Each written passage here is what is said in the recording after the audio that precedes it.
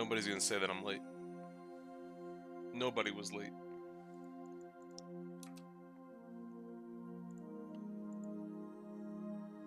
As a matter of fact, I'm on time. Everybody who isn't here is late.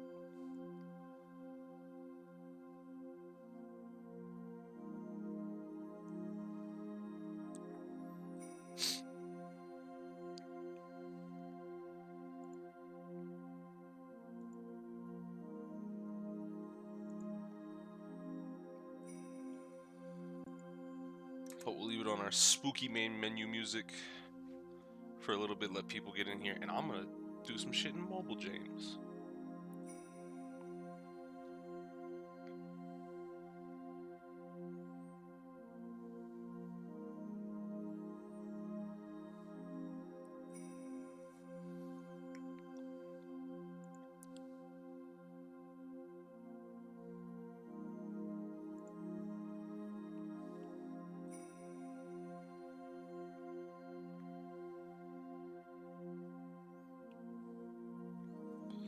Just when I got off Final Fantasy VII, perfect. Quality stream time, perfect. What's up, Nostalgia and Rage? Happy Rocky? I don't know what. Happy greeting, nigga. What's up? Lee as well. What's going on?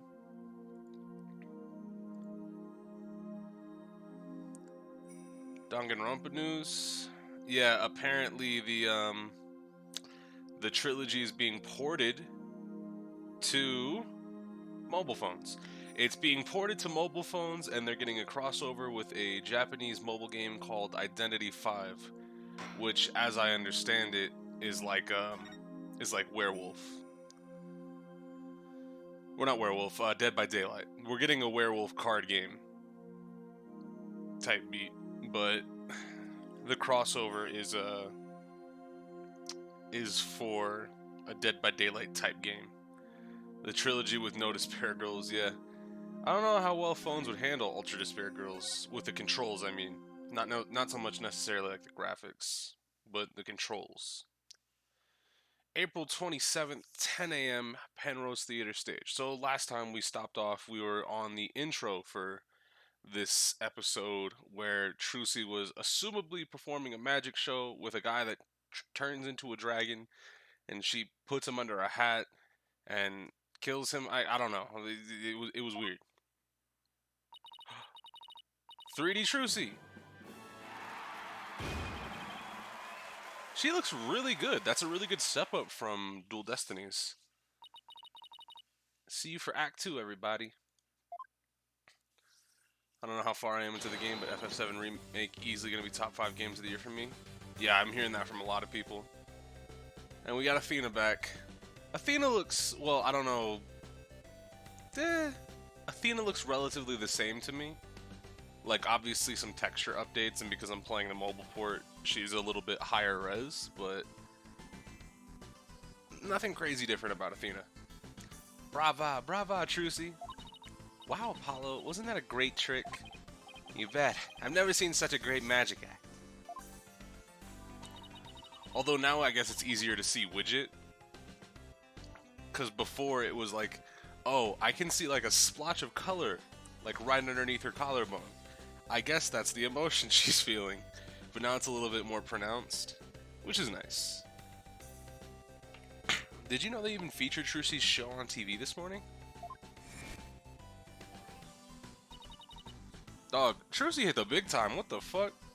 Why is she still with us? Should have seen the news site. I read Danganronpa trilogy stuff. There was a guy who got so angry it wasn't coming for Switch. Perfect. I expected this type of development. Hoes mad, but actually not none of that Smash Bros shit. Penrose Theater, a well-known gateway to success for entertainers. It's here at this famous theater that we'll finally get to see. Was that a corgi in the bottom left? Trucy writes, Trucy and Gramarye Land. So, who is that nigga? A long-awaited revival of the magic of true Gramarye. I'm glad this kind of went somewhere.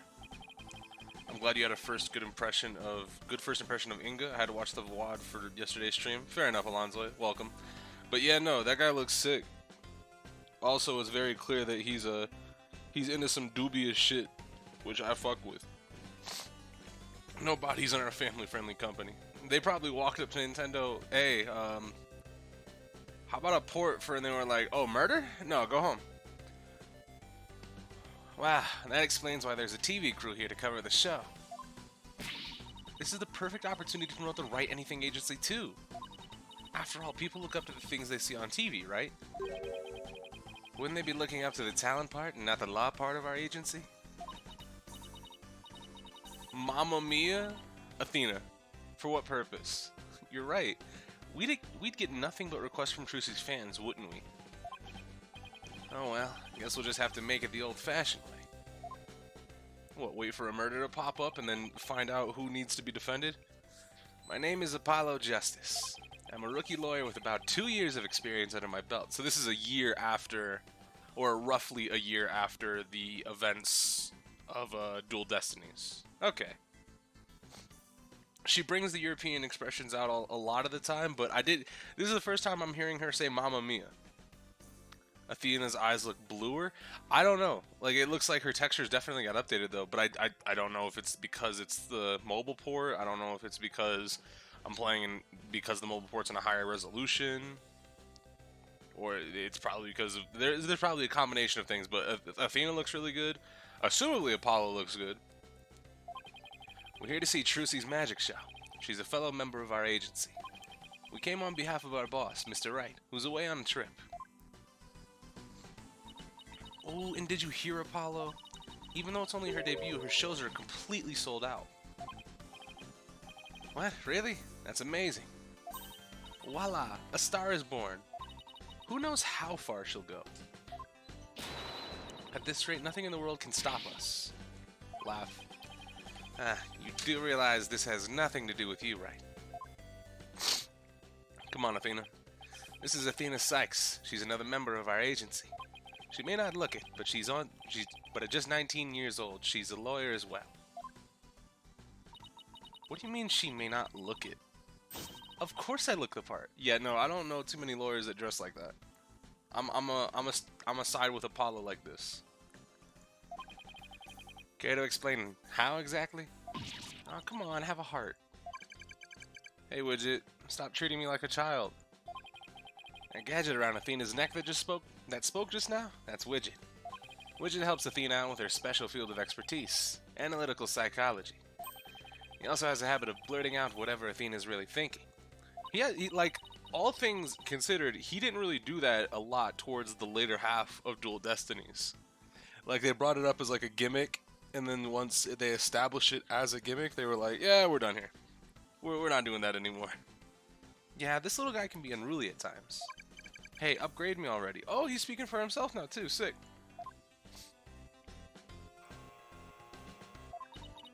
Your attention, please. The show will restart after a 20-minute intermission. We ask that you please be back in your seats before the next act. Thank you. Hey, why don't we go say hi to Trucy in her dressing room during the break? Oh, yes, let's go see the big star. I'm so nervous. What should I say to her?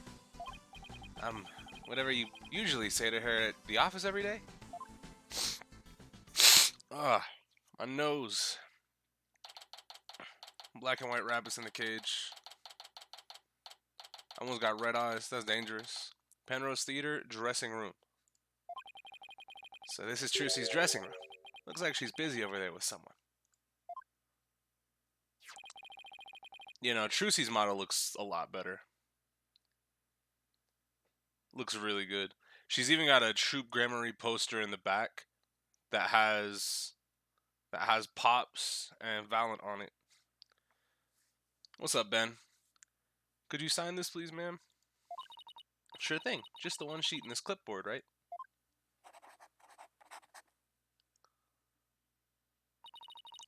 But who's that on the... And a nice... Is that Steel or Nickel Samurai? I think that's the Steel Samurai poster behind it. I never really learned the difference between the two. I assume they fucking canceled and took the Nickel Samurai off the air because that nigga was a murderer. But who's the guy in green in the Troop Gramarye picture? Also, is that fucking Magnifi in the center. It looks like she's got Valent, Zach, assumably Lamaror in blue back there.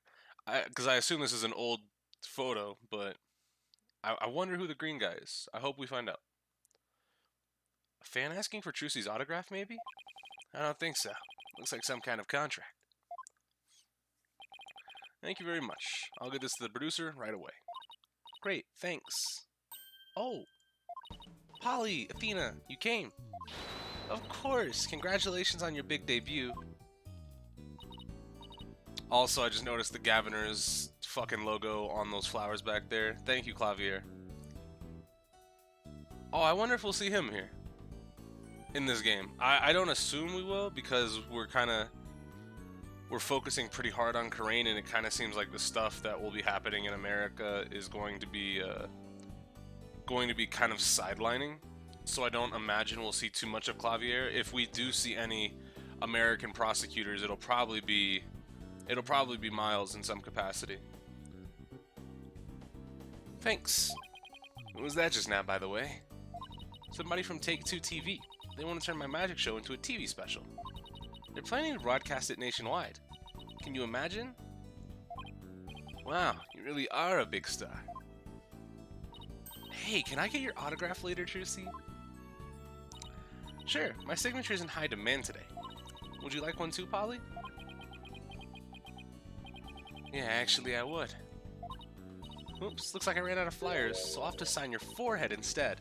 Stop doing this! Stop pushing the narrative that fucking Apollo has a huge forehead. He doesn't. Why are we doing this? We don't have to push this narrative. Apollo has a normal sized forehead. Just leave him alone. Hey, knock it off. Look, just forget about the autograph. This is Trucy Wright. She's a magician and Mr. Wright's adopted daughter. She's becoming quite renowned in the magic world these days for her impressive skills. A lot of people get this wrong, but Apollo's actual job is being my magic assistant. No, you're the one who gets it wrong. Ooh, think you can do that trick you always do at the office for me, Trucy? Okay. Behold, the wondrous magic that can make anything disappear. 3, 2, 1, ta-da! Give me my attorney's badge back. My magic paintings are an extra-dimensional galaxy. Brava, Trucy, brava! Okay, but why do you always just make my attorney's badge disappear? Well, that's because out of everyone at the Write Anything agency, don't say it, you're the one I get the best reaction out of. Okay, I thought there was gonna be slander coming Apollo's way. It doesn't make my poor badge feel any better. Alright, talk to me about the show. Thanks again for inviting us, Trucy. Thank you for coming. Your show sure packs a wallop. I nearly fell out of my seat when that dragon showed up. Okay, so that was all part of the show. And when it attacked you, whew, I was terrified, even though I knew it was all just part of the show. That's good, because that trick is the crowning glory of Act 1. I'm really glad you're enjoying the show. I heard your shows are completely sold out, Trucy. Oh yeah, examine anywhere you want in the back. Or examine anywhere you want is back, rather. They say your fans were all over the tickets the instant they became available, like hungry wolves going after their prey. Sounds like you've made a loyal pack of followers for yourself already, Trucy.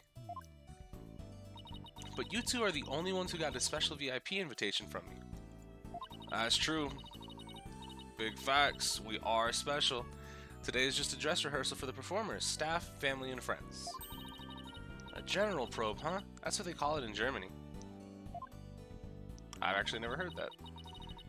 The real show isn't until the day after tomorrow. By the way, are you gonna finally do your magic panties trick on stage after the break? Sorry to disappoint anyone who came just to see my magic panties, but my next trick is completely new. I'm debuting it today. It better be involving Mr. Hat. Y'all robbed me of Mr. Hat in the last game. What's up, Kid Specs? What's going on? But yeah, no, they need to not fucking rob me of Mr. Hat gameplay on screen. A new trick, huh? Are you gonna chop Apollo up into little lawyer bits? Funny, I don't recall ever agreeing to anything like that.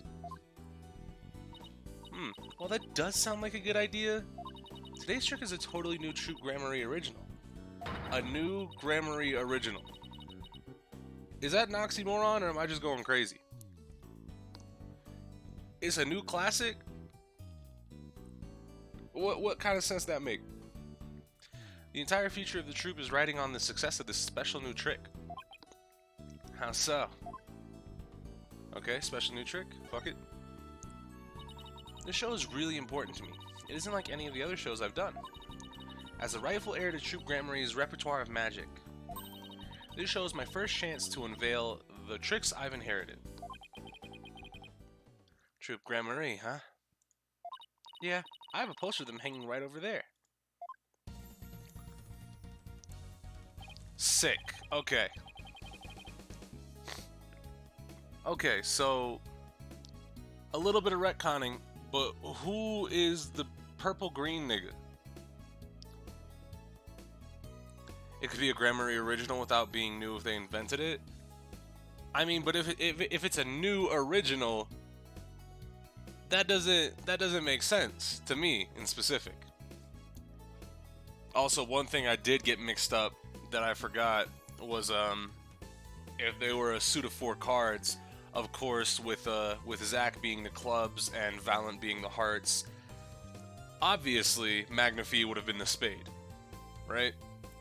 And Lamaror, I forget, Thalassa, I think her name was, but of course she would have to be the diamond, and her daughter became the diamond after her because she left, or left in air quotes. Feels like it's been ages since I've seen a picture of him. Yeah, but who is the Green Man? Troop Gramarye was a group of magicians who dominated the magic world in their day. Trucy is the sole heir to the troop's entire repertoire of stage magic. Huh?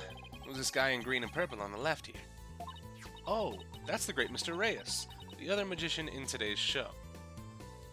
So, was he around? Was this just like a Photoshop picture? Obviously it was, but like, did he perform with these niggas? Is like, he used to belong to Troop Gramarye too, a long time ago. Okay, question answered. Never mind me. Hey, so tell us more about this special magic you're going to reveal today. It's a secret Troop Gramarye trick, left behind by my late granddaddy Magnifi Gramarye. It's never been performed before, so this is the first time it'll be seen by the public. Okay, see, that makes sense. If it was something they had, now the new original makes sense. First time being seen by the public, but it's something they've had in the arsenal for a while. Grand unveiling, huh? No wonder she's been working so hard. I better get going. This is a flashback that we actually haven't seen. Where to? To practice my act, of course. The show's only a few days away. You're really pushing yourself. Didn't you practice until late last night, too? Yep, because everything's just gotta be right. Or everything's gotta be just right. Since we have Ace, Club, Heart, Diamond covered. Ace. We have Spade, not Ace. But I get what you mean. Yeah. But if he's just performing with the troupe, he's not a part of the troupe. So he doesn't necessarily have to follow the whole card suit motif. Juicy inherited all of Troop Gramarye's magic tricks from her father when he died. And the troop's entire legacy is now resting on her shoulders. No wonder she's feeling the pressure. It looks like everything's going well today, though. I mean, that last trick was perfect. Grace under pressure, that's me. After all, a true entertainer always keeps a smile on their face. That's the Troop Gramarye creed. I've never heard of this creed before. It's hard to believe you've accomplished so much, even though you're still in high school. To tell you the truth, I'm actually pretty nervous. Also, where the fuck is Valent? Did we send Valent to jail? Because he didn't do anything. There was no reason for Valent not to be here. Where the fuck he at? Who wouldn't be? Oh, I bet this wouldn't do the trick. You'll be fine, Trucy. If anybody can do it, you can. He turned himself in for framing. Oh, okay. I mean, I guess. Like, I mean, he might not have the rights, but he definitely wanted to. He wanted to become famous with Troop Grand Marie again, so I figured he would be here. Polly, that was just the boost I needed. Thanks. Apollo's fine really sure has a way of really hitting you right in the heart and in the ears. Enough ragging on my voice already. Me at Stream Chat. Trucy. Oh, hi, Bonnie. What? Rabbit niggas. It's almost time for the second act. Oh, okay. Thanks. Well, Apollo, Athena, enjoy the rest of the show. Break a leg, Trucy. Thanks. I will. I hope her new trick goes well. Hey, this is Trucy we're talking about. She'll be fine. Oh, I wouldn't be so sure. Huh? Performing magic is like walking a tightrope. There's always an element of danger. One little mistake can even cost you your life, you know? Oh, well, looks like we'll be defending Trucy for murder during this magic show. She's going to try to perform the trick, something's going to go wrong, somebody's going to die, and it's not going to be Trucy's fault, and we're going to have to defend Trucy. I can smell it coming. A fucking man without a nose could not be able to not smell this coming.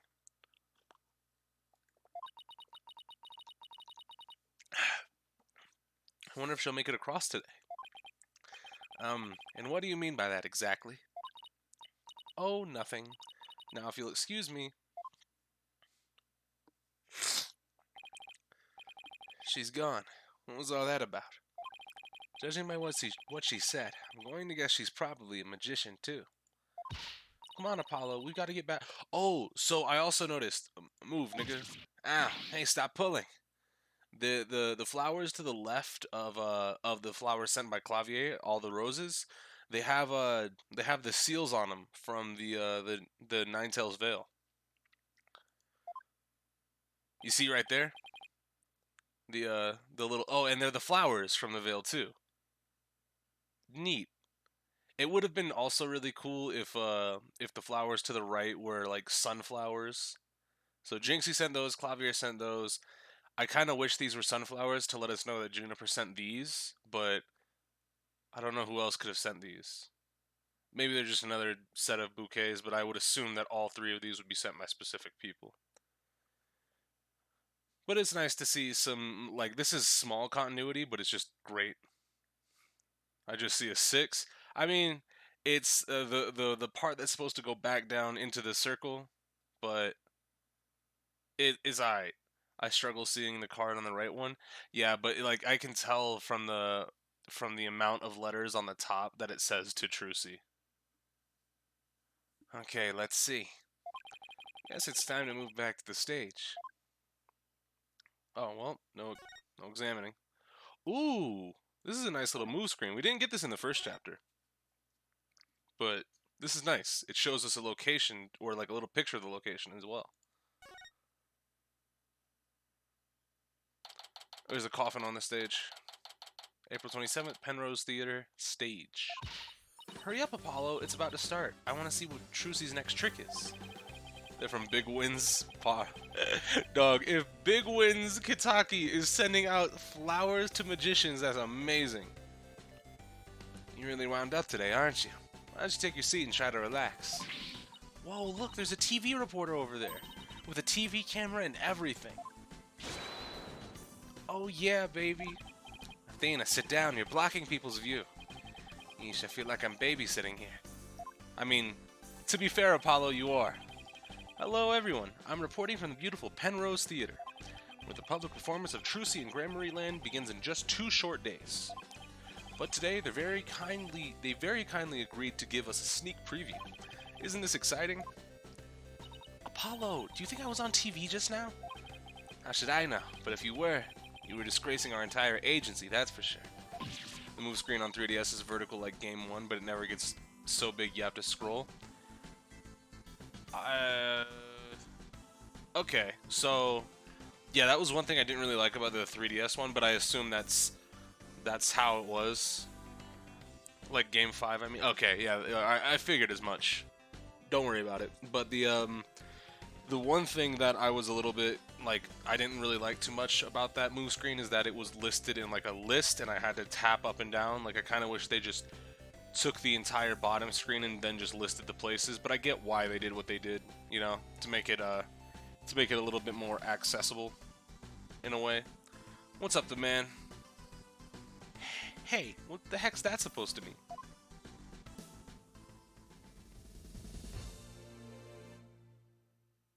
How's it going? It's going good. Oh, here it comes. Now, give up your dastardly ways!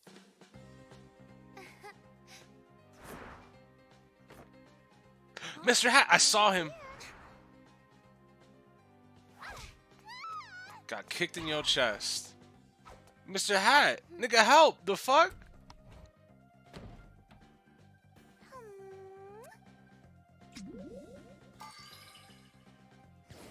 Mr. Hat, no. Come now, Mr. Hat. Offer the girl's life up to Mr. Rias and bring him back to life. Mr. Hat, no. Mr. Hat's a simp? Nah. Nah, not on my watch. What? Just when and how did she make the switch? Apollo sounds different in this game. One today.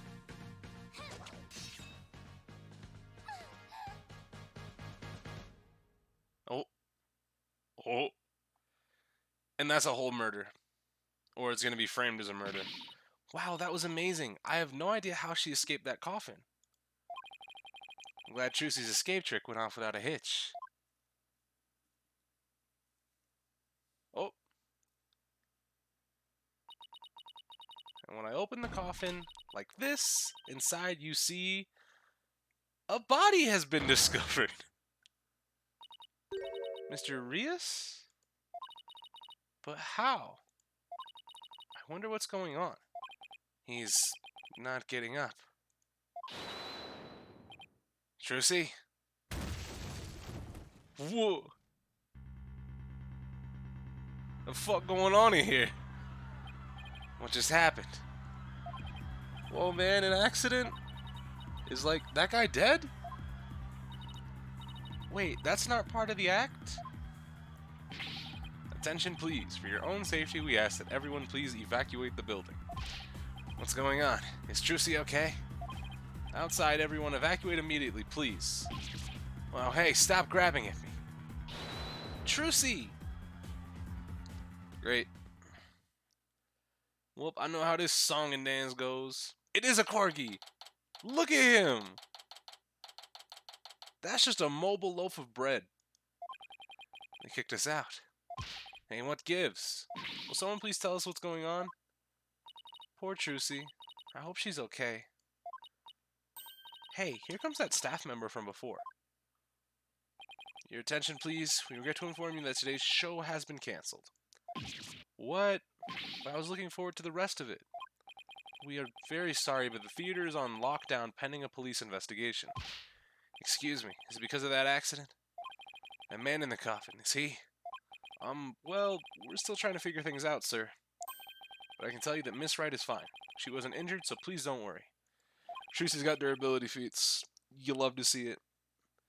I was about to say it runs in the family, but I mean, she's technically not Apollo's daughter, or not Apollo's, or not Phoenix's. There we go. That's the one I wanted to say. Not, technically not Phoenix's by blood, but durability feats by being in relation to Phoenix. Maybe, no. I can't even say the Gramarye family has durability feats, because Zach was taken out with a whole wine bottle.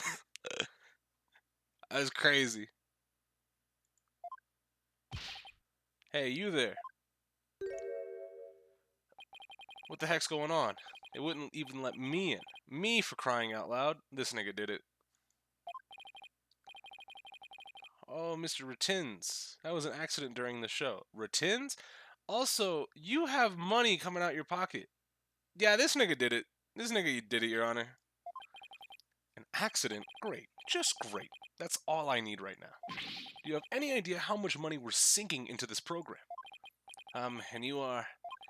The man behind the scenes, that's who. This is a fine kettle of fish, let me tell you. Spinning all this is going to be a real pain in my posterior. You believe you me. Believe you me. Perfect. Spinning as in covering it up? Look, I gotta get inside. Seriously, can a guy catch a break around here? Well, there he goes. Why don't we go back to the office for now? I'm sure Trucy will call us once things have settled down. His voice isn't sleazy enough, Chris. I mean, maybe it's because I'm not sleazy enough. Ever thought about that? Yep, go ahead. Everybody just remember I'm not a sleaze bag.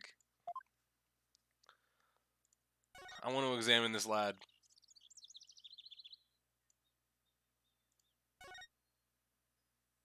Look, there's Trucy, front and It's not what I looked at.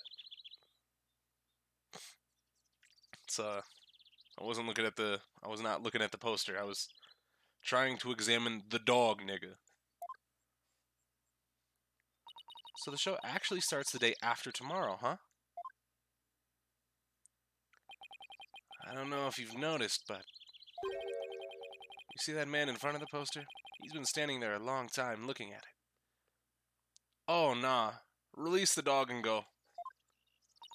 Yeah, I noticed. And sometimes he kind of stretches his hand towards it a little bit. Oh, I bet he's one of Trucy's fans. You think he's going to try to make off with it? Who knows? Oh, look. I guess we don't have to worry. Every time the man reaches for it, the dog growls and pulls at his pant leg. Good dog. Good dog. Yeah, it kind of begs the question, who's the master and who's the pet? Good dog. Also, shout out to 3D Illusions. Whoops. What are all these weird objects anyway? Are they supposed to be modern art? Like that clock. Is it just me or are the hands moving awfully fast? Ay caramba, what kind of clock doesn't show the proper time? Is that part of what makes it art? Who knows? Hey, take a look at that man in front of the clock. He's trying real hard to set his watch to it. Hey, mister? Don't tell him. Let him find out on his own. Also, yeah, let's just go ahead and move back. Back. April 27th, Wright Anything Agency. Also pretty much the same. At least to me mentally it seems the same. Still got the Papa hat on the trophy. Oh, phone ringing. Phone off, it was quiet for me. It's no use. I can't get a hold of Mr. Wright. I wonder if something happened to him in Karain. Maybe he got caught up in some kind of trouble again, as always. Yeah, trouble's drawn to him like iron filings to a magnet. Hey, Apollo, speaking of Karain, they're showing something about it on TV right now. Well, there's been some surprising news coming from out of the Kingdom of Karain. The country recently saw defense attorney Phoenix Wright win a not guilty verdict. Dog. International superstar. Neo Phoenix Wright. Also, wait a minute. Hold on. Gotta do something real quick.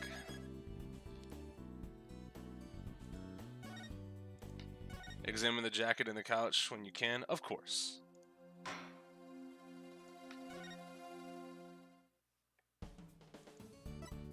Bob. He is now on the job. He's now working over there.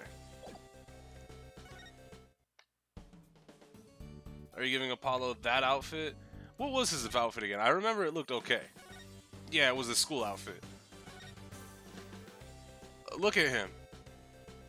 That's great. See, it says Papa on the drawing.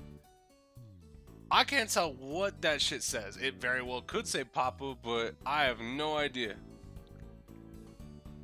There are DLC outfits for these idiots, and one of his is Sanada Yukimura from Sengoku Basara. Huh. Neat. But yeah, I wanted to make sure we got that done first and foremost. Athena has a Trabian outfit. Yeah, she has the maid outfit.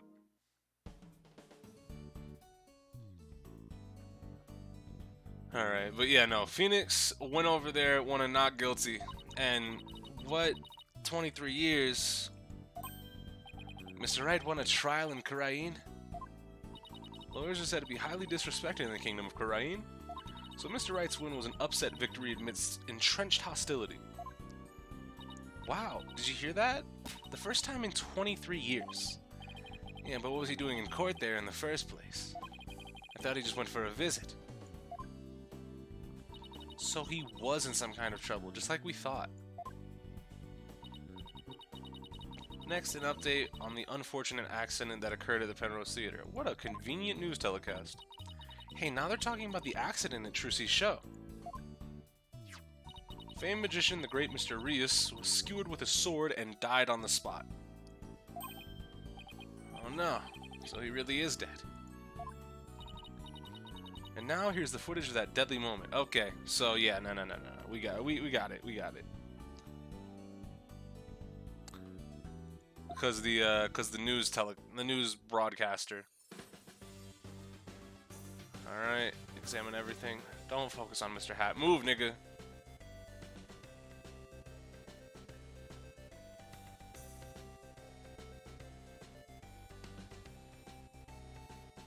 Good showmanship.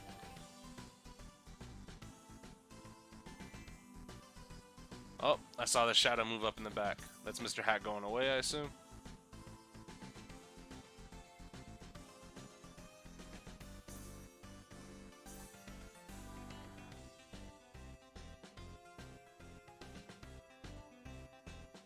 Why'd they shake the camera like there was impact?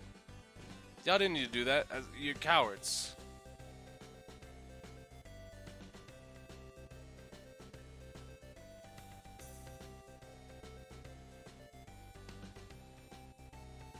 Either way, this can be murder. What?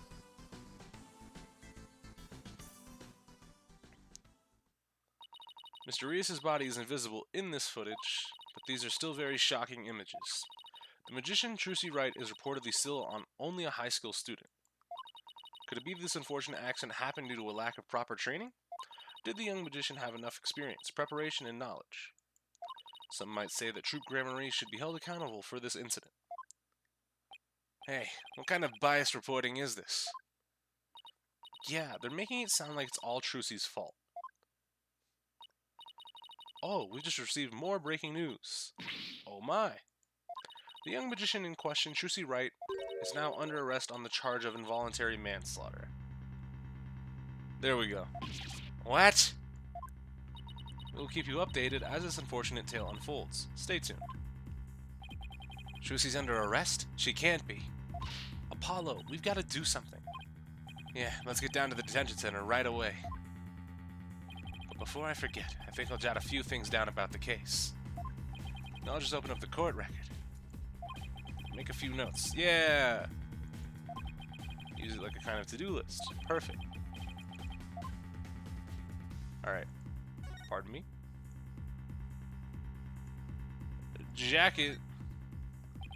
Everyone's personal items littering the office. This place is as messy as ever. Yeah, take this loud jacket of yours, for example. It's been sitting here forever. Loud? What do you mean loud? I love that jacket. Oh yeah? Why don't you ever wear it then? Well, last time I wore that jacket... Oh, Polly, I'm so happy for you. You finally decided to take the plunge. Now you're ready for your stand-up Oh, no! You, Daddy, and Athena should form a group. I can see it now. Primary color punchlines. Let's just say that jacket brings back painful memories. No, Apollo, buddy, no!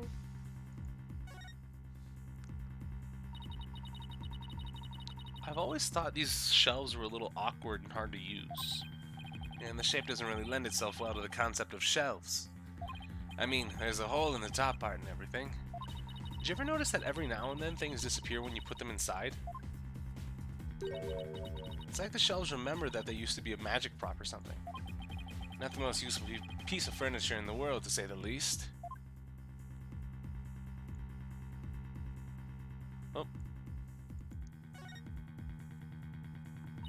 I wonder what kinds of tricks Trucy used these things for.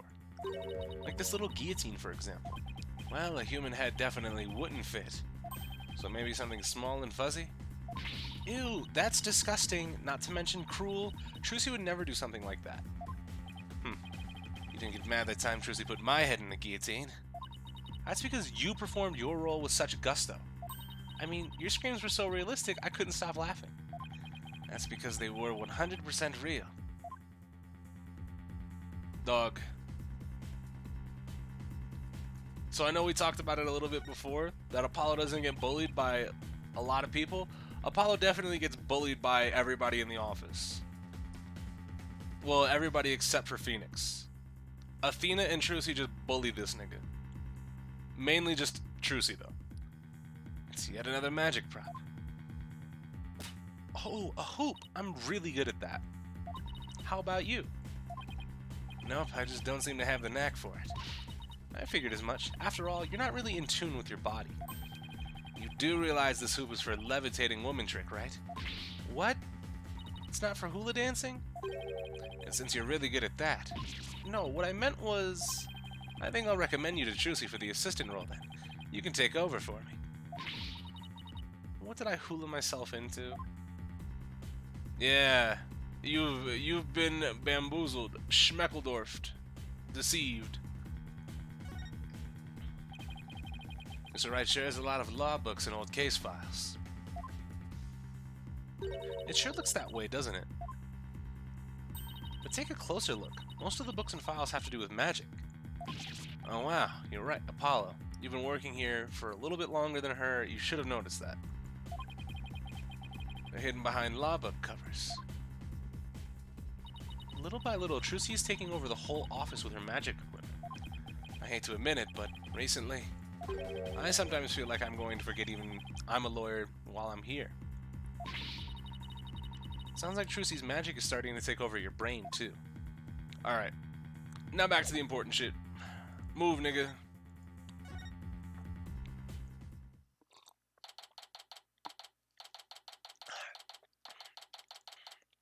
April 27th, Detention Center, Visitor's Room. I see our nice guard friend in the back has gotten a little bit of an art update, as well as the general art in the background. But thank you, Detention Center guard, for your service. You haven't done anything wrong ever once. You just kind of got shook by Mayor Tenma, but I can understand why. Poor Trucy. What can we even say to her? Oh, Polly, Athena. Trucy, are you okay? What's this song?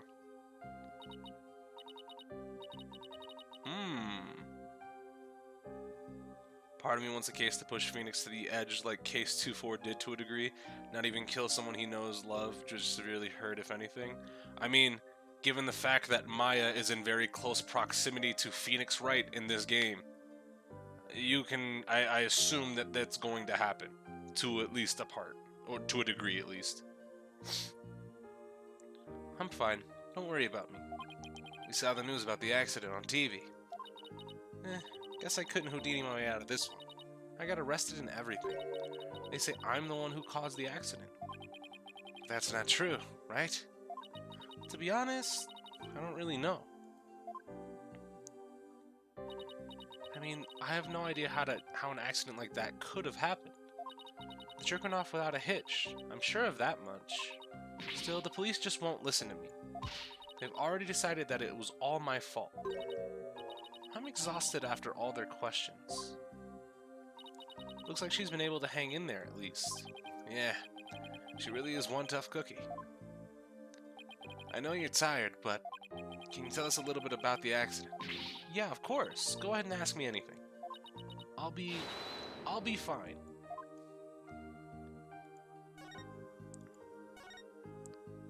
This is a nice song. I actually like this one. For starters, can you help us understand what happened? In today's show, there was a dead body in the coffin. And how did that happen? Was there some kind of accident? I don't really know. The coffin was supposed to be empty when I opened it, but instead, Mr. Rios' body was in there. It must have been a huge shock for you. And when the dragon set piece fell down at the end, was that an accident too? It must have been. I have no idea how or why that happened either. Nothing went the way it was supposed to. I still can't believe Mr. Rios is actually dead. Just noticed that scarf is closer to... No, it's closer to an ascot, nigga. It's a scarf. Calm down back there. It's a scarf, nigga. It's a scarf, nigga. Calm down. You just shut up back there, alright? Why are you already in here? A man somehow connected to the magic show. He showed up at the theater after the incident took place. This guy did it. I don't like this guy.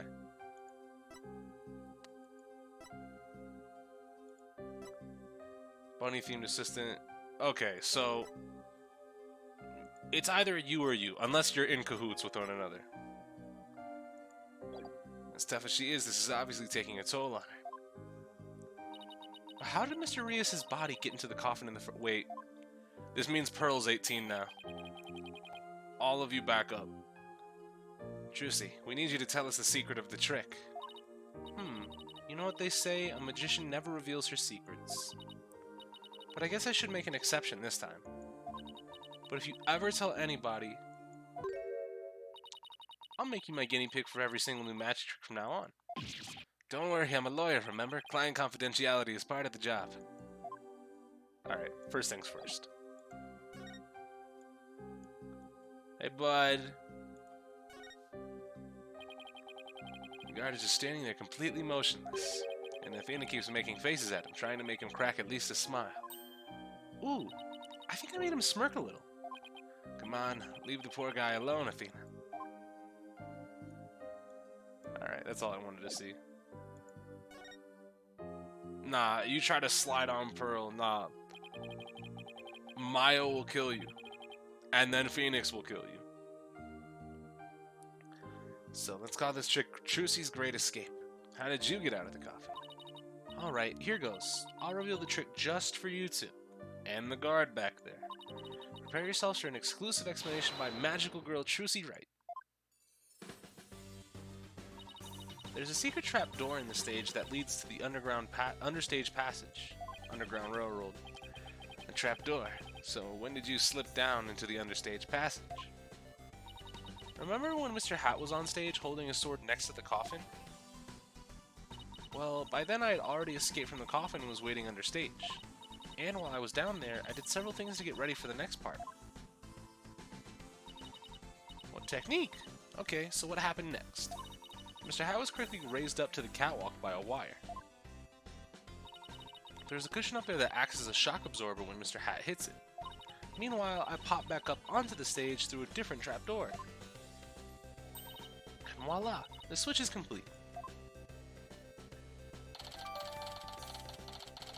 Stage diagram added. I had no idea all of that was happening. I was convinced you were still in the coffin. That's what professional magicians do. They make their audience see something that isn't really there. In other words, you make us see illusions, right? We call it misdirection. While we keep you busy believing one thing, we're busy making something else happen. What we say is there really isn't, and what we say isn't there actually is. I get it. It's kind of like a magical bluff. But there's no escaping the fact that the victim's body was actually in the coffin.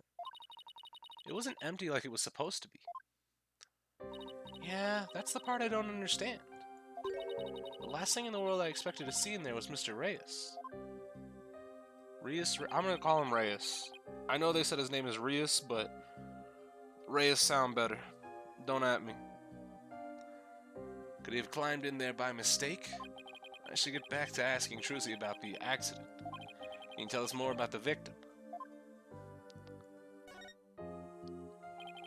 Who exactly is this Mr. Reyes? You said he used to belong to Troupe Grand Marie, right? Wait, you don't know who the great Mr. Reyes is, Apollo? He's super famous. He's all people talk about on TV.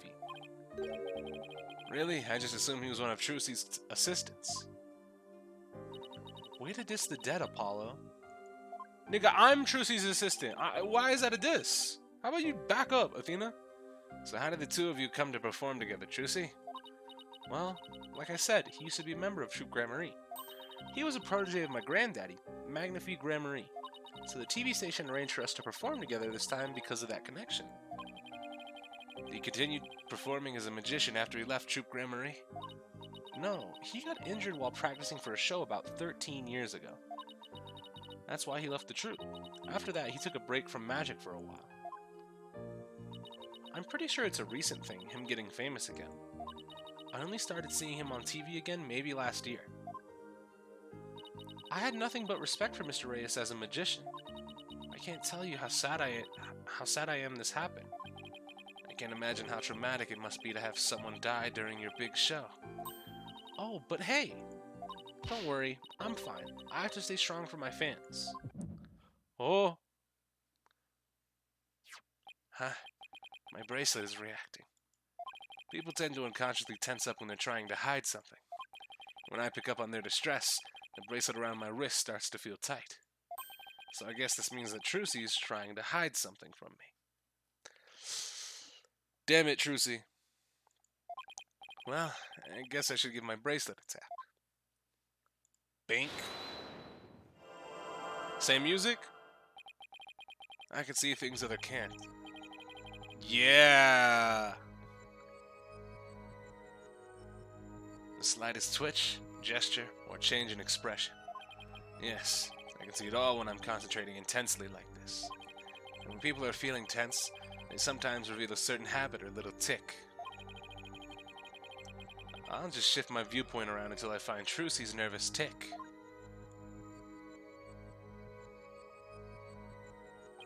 Oh! I didn't mean to do that. I was clicking to move the mouse around. But yeah, just...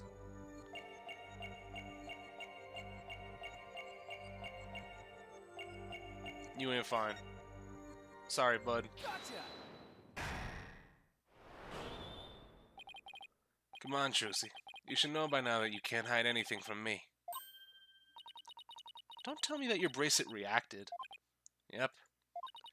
And here I thought my smile was going to do the trick. Heh. Looks like I broke the first rule of being a magician.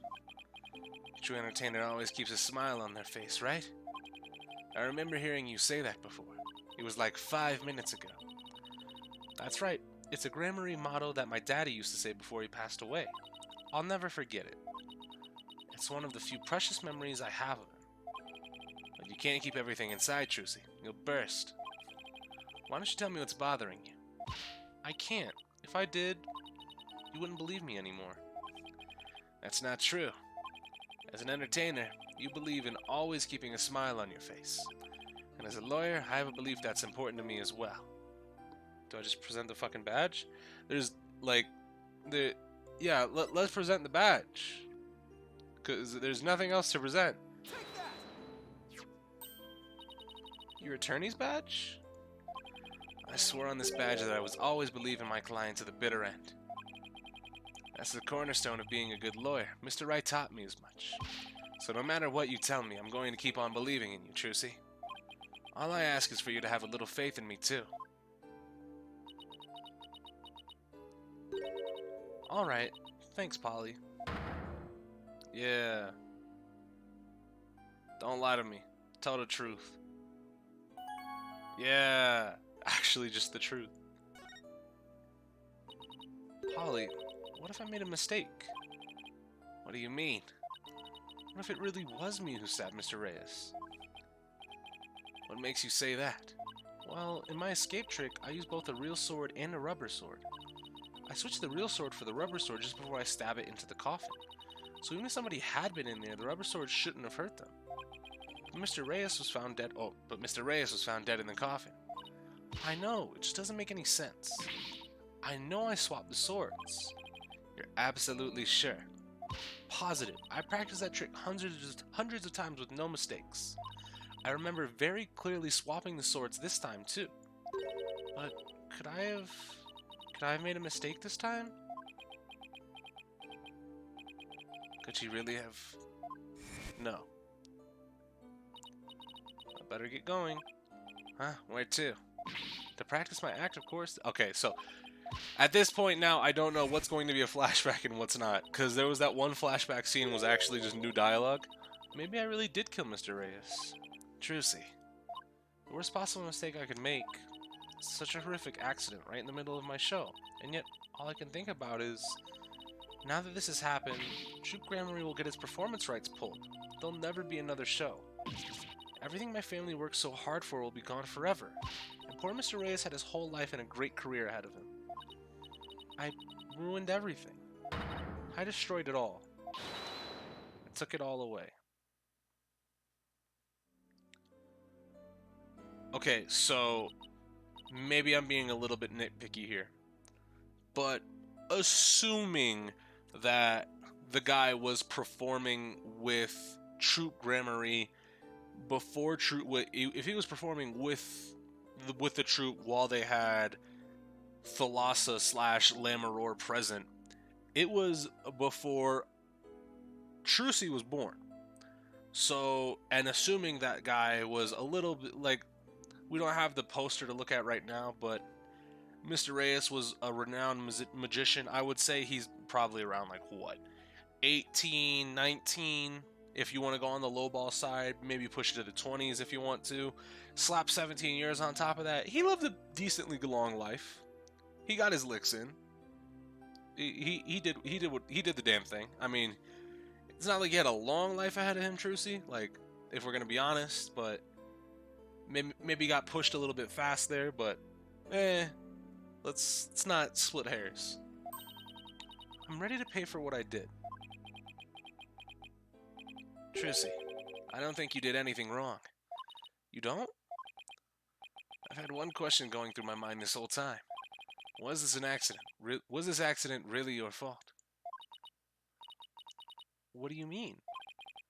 I don't have any proof or anything. It's just, I don't think you ever make a mistake like that. Yeah. Apollo. I saw how hard you worked on your tricks, staying up late every night to practice. And I know you. You always get everything picture perfect. Nobody's perfect all the time. Still, I think something else caused Mr. Reyes' death, not any mistake of yours. Well, we can check in the court record, can't we?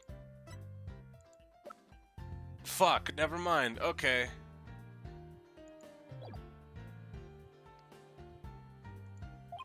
After all, you're sure you swapped the swords, right? Yes, I remember doing it. And I just know it wasn't your fault, Trucy. But how can you say that? I don't have any proof it was me. It wasn't me. I mean, I know you're a great lawyer, Polly, but I believe in you, Trucy. And I believe in your... Yo!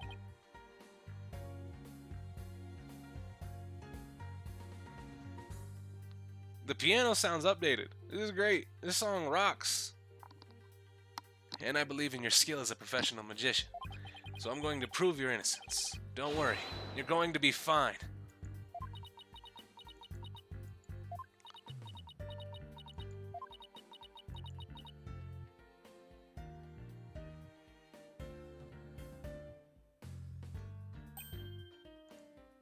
Yeah. Thank you, Apollo. Thank you for believing in me. I'm going to believe in you too. Good. I'm sorry. I need a tissue. I've never seen Trucy cry like this before. She always seems so strong. Maybe sometimes she's just putting on a brave face. She's still just a kid after all. It's time to get investigating. Let's get it. Or not. So I have to ask him to make it official, but will you let me defend you? Yes. I'm counting on you. I don't want to have to cancel the show on its opening day. Right, she seems fine now. Well, if it's the day after tomorrow, then this is going to be a one-part trial? Trucy, let's win this trial together. Like some people. Now you have to win? I don't assume why you thought Apollo would lose. Well, we better get right to investigating. Come on, Athena, wipe that nose and let's go. Excuse you, do you see any snot on my face, Apollo?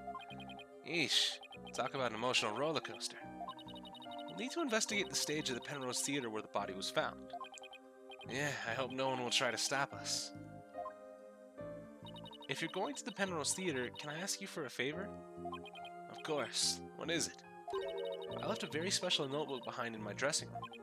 Sure, we can pick it up for you. The notebook is really, really important to me. I don't know what I'd do if anybody read it. Wow, I wonder what's in it. The notebook is in my blue handbag on the table. It's big and... You can't miss it. Thanks in advance. And with that, I've got to go. It seems they got more questions for me. Alright, see you later, Trucy. So, should we investigate the stage first, or go get the notebook? Go get the notebook, always. Dressing room. April 27th, dressing room. Dressing room looks just the way it did before the incident. All these items look kind of lonely without their owners. We have to find Trucy's notebook for her. Let's see. She said it would be in her blue handbag on the table, right? We should see what else we can check out while we're here. Alright. First things first. Now here's that handbag Trucy was talking about. I feel a little funny about digging around in a girl's purse. It's not here? I guess it's okay to open it. Oh well, after all, she did ask us to. But not you, Apollo. Let me do it. Let's see. Huh? No, not this. What's this? Oh, wow. She has... Oh, Trucy? You are bad. What is it? I want to see too. That's funny. It's not in there. You said it was a black notebook, right? But there's nothing like that in here. Maybe Trucy was wrong about where she left it. Let's keep looking around for it. Alright, now. Flower. Hey, these flowers. They're from Lamoureux. Ah! That's nice. Lamoureux? Where have I heard that name before? She's a famous singer. They call her the Siren of the Ballad, and she's pretty popular. Why would a famous singer be sending Trucy flowers? Well, we met her through a case I headed up once. Wow, your circle of acquaintances is bigger than I thought. Lamoureux. I don't know why, but her songs really touch me for some reason. I hope she's doing well. I assume she's doing well. I mean, if she's sending flowers. Oh, these are from Prosecutor Gavin. Roses, huh? I like him. Pretentious. Damn, he's not even here to fight back, Apollo. What the fuck? They might be pretentious, but you know what? He makes it work. Apollo, I've noticed this for a while now, but you get awfully prickly when it comes to Prosecutor Gavin. He's an asshole. He keeps making fun of my forehead. You think so? I mean, don't hate him just because he's beautiful. That's not it at all.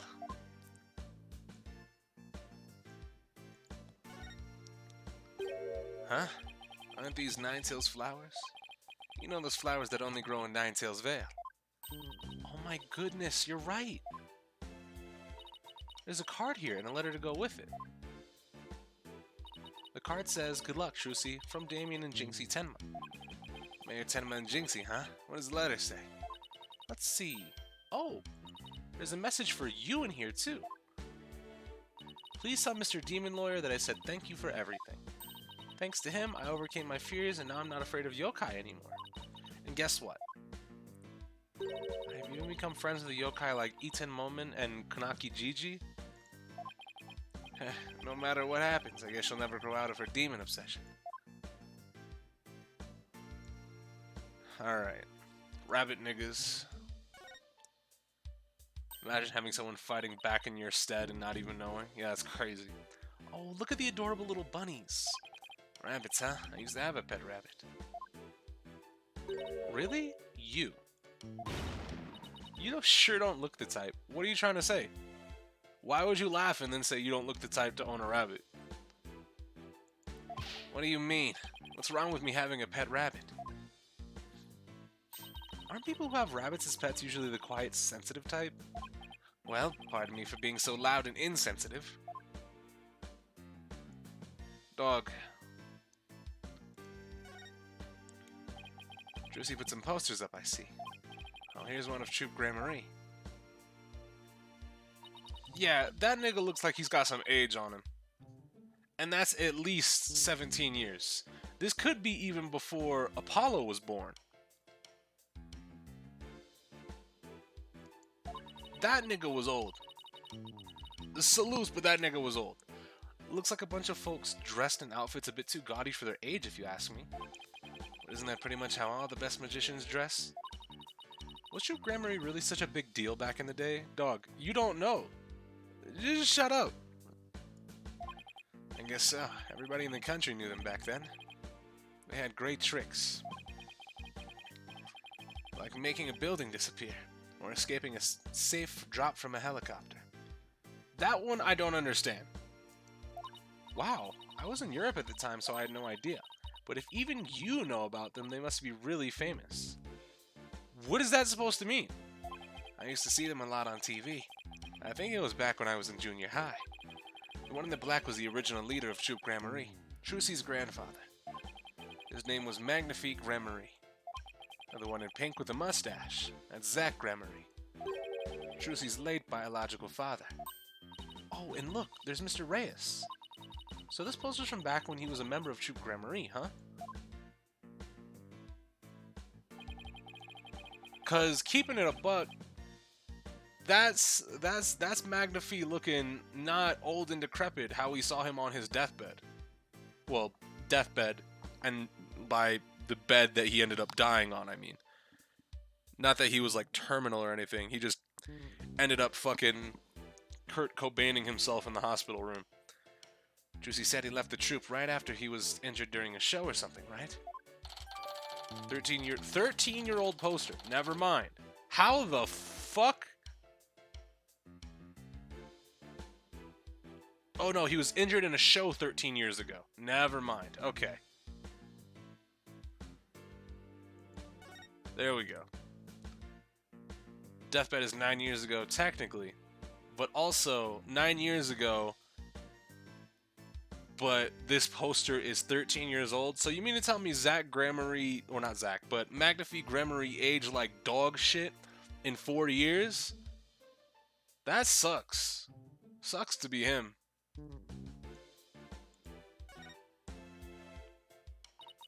I say we take a look through Mr. Reyes' things too. Hey, is that a notebook sticking out of the briefcase? Yeah, it is the notebook back there. You're right, it's practically screaming over here. Look at me. Do you think it could be... Oh wow, Athena. Our hunch was right. It's Trucy's notebook. What's doing mixed in with Mr. Reyes' stuff? He had unoperable liver cancer, right? Yeah, I mean... But... That picture of Magnifique and the one we saw, those look like two completely different niggas. Trucy's notebook added to the court record. Do we even know if that's Trucy's notebook? It's locked. I guess that means we can't read it. I wonder what kind of secrets are in there to make her want to lock it. A girl her age needs her privacy. Besides, everybody has a secret or two they don't want others to know about. If there's anything in there about kisses or crushes, I think Mr. Wright would cry. Big box. Look at all this stuff. I bet it belongs to that bunny assistant we saw in the show. Wow, that's a lot of stuff. Does she really need all of that? I mean, I don't think I've ever seen so much makeup. When it comes to sheer number of items, your desk back at the office isn't any better. Those things are the natural accumulation of 2 years of work, and they're all necessary. Really? Instant noodles and crackers? Of course. I need those for when I have to stay at the office all night prepping a case. And the comic books too? Oh, of course I need those too. Manga these days is super realistic and informative. I need them for research. Uh-huh, I see. So you need to research street fighting and the funnies, do you? Man was reading Shonen Jump on the job. What's this? A script of the show. says Bonnie, so it must belong to that bunny assistant we saw in the show. Alright. 9:30 a.m. Mr. Reyes transforms into a dragon, Trucy's hat trick. 10:20 a.m. Bonnie's teleportation trick and Trucy's escape trick. 11 a.m. Mr. Reyes' fire trick. This will be dangerous. Make sure the fire bucket is ready. Is that like a fire grenade? I've seen people I know who live around here who suddenly look 10 years older. Yeah, it's just something I personally haven't seen. I'm ignorant to it. You and I got to see the first two parts up to the end of the 10:20 a.m. segment. But this Mr. Reyes' fire trick, we didn't get to see that part. Yeah, because they canceled the show after the accident. And the guy fucking died. I don't know, even if they didn't cancel the show, if he knew, we wouldn't have been able to see the fucking trick. Hey, there's a note about the fire trick. This will be dangerous. Make sure the fire bucket is ready. Come to think of it, when Mr. Reyes turned into a dragon, it breathed fire, didn't it? Coin tricks and fire tricks were Mr. Reyes' specialty. Maybe they had some big finale planned, where Mr. Reyes and Trucy would face off in a grand magical showdown after his revival. Script added. Okay. Well, we've examined just about everything, I think. Looking through other people's stuff was so thrilling, like I'm doing something naughty. I know what you mean. Just don't go poking around in my things at the office. Why? What do you have to hide? I don't think I like how her eyes lit up all of a sudden. Anyway, better get this notebook to Trucy. Yeah, don't go digging around in Apollo's shit. You might see pictures of Juniper you don't want to see. But let's go to the stage. April 27th, Penrose Theater, stage. Okay, let's get down to business. Hey, what do you think you're doing? We're the attorneys for the defendant in this case. Is it alright if we examine the scene? Of course it's not alright. I don't care if you're the defense or the president. No one authorized investigations. Come on, it wouldn't kill you to let us take a little look around. I said no. Now get out of here. Scram. Get out of here. Scram. Get fucking daddle. I guess we'll just have to try and get permission from the lead detective. Where is the lead detective? Maybe outside? April 27th, Penrose Theater. The person you are trying to call is not available. I've tried calling Mr. Wright 100 times, but he never picks up. We left him some voicemails, so he'll probably call once he gets them. He's going to flip out when he hears what happened to Trucy. Hey, this is the place, the theater where that magical murder happened. Oh yeah, wonder if they brought the dead body out yet. I hear they already arrested the murderer. They say it's a young girl. Yeah, a high school student. Can you believe it? Kids these days. What's with all the curious bystanders? They sure are kicking up a fuss. How dare they call Trucy a murderer? They've got some nerve. We can't let people think that about her. We have to defend her. Apollo? Is that you? Hey, Emma! Did you finally get promoted to forensics? Hey! Hold on. It's sure been a while. How have you been? I can't complain. I haven't seen you in ages. Emma's not usually the best of moods, so I never quite know what to do or say around her. Well, we have some business to take care of, so I guess we better get going. Hey, wait a minute. What, was it something I said? You're darn right it's something you said. What's with you brushing me off like that? We've got heaps to catch up on. After all we've been through, you're not still mad at me about something, are you? Sorry, I didn't mean to upset you. Who's this, Apollo? A distant cousin or something? No, Emma's a detective I've had the pleasure of working with before. Hello, I'm Emma Skye, forensic investigator. What? So you're finally a full-fledged forensic investigator. Also, nice theme update.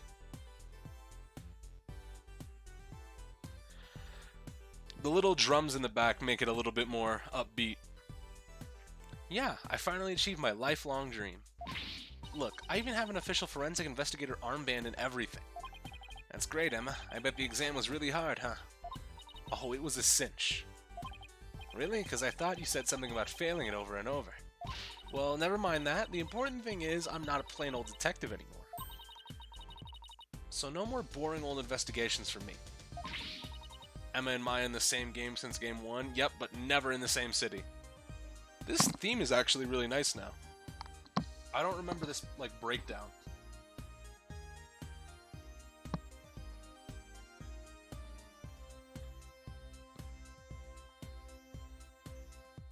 Yeah, this seems new.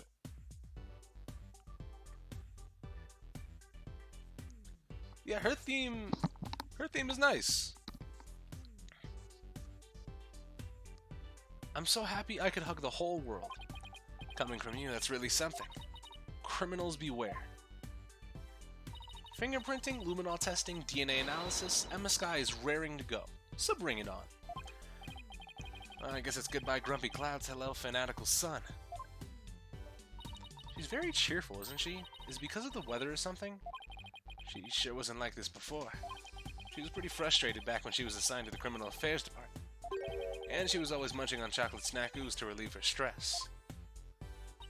Snackoos and stress are a thing of the past. I've said goodbye to both of them. May you never have to see either again. By the way, are you two here because of the murder?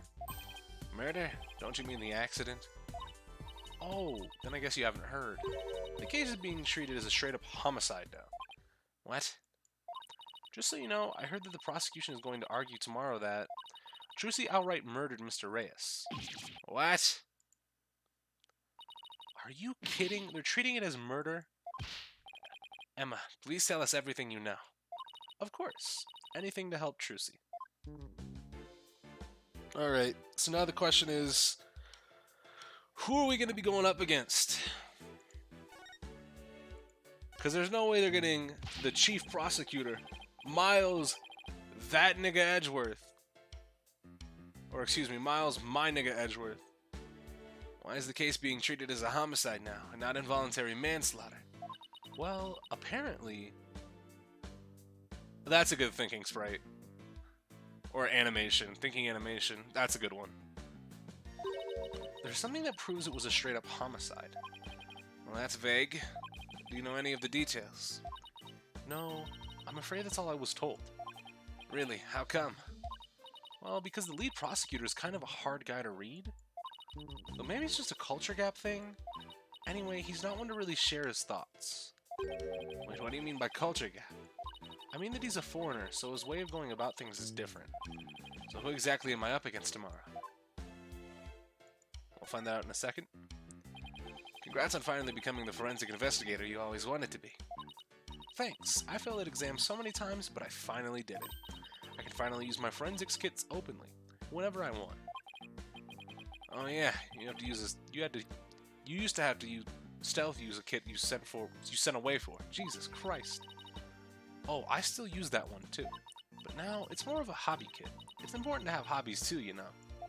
So basically nothing's changed. Are you kidding? Look at my armband.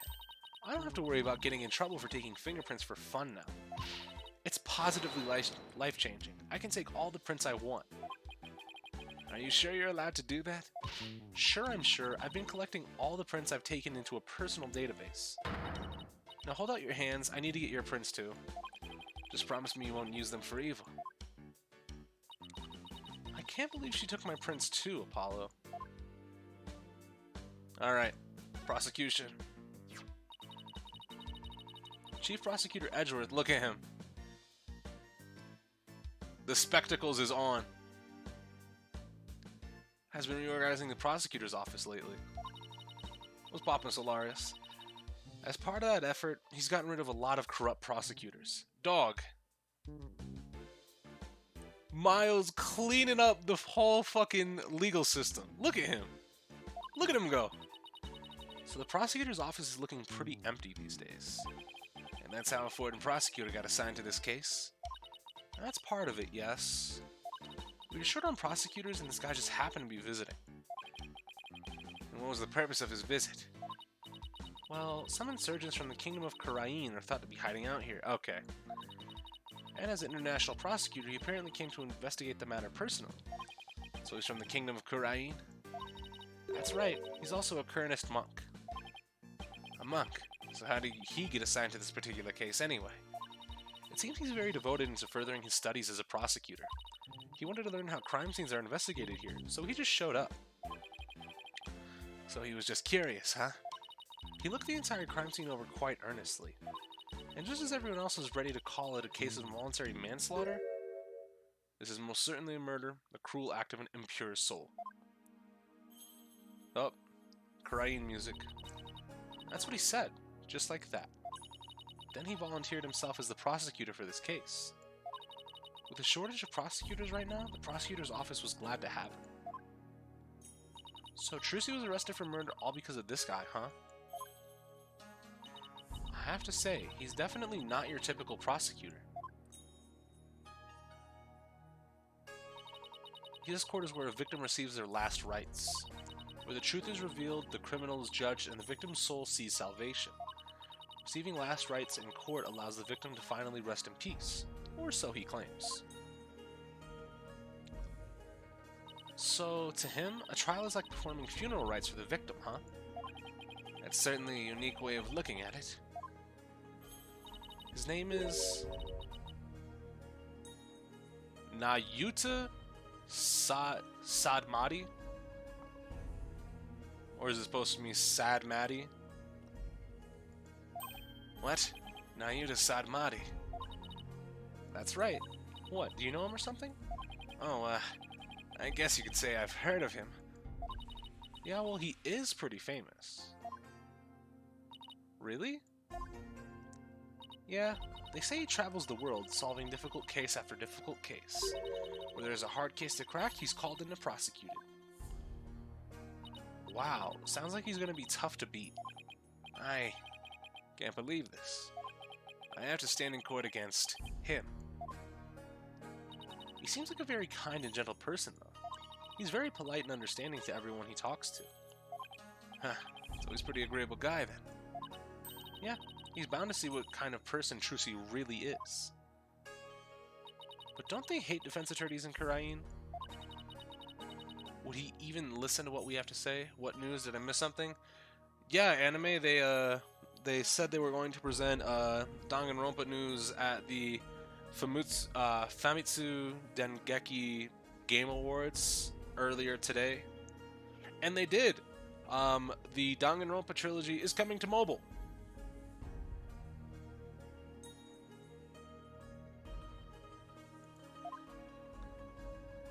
I don't see why not. He certainly seems like the type of person who would. Even so, do you think you could do us a favor, Emma? Could you tell Prosecutor Sadmati about Trucy? About what a good person she is? Of course. Leave it to me.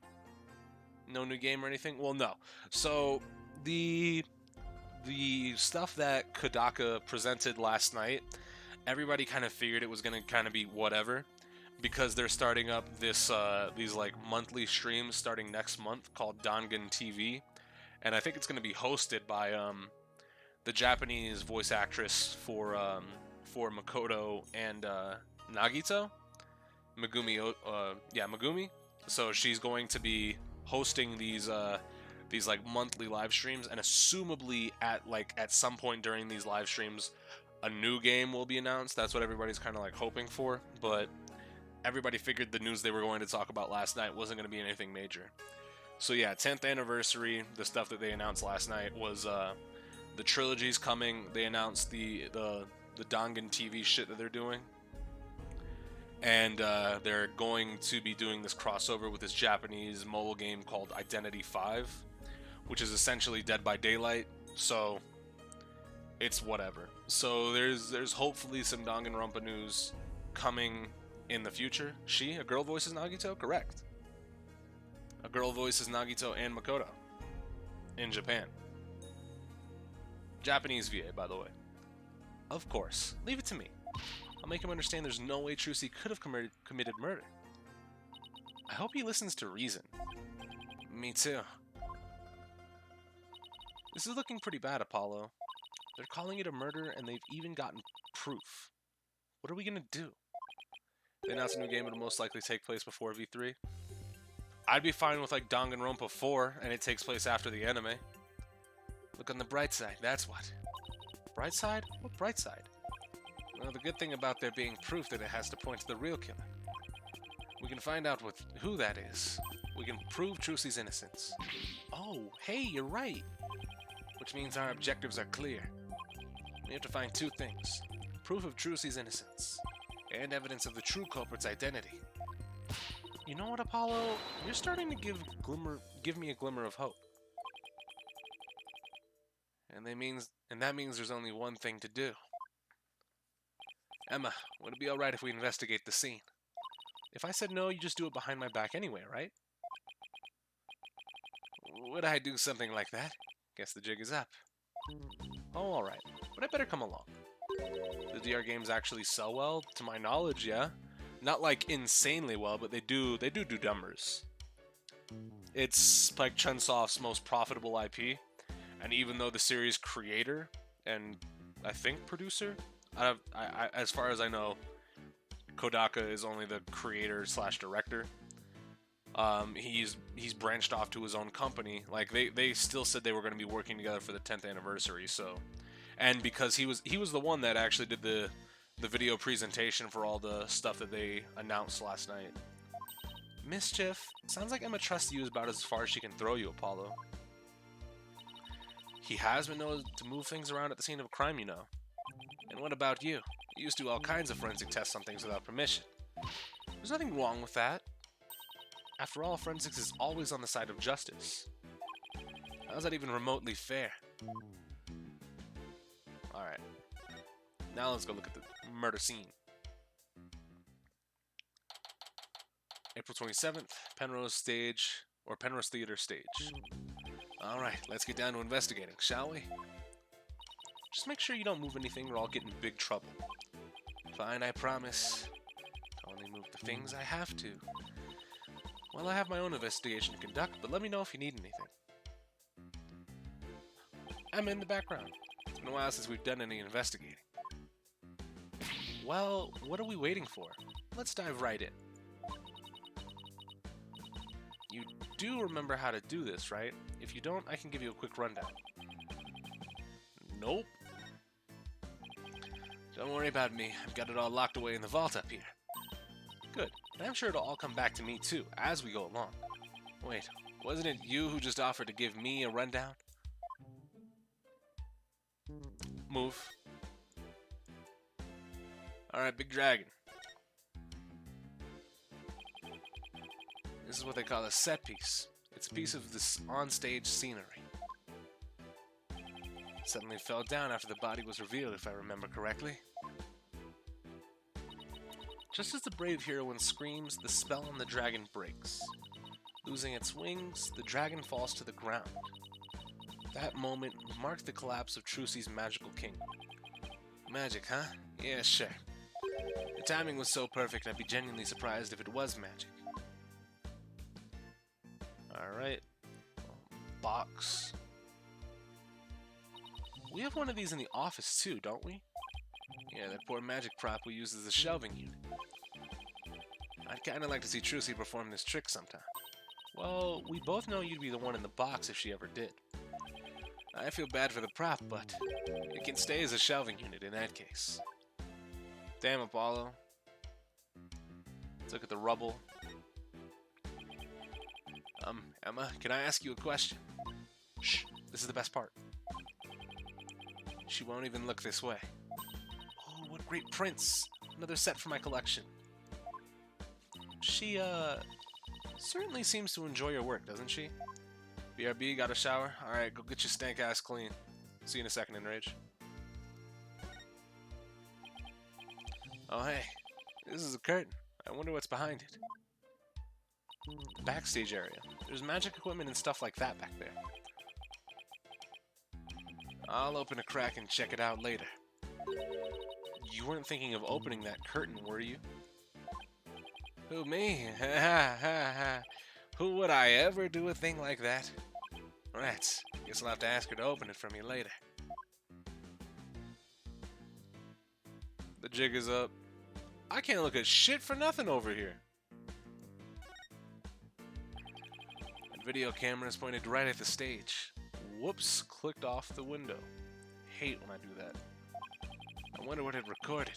I want to take a peek, but Emma would. Oh, she's got the little thing from the little button from the Papa hat on the back of her phone or tablet, whatever the fuck that is. This residue data is so fascinating. She's so fixated on that bloodstain data. Her eyes are getting a little bloodshot. Doesn't Spike make the Naruto Storm games? I'm pretty sure those sell fucking amazing. Yeah, they make a lot of the anime games. Like, let's see. Let me look it up. They make a fuck ton. They made Jump Force. I know that much for certain. Jump Force Pog. Quick, Apollo, while Emma's off in Forensics Fantasyland, let's see what's recorded on the camera.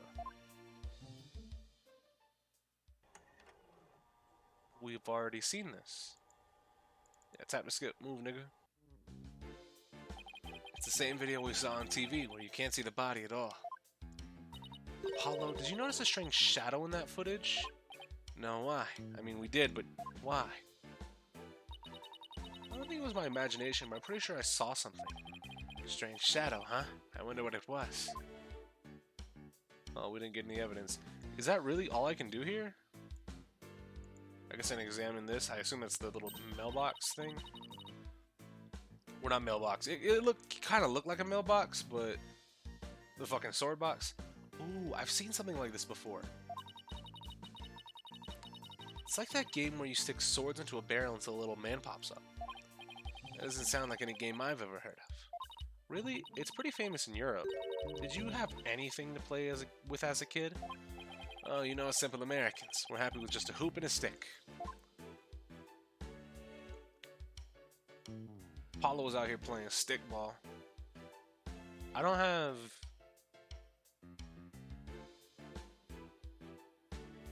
Yeah, I'm done here. What the fuck? Maybe I go back to the dressing room? Can I get help there?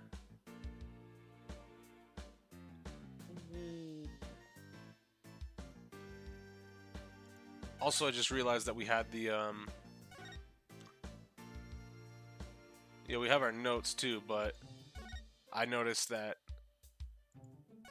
we have this. Hey! There we go! So this is the coffin the dead body appeared from. What's up, Exalted? You're only an hour and a half late. Pog. I haven't actually examined that yet. Would you two mind giving me a hand? No sweat. Trucy said the coffin was supposed to be empty when she stabbed it. So how did the victim even get in there? I bet there's a secret door or something. There is. It's the trapdoor on the bottom of it. We knew about that. Sure is an oddly shaped thing, isn't it? Who knew it could unfold into something like this? Well, I heard that since she uses it for magic tricks, the left and the right panels are made to be interchangeable. How that helps with magic tricks, though, I have no idea. I'm sure they make use of it in some way we can't even imagine. So the left and right are interchangeable, and that's going to be important. Alright, let's look at where the body was found. Yeah, no blood, though. For a guy being stabbed. A white outline, huh? So this is where the body was. What exactly did it look like just after the incident occurred, I wonder? Oh, I have a photo of the crime scene. Here you go. Stabbed in the back or in the front. Oh, well then how...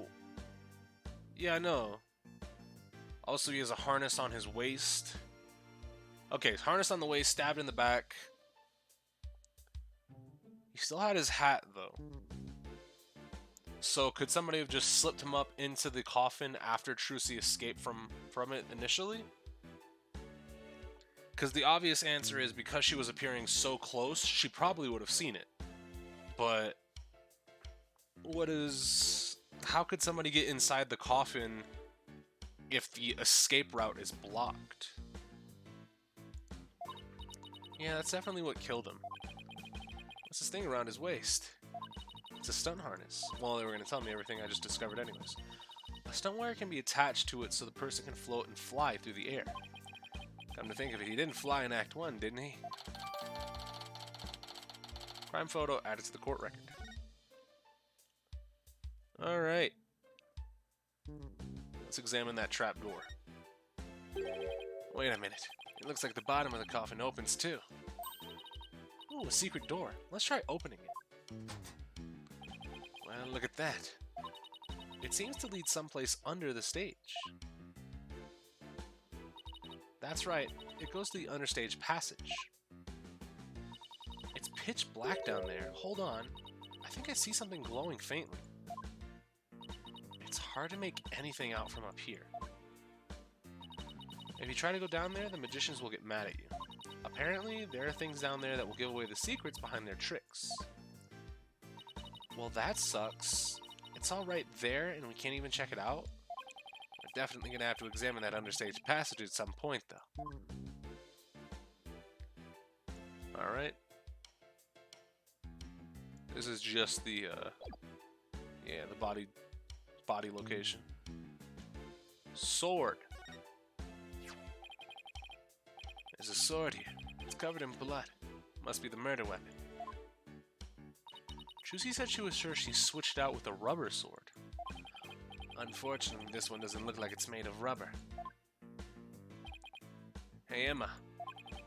Any fingerprints on the sword? Naturally, probably only Trucy's. Well, no, Trucy wears gloves. Let's see. According to my data... Yeah, of course. Trucy wears gloves. So she certainly wouldn't have left any prints.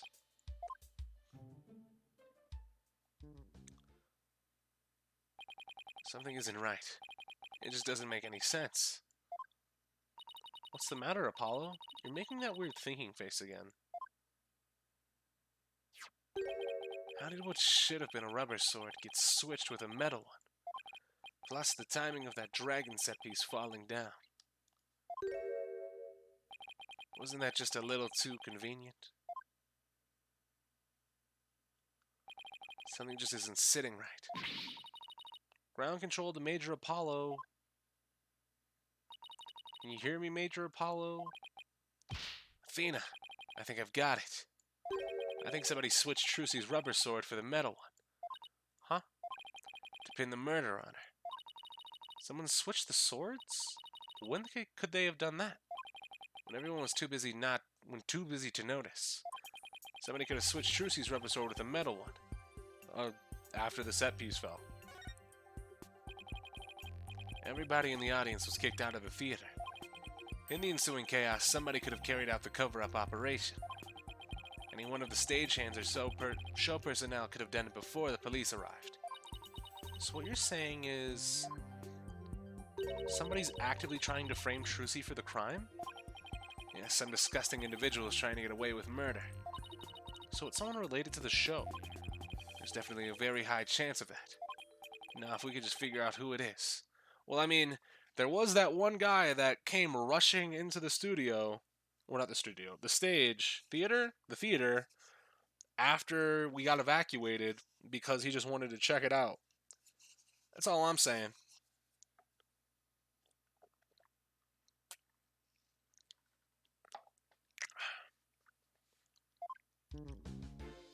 Alright.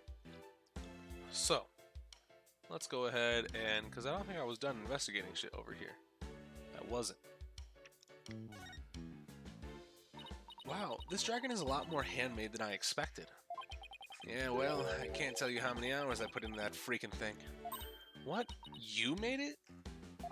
Josie had me help put it together, you know, as her assistant. She has you wrapped around her little finger, doesn't she? Trucy's smile has some kind of magical power that makes it impossible to say no. Also, Mom probably beat your ass. Why aren't you helping your sister?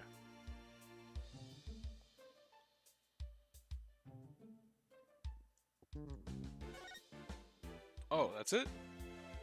Huh. I mean, Yeah?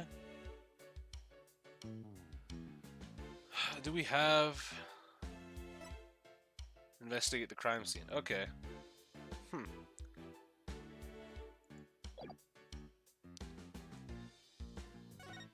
Oh. Emma, can I ask you a question? Alright, yeah. Yep. That was my fault.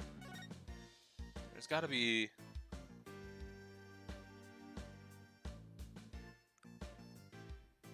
Do I have pretty much everything.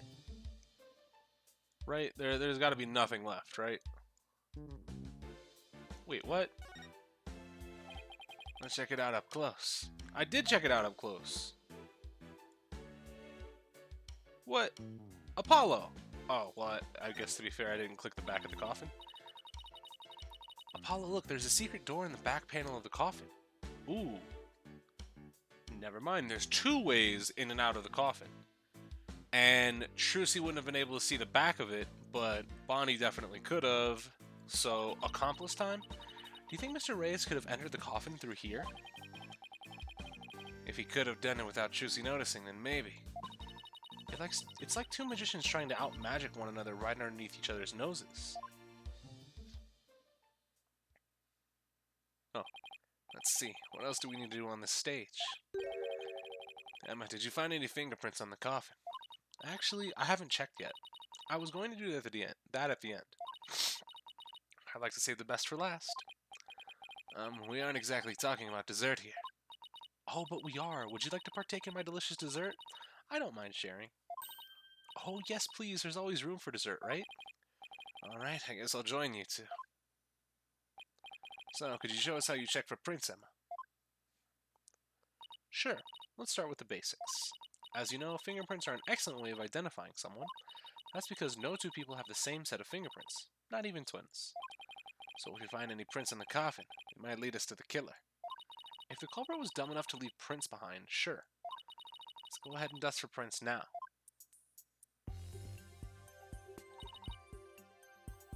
Let's see. This looks like a promising spot. Try dusting the area with fingerprint powder. Keep tapping the screen until powder covers the surface thoroughly. When you're done, tap blow to get rid of the excess powder. Oh, I don't drag it away? Powder in this bottle is all we have to work with. If you run out, try blow. Oh. Fuck. I can't cover the screen.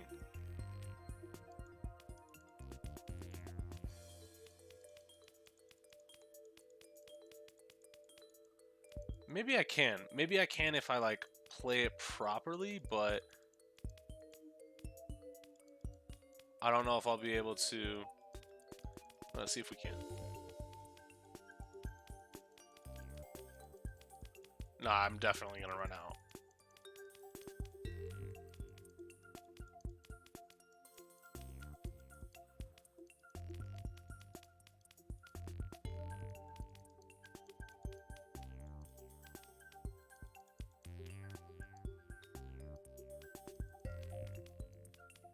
No, we're not done yet.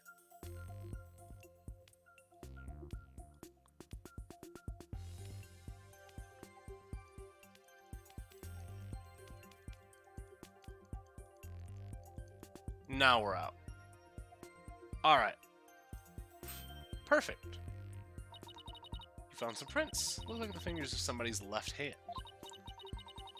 Now let's try comparing these with what we have on file. First, tap Analyze to select a print. Next, select the print you want to analyze and tap Confirm.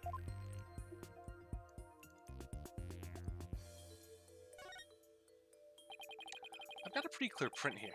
Oh, I've got a pretty clear print here. I wonder whose it is. I have the prints of everyone involved with the case right here. Just choose the person whose prints you'd like to compare the sample against. Blue Badger. Well, the last person who was in the coffin was. Yep.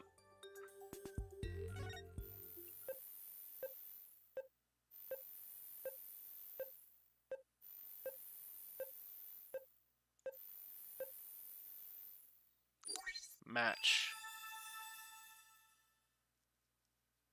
Neat. Bingo. Looks like the prints belong to the deceased, Mr. Reyes. Well, if we found prints here, maybe we can find them somewhere else on the coffin, too. Guess I'll try dusting for more prints.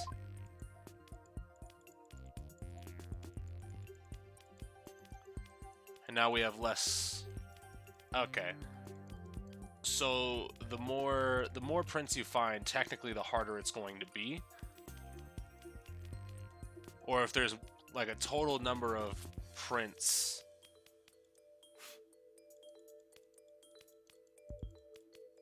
Because I assume there's going to be at least...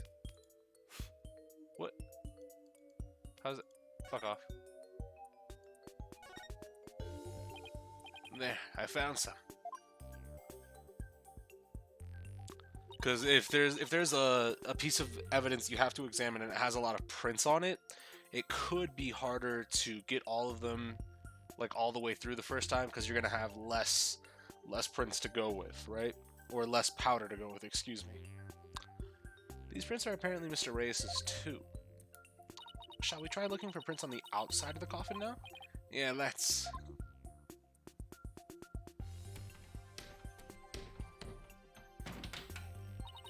This time you'll be able to rotate the coffin and look at it from different angles. That'll give you a chance to examine it thoroughly. You can swipe the main screen to turn the coffin any which way you'd like. And use the mini navigation window in the top right to jump to the area where the action is. If you get stuck or confused, you can always tap reset. Okay, and if I find any prints, I'll choose the one to run against your data, just like before. Just blow off some of the excess from the old prints, of course.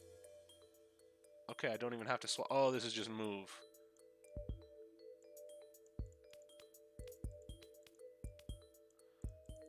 This is gonna be, an experience. Oh, and I blow in like the center of the screen. Okay. Can I zoom out?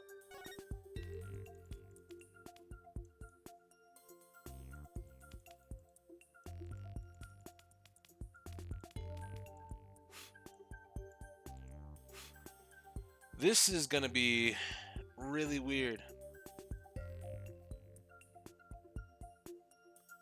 Cause I have to fucking like try to put the powder on.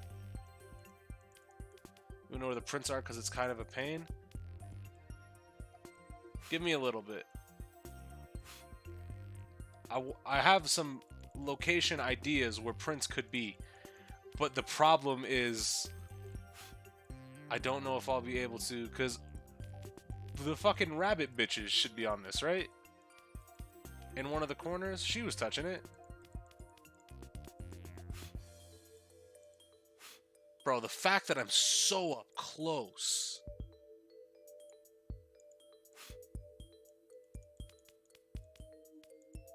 Hey, hold on.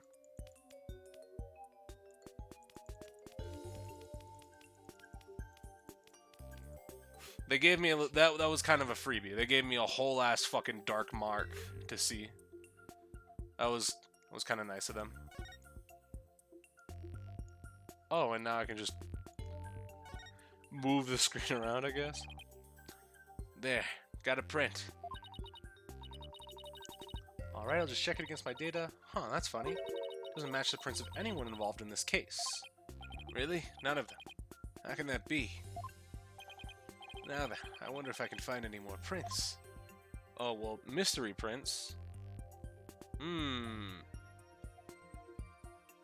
You almost had the rabbit girls? What do you mean almost had? Fuck does that mean, Kobe Bryant? I can't fucking see!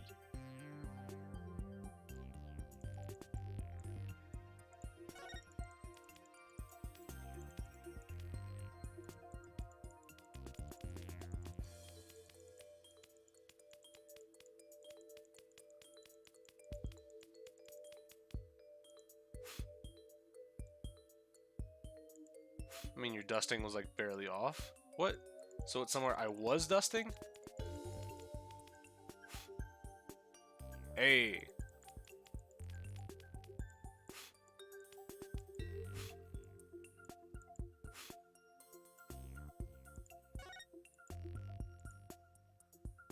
Dog, it is so fucking hard to navigate this.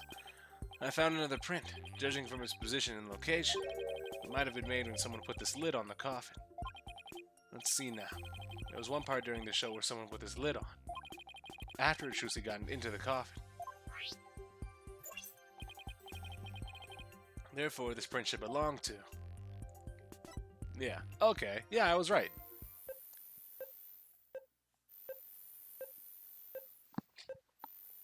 I thought so.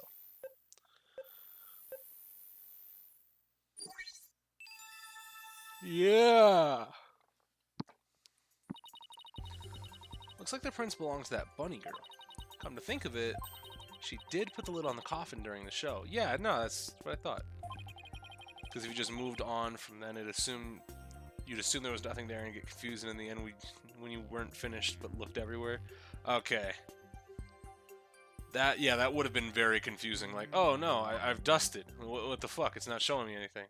I think that it benefits the player to have some sort of feedback once you've uncovered a print. Like, if I fully discover one fingerprint, I should get maybe like audio feedback, like a bring, like some sort of fucking fanfare that lets me know that, hey, you've discovered a print.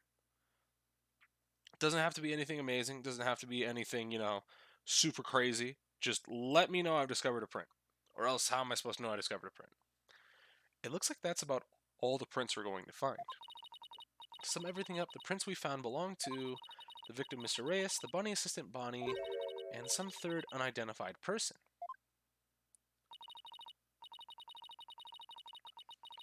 Like, you knew it was there, you even said it, so I just didn't want you to move on without getting it. Yeah, if there happens to be a point where, like, the fingerprint dusting is like, oh, yeah, I know somebody was touching something here and I happen to miss it, feel free to call me an idiot and point out exactly where it's like, hey, Chris, you definitely just fucking hit the thing, by the way.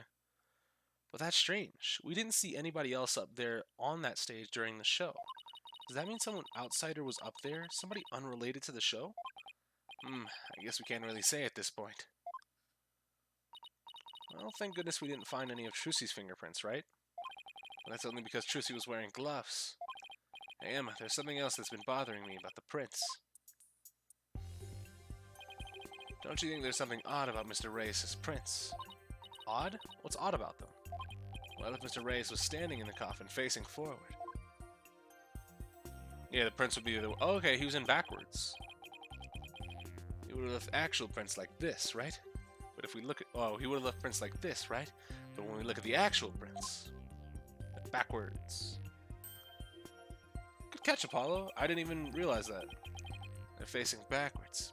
It doesn't make a whole lot of sense. Hey, what do you know? You're right. I wonder how they wound up like that. Not an idiot for that one. I used a good half an hour because I barely missed it and ended up dusting the whole thing. Yeah. Dusting the whole thing, valid strategy, by the way. Maybe he was accidentally facing the wrong way at first, but then turned around later. Now the coffin is much too small for a guy his size to turn around in. About all he would have been able to manage is maybe a little bit of twisting. And it really doesn't make any sense, does it? I think I might have hit on something major here. Oh, I have just one more question, Emma. Oh yeah? What is it? Mr. Reyes was stabbed in the back, right? But if he was standing in the coffin like this, how would that have worked? Oh, right, that. The lead prosecutor has an explanation actually. He thought that the victim might have tried to dodge the sword as it came into the coffin. So maybe he twisted his body and the sword ended up stabbing him in the back. Where the fuck is all the blood then? That's his theory anyway. I see. I guess that sounds plausible. Fingerprinting results added to the court record. Pretty neato. What's up, Sosa? Well, I guess that about wraps up our investigation of the stage. Actually, there's still an area behind that curtain. Don't you want to know what's back there? Sure do, but Emma told us not to move or touch anything, remember?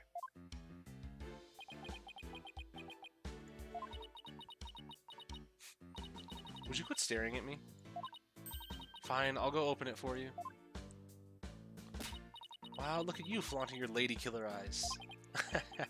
I have my ways. I'm only doing this so I won't get charged with animal abuse for not throwing you a bone.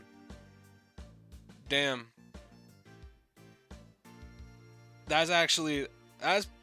You know what, Emma? You got that one, alright? Damn, okay, homie. That's not full auto, this is. Damn, bro, okay. I guess puppy eyes can be just as effective.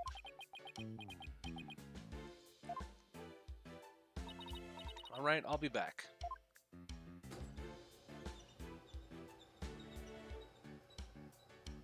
Hey, it's a guillotine and a ladder. Well, go on and investigate to your heart's content. But before you go moving anything, I know, we'll be sure to ask first.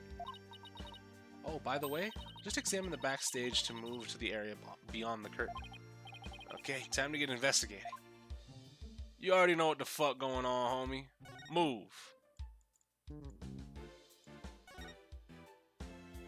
Seeing the stage this way kind of breaks the illusion, doesn't it? Just goes to show that some things are better left unseen. Bro, that video, Enraged, that video is like one of my top, like, fucking 10 favorite videos of all time. Let me go grab it. I type in no full, and that's the first result.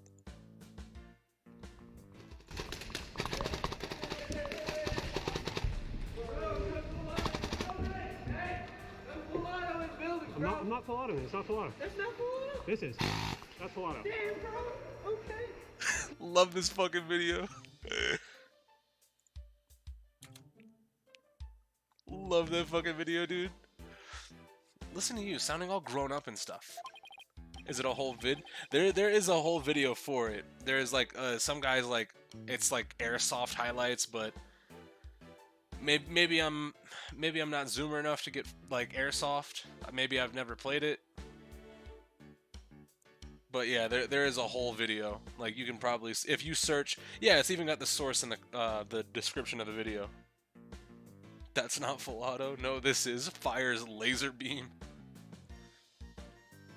Don't worry, I'm sure you have some cynical one-liners of your own someday too. Oh boy, I can't wait.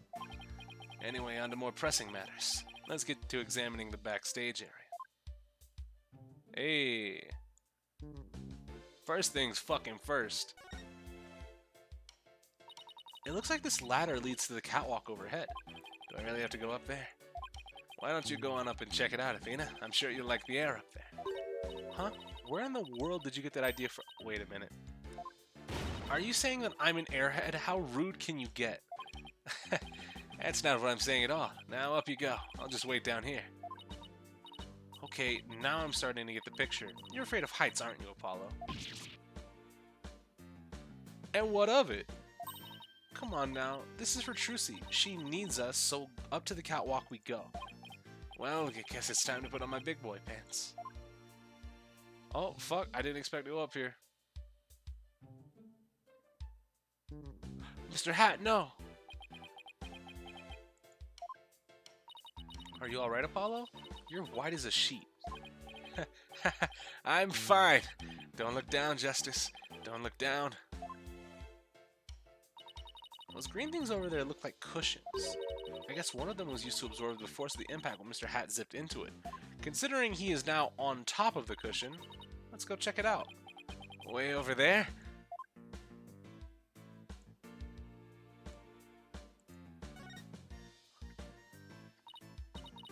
What's that?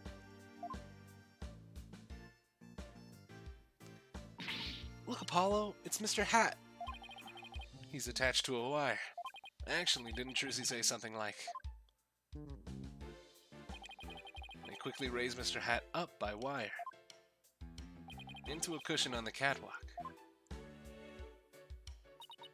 Maybe the stagehands pulled Mr. Hat up and left him here afterwards?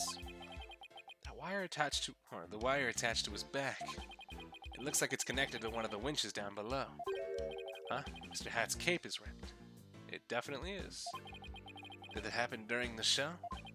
That's odd. It almost looks like it was slashed with a blade. How in the world did that happen? Apollo, I see that you're trying to take this all in stride, and I respect that. But seriously, you're trembling like a newborn fawn up here. Get it together, man. I can't help it. Yo, leave him alone, man. He said... You know he don't like heights. These set pieces look like a rabbit and a moon. Although, they kind of look like they could be a duck and a croissant, too. Maybe, I'll give you the croissant. How a duck? How duck? Oh no, I see it. The front feet of the rabbit are the wings. The back feet are the, is the tail. It just got a real big-ass beak. And the tail for the rabbit is supposed to be the duck's feet, I guess? That's a big-ass beak if that's a duck. What do they look like to you, Apollo? The Grim Reaper, and a guy falling to his death. Come on, let's wrap up this investigation before your imagination catches up with you. Alright, so, cushions. Hey look, there are cushions attached to the underside. Yes, there are. Well, what are you standing way over there for? Come on and look.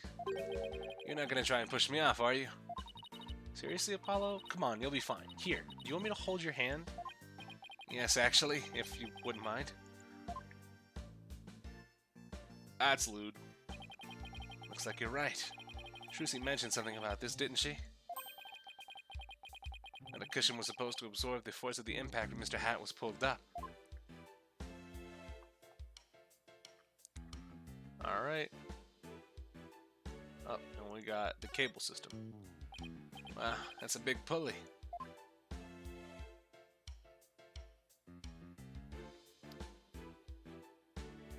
Yep. Looks like it's connected to the one down. Looks like it's connected to one of the winches down below. The dragon seppi must have been hanging from this.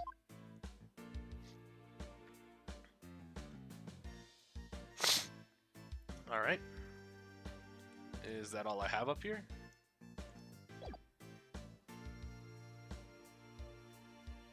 The fuck down from there. There we go. All right. So we've got stairs going to the understage, which lends what the fuck is going on with this broom and dustpan? A dustpan, a broom, and a bucket. Guess they use these to keep the stage tidy. I doubt that's what this bucket is for, though. Fire on it? Oh, it's the fire bucket. Did you actually examine Mr. Hat I didn't see? Yeah, that was like the first thing I looked at up there. Oh, I guess it's a fire bucket then. Hey, the back of his cape was cut up. Yes, I heard the theater owner went out and bought that just for this show. When he heard there was going to be a fire trick, he flew to the store to get it. But can a little bucket like this really put out a raging fire? I'm guessing the owner thought it could. But it doesn't look like it's been used. In fact, the inside is caked with dust. What was the point of even buying the bucket then? Wait a minute. That means nobody actually prepared for the fire trick after all. I have a feeling this might be an important bit of information. Fire bucket added. Alright, so nobody was planning on using it. Interesting. Alright, move. Let's check out these winches. What's up, Juve? What is this thing? It's a winch. I'm guessing they used it to pull Mr. Hat up. Oh look, there are two winches. One back there and one up here. What? Oh, there are two. I'm blind as shit. Apparently, each winch was rigged up to something different. One of them was used to hold up the dragon set piece, while the other was connected to that weird puppet up in the catwalk. I think you mean Mr. Hat, Emma? Yeah, Mr. Hat, the fucking weird puppet. She has a point, Apollo. Hammer. Let's look at the guillotine. It's a guillotine. But it's not real, it's just another one of Trucy's props. I wonder if it was supposed to appear in the show. Huh? You mean she didn't mention it to you? She said you were going to make a guest appearance on stage for her guillotine trick. Dog. No, I definitely remember not agreeing to something like losing my head on national TV. This is another coffin. Hey, there's a coffin back here, too. Looks like there's a stuffed dragon inside. No, wait, look. It's just an illusion. See, the dragon looks like it's on the inside. But it's really just painted on the front lid. I was about to say the perspective on that is fucked. Oh wow, you're right. That's really something else. If the show hadn't been canceled, we might have gotten to see this trick too, huh? Alright, understage. There's a sign here that says understage. I bet these stairs go to the understage area. What made you think that, Apollo? Trucy told me she and her fellow magicians call it the Abyss. I wonder why. Who knows? Maybe because it's really dark down there or something. Oh, I bet they've got all kinds of magical goodies stashed away down there. Come on, let's go check it out. Door's locked. Shit's locked. Entrance to the Abyss is barred to mere mortals like us, huh? Oh well, that's what you call a swinging an abyss.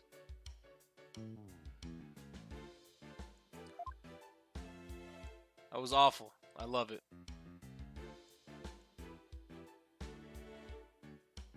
What? What else is there?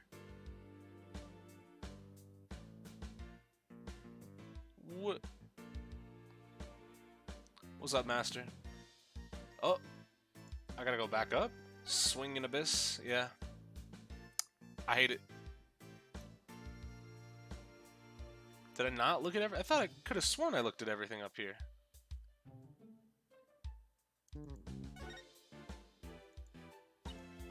What's that? You know, we looked at Mr. Hat.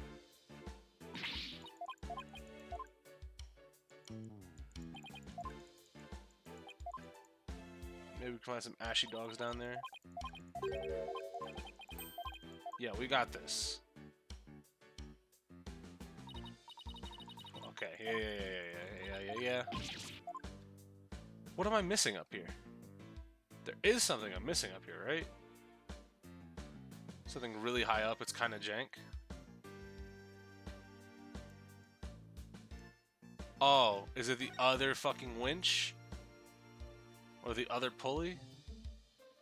Come on, damn it. Looks like Mr. Hat is rigged to this smaller pulley. Let's see, how did it go? After being blown a kiss, Mr. Hat goes wild, and just as he's about to stab the coffin, he gets pulled up to the catwalk, and the smoke screen was to hide his ascent from the audience's view. Well, I think that about does it for the catwalk. Do you think we missed anything?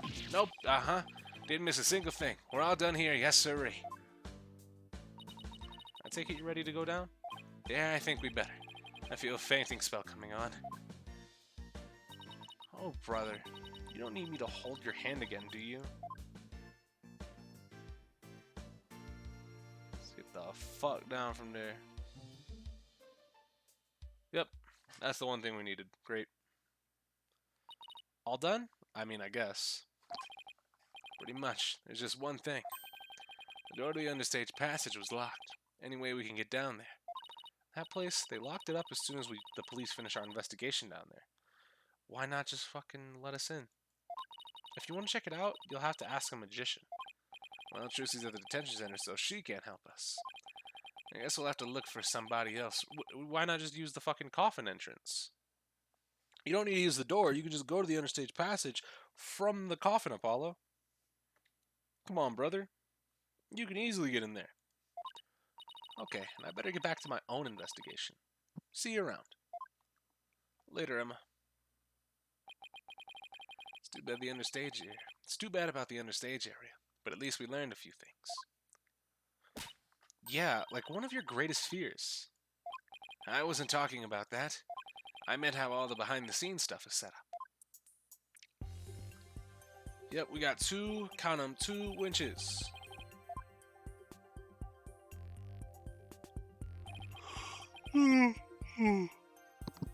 Mr. Hat was rigged to the first winch.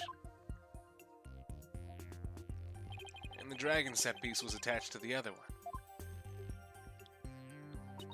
And both of them were used during the show. Right after the body was discovered, the dragon set piece fell to the stage. And in the chaos that ensued, the culprit could have switched the rubber sword with the real one. So it looks like the best way to prove Trucy's innocence is to identify the real killer. What a complete and utter mess. This is all great. Just great.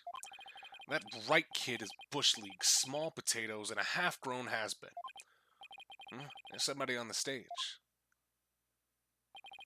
I wonder who it is and what they're doing. Maybe we should go talk to them. Oh, fuck.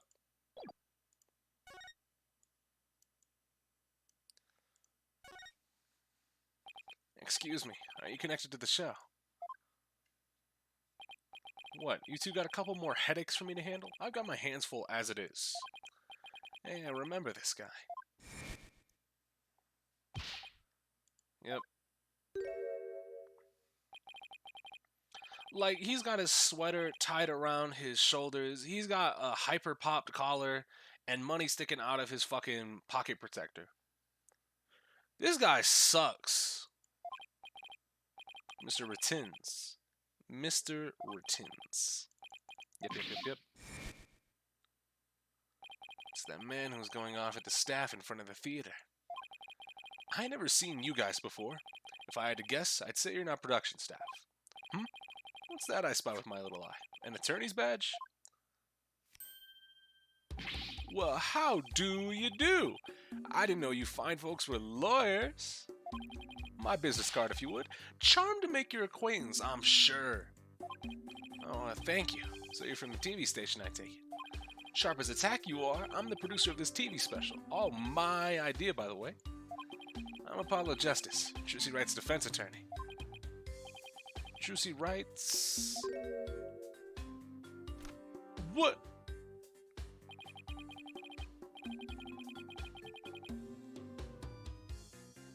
Rattins, ratings.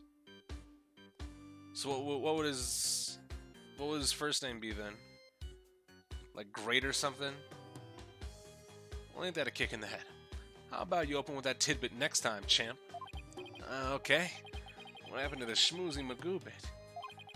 I'm Roger. Roger Ratins. Okay. Hold the applause and no autographs, kids. I'm on the clock. Apollo, this guy looks really familiar, but I can't quite... Really, kid? Then try this on for size. Hang loose, baby. Hang loose, baby? Apollo, it's the ratings Rajah from Take Two TV. He's huge, crazy huge, like a real famous producer. Really? I've never heard of him. Seriously, man? What kind of cave did you crawl out of? Roger Ratins, the rating Rajah, titan of the TV screen? Still not ringing a bell? You ain't seen my hit Saturday night talk show at 8 p.m. Eastern, 7 p.m. Central? Dog, there's no need for that. You could have just said 8 p.m. Eastern. Move, nigga! No, I actually can't say that I have. You're blowing my mind, kid. You even know what a TV is? Say it with me. Television.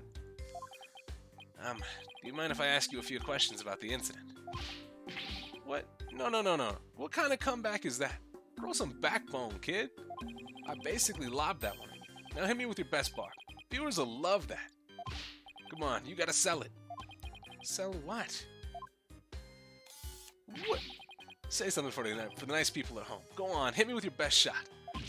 My best shot? We're rolling here. Hurry up before they change the channel. Chop, chop. Okay, here goes. Talk to the hand. Apollo. Damn it. Damn it, Apollo. No!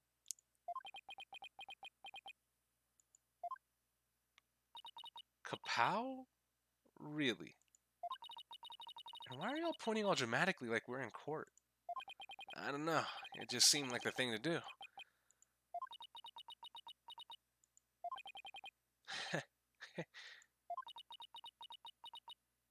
Apollo? Oof. That's going... Oh, come on! Yo. I need that. Need that one. I think we can all agree that was a mistake. If If I choked any harder, I'd need the Heimlich maneuver. I blame myself, really. Should have known better than to waste good film on a nobody. So, you want an exclusive or what?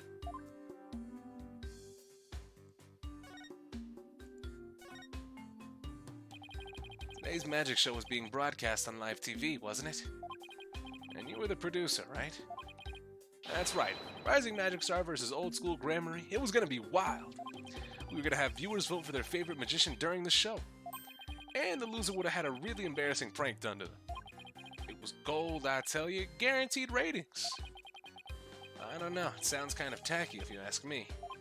I'm telling you, man, modern viewers eat this stuff up with a spoon. Trust me. All we gotta do is serve it up nice and hot. A feast for the eyes. More like junk food for the brain.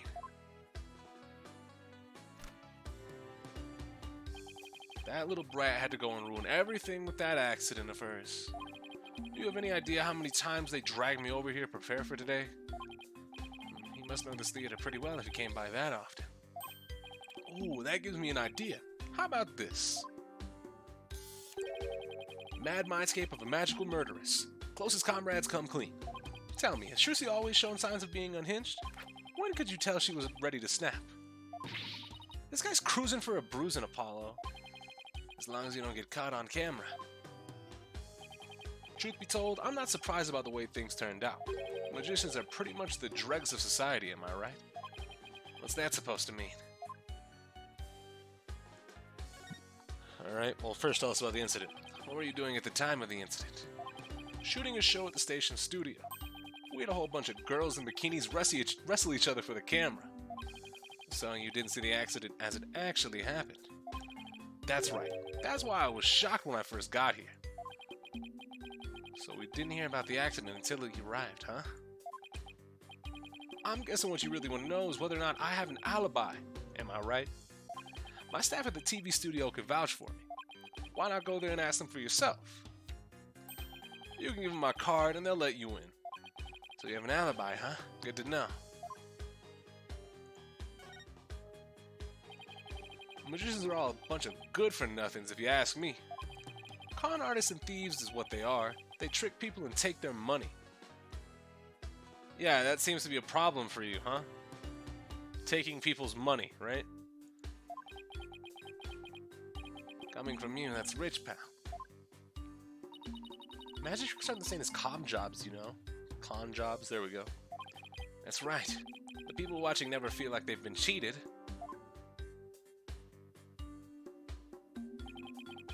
Lawyers spout hypocritical nonsense. Big surprise there, lol. And post. Did he just post about us in real time? Those Gramaryes are all criminals. It's in their blood. Trucy Wright ain't no different. That girl is no good. She may look all sweet and innocent, but she's a stone-cold killer. Don't you dare talk about Trucy like that. You don't know the first thing about her. You won't find a sweeter, harder-working girl anywhere, period. She's got the wool pulled over your eyes, I see.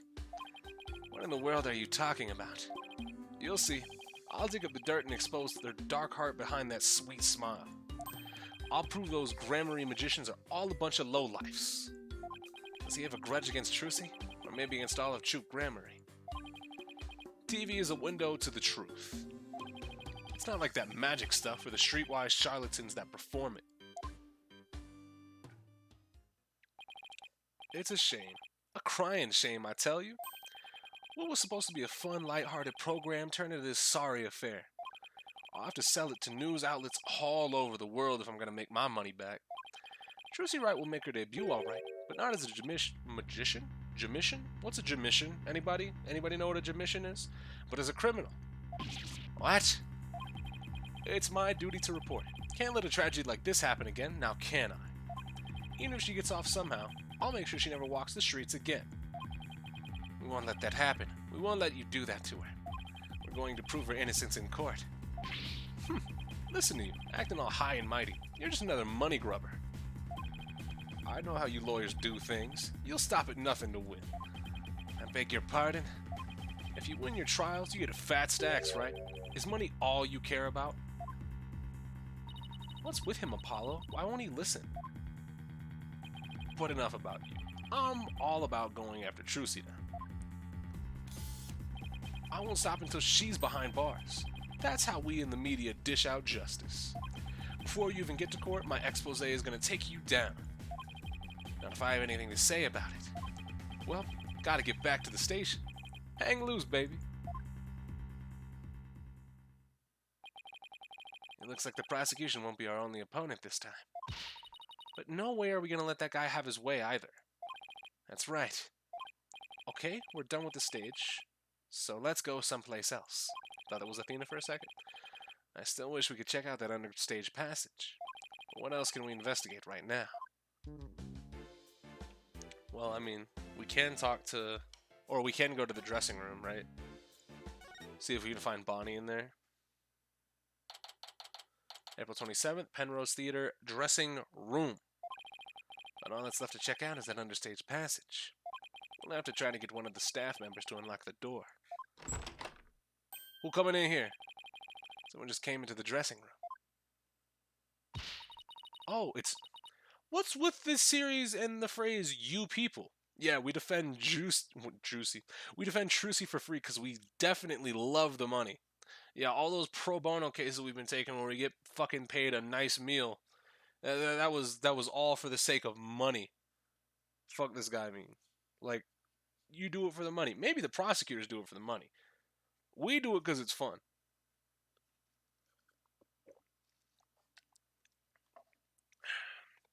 It's you people again. You came back. Huh? Of course, the rabbit is saying you people. I saw you, you know. Oh, it's you. The bunny assistant from the show, right? What? Oh, yes, that's right. My name is Bonnie DeFam.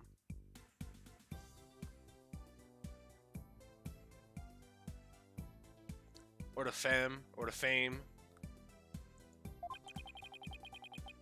I remember her talking to us earlier. Performing magic is like walking a tightrope. Yeah. Move, nigga.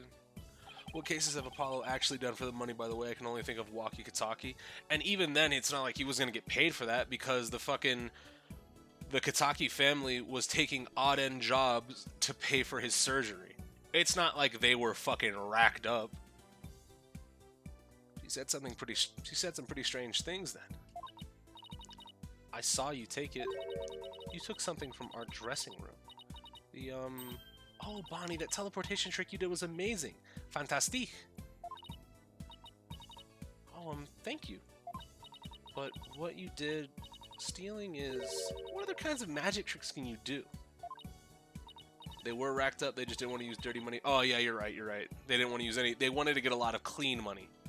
Big Wins was trying to get some clean money. That's what it was. They had a whole bunch of dirty money, but fucking Big Wins was like, no.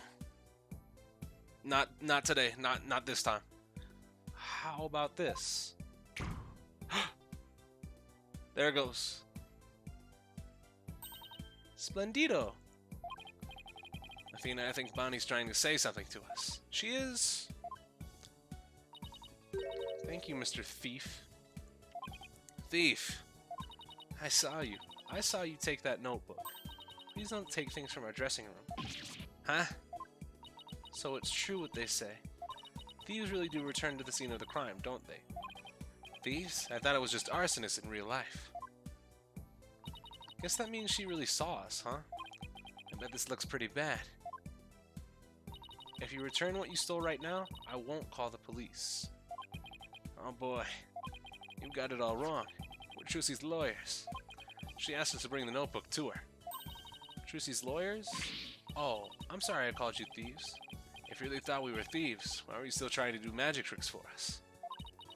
Other than the Kataki case, it was Phoenix, then Machi, who was a lonely kid in a foreign country, then Vera, which Phoenix put him on, and then Mayor Tenma, which he did for Jinxie, and then last, the Clay murder, which was his best friend. Yeah, no. Apollo really hasn't been doing shit for nothing for money. And Phoenix, neither. Phoenix has really just pulled up on cases because, hey, I have a feeling you didn't do it. I don't know if I can prove that right now, but I think you might be innocent. And that's about it. That's all we can say for Phoenix. But yeah, no, Apollo has just been like doing damn near pro bono cases every case. How do these niggas live? I mean, Trucy performs magic. There you go. That's it. That's how they make their living. Trucy Wright, magician extraordinaire. I can't help it. Whenever anybody asks, I just can't bring myself to refuse. That means she's a real people person, or that she aims to please a little too hard. In that case, can you tell us the secret of your teleportation trick? Well, I don't know if I should. That's an okay thinking animation. What? Never mind. She's an idiot. If I keep the pressure, she might... If I keep up the pressure, she might just tell us. I've been dying to know. Will 100% paid Phoenix? Yeah, Will Powers did, but... How much of that money do you think got spent? All that money got spent. That was a long-ass time ago, too. Leave the poor girl alone. Are you investigating the case? Yeah, that's right. I'm Trucy's biggest fan. I just love her to bits. I'd do anything to help her. We appreciate that. In that case, would you mind if we asked you a few questions?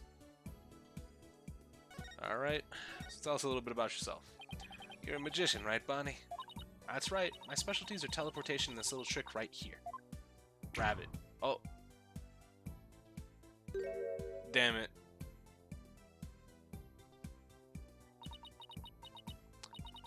Looks like Mr. Bunny's in a bad mood right now. Or that she messed up. You said you're a big fan of Trucy's, right? Oh yes, I look up to her more than anyone else in the world.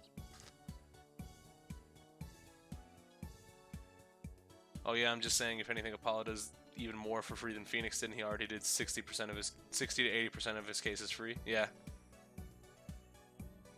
Dog. Miles Edgeworth did not pay Phoenix Wright a dime. Miles Edgeworth was too proud to pay Phoenix Wright for his defense. Oh yes, I look up to more than anyone else in the whole world. What about her makes you respect her so much? She's just incredible. Not only is she extremely talented, but she's so cool under pressure and always manages to keep a smile on her face. In spite of all that talent, she still works harder than anybody I know. You couldn't ask more out of a magician. I'm sensing a shift into hyper fangirl drive. I love the unique way she does her tricks and how she charms the audience. Oh.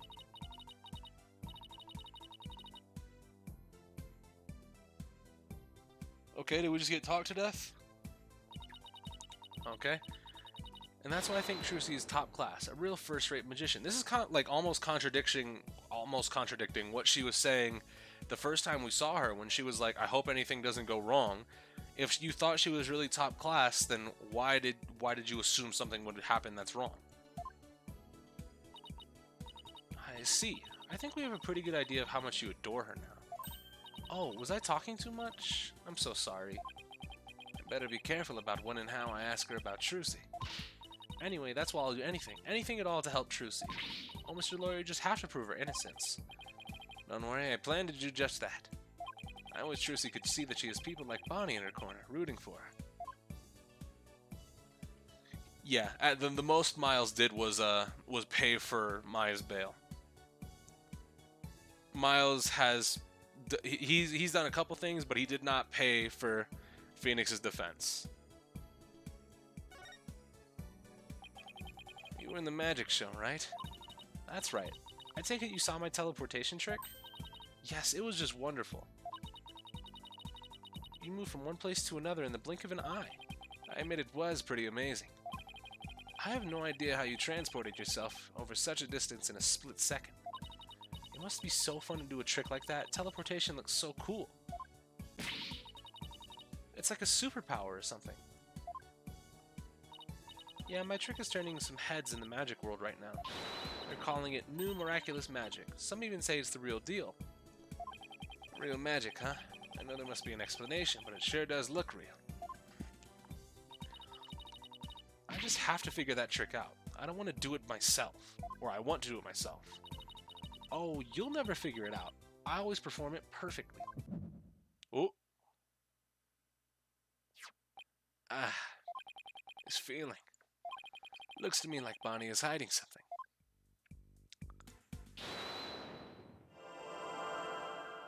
Ooh, ooh.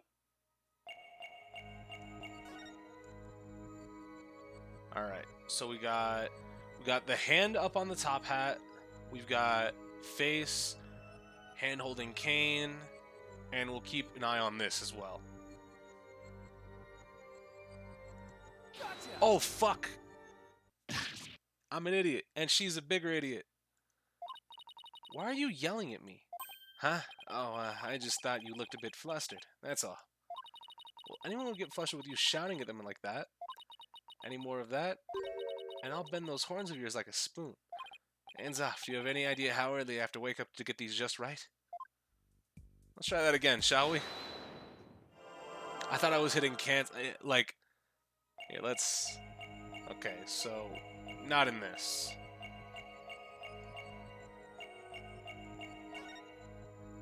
Just gotta remember to hit the back button, bottom left, back button, bottom left. Doesn't look like anything.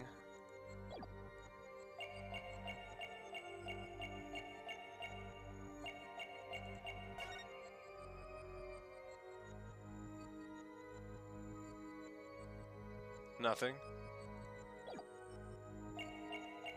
Chris, is this woman in the court record? I have no idea. Oh! The fuck? Gotcha. Bonnie, when you said perform it perfectly. Is this what... I believe she's in the court record, right? Yeah. There she is. Did you... All you had to say is you wanted to know her age. That's it. All you had to say was, how old is this girl? Bonnie, when you said perform it perfectly, your right hand would tremble and move your hat a tiny bit. I even caught a glimpse of the little rabbit hiding underneath. Did you really perform the teleportation trick perfectly this time? Of course, I definitely got that part right. What do you mean, that part? Schoolboy Q niggas. Oops. Wait a minute. Are you saying that you... I mean... Literally any of these. Are you saying you picked the wrong career? That's fucked. You might have performed the teleportation trick flawlessly. What about Trucy's escape trick right after that? Did you make some kind of mistake during that? Oh, well... Well, did you? You see... Did you or didn't you? I did. You're absolutely right, Mr. Lawyer. I made a mistake during Trucy's escape trick. I'm sorry, I lied. Oh, that's not Apollo. Feels like I pulled off a magic trick of my own just trying to get that out of her. Kinda wanted to see the dialogue for that. Pepe Hands. Alright, tell me about the show. So you made a mistake during Trucy's escape trick. Yes, I was in charge of operating Mr. Hat, you see. But I made a huge goof. So, did Trucy explain how this escape trick works? Yeah, she knew we'd need to know for our investigation, so she shared the secret. Let's see. After Trucy escaped from the coffin down to the understage passage, Mr. Hat was to be pulled up to the catwalk by a winch. Trucy would then pop up on stage through a trapdoor.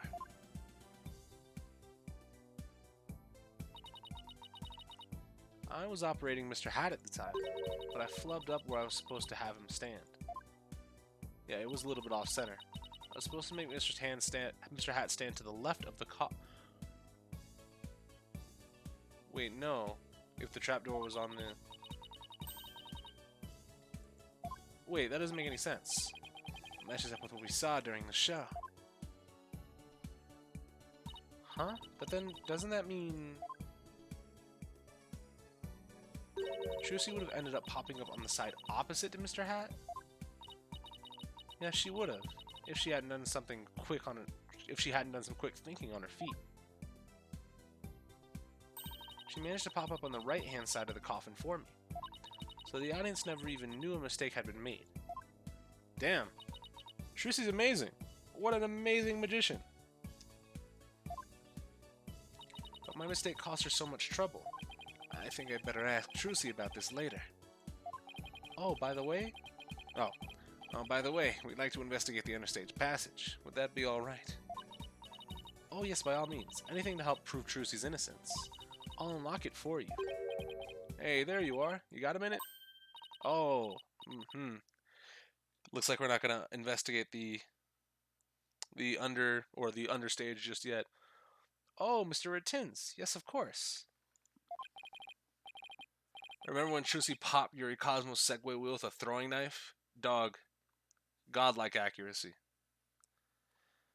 Not you, Bunny. The lawyers. They're the real one. They're the ones I want to see. You have business with us? I hear you two are from the same agency as Trucy. Is that true? Yeah, that's right. This is for you, then. Hang loose, baby. A contract between Take-Two TV, the first party, and Trucy Wright, the second party. If, though through the fault of the second party, the show must be cancelled in part or in full, the second party will pay $3 million as compensation to the first party. $3 million. Yeah, that's more like it. That shocked reaction, that dopey expression. You make a great comedian. Really? I know. I'll put you on my show. We'll get one of those cartoon anvils to fall on your head. Wait a minute. Is this one of those hidden camera prank shows? You wish. That's an official contract. See for yourselves. You're the lawyers, after all. You should know when you see one, right? So, murder and fraud. We got you, pussy. He's right. It's all signed and everything. You better make sure your agency pays what Trucy owes me. In full. Are you kidding me? The Wright Anything agency doesn't have that kind of money. Then I guess you're gonna have to go fishing for some. I can see it now. Craziest catch, legend of the seasick lawyers. Fishing on the high seas? No thanks. I can't even swim. Objection! What kind of ridiculous, low-down, unfair, one-sided contract is this? Hey now, there's nothing ridiculous here. It's all perfectly legit. It's got her signature on it, see?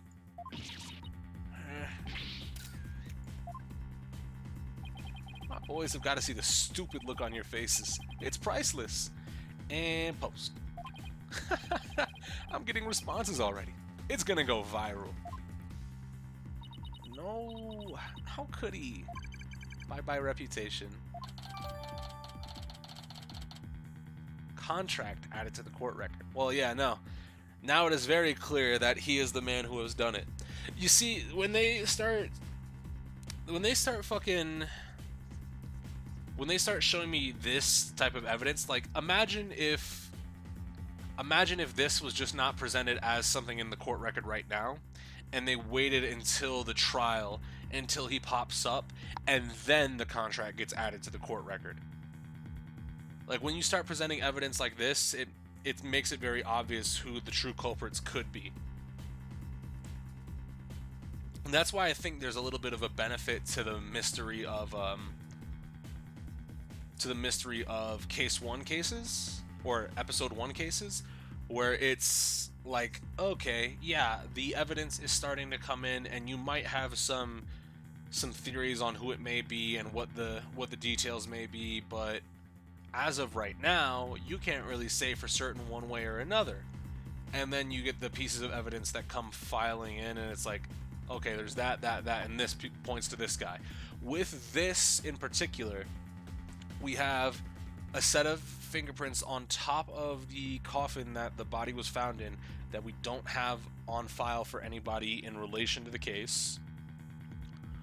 We have this contract after he was very adamant about telling us that, oh, I know lawyers make a fuck ton of money. And he kind of just came out swinging at us like that.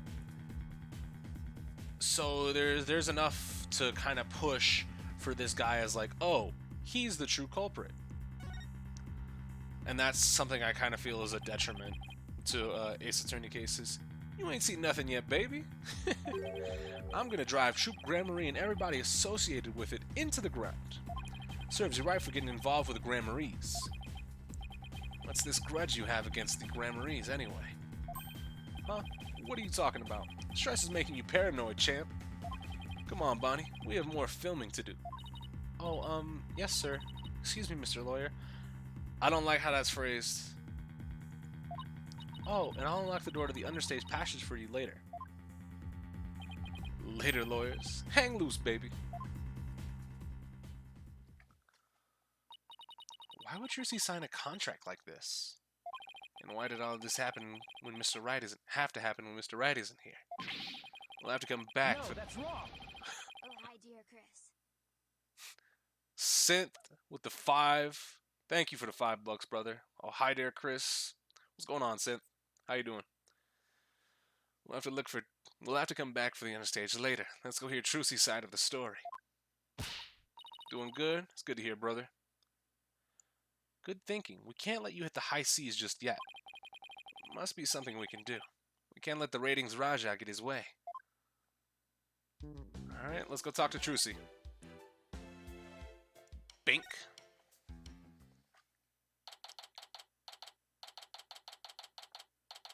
April 27th, Detention Center, Visitors Room. 3, 2, 1, ta-da! Wow, you made my handcuffs disappear. How'd you do that? She's doing magic tricks for the guard. Now, should I try making you disappear next, Mr. Guard? Can you do that? Oh, yes, please. This is so exciting. We should probably stop her before there's another incident. Trucy. Oh, hi, Polly. Hi, Athena. We have some more questions for you. Judging by the look on your faces, it must be about something big. Yeah, I guess you could say that. Things have gotten a little sticky. Oh, and I have to remember to give her that thing she asked for, too. Well, first things first. Here you go, Trucy. Here's your notebook back. Oh, great. Thank you very much. It's still kind of weird to me that she's still using... Maybe it's like a in memoriam type of notebook, but it's still kind of weird to me that you would use the Gramarye like sigil like that. If nah, not really. Never mind. What I was gonna say was stupid.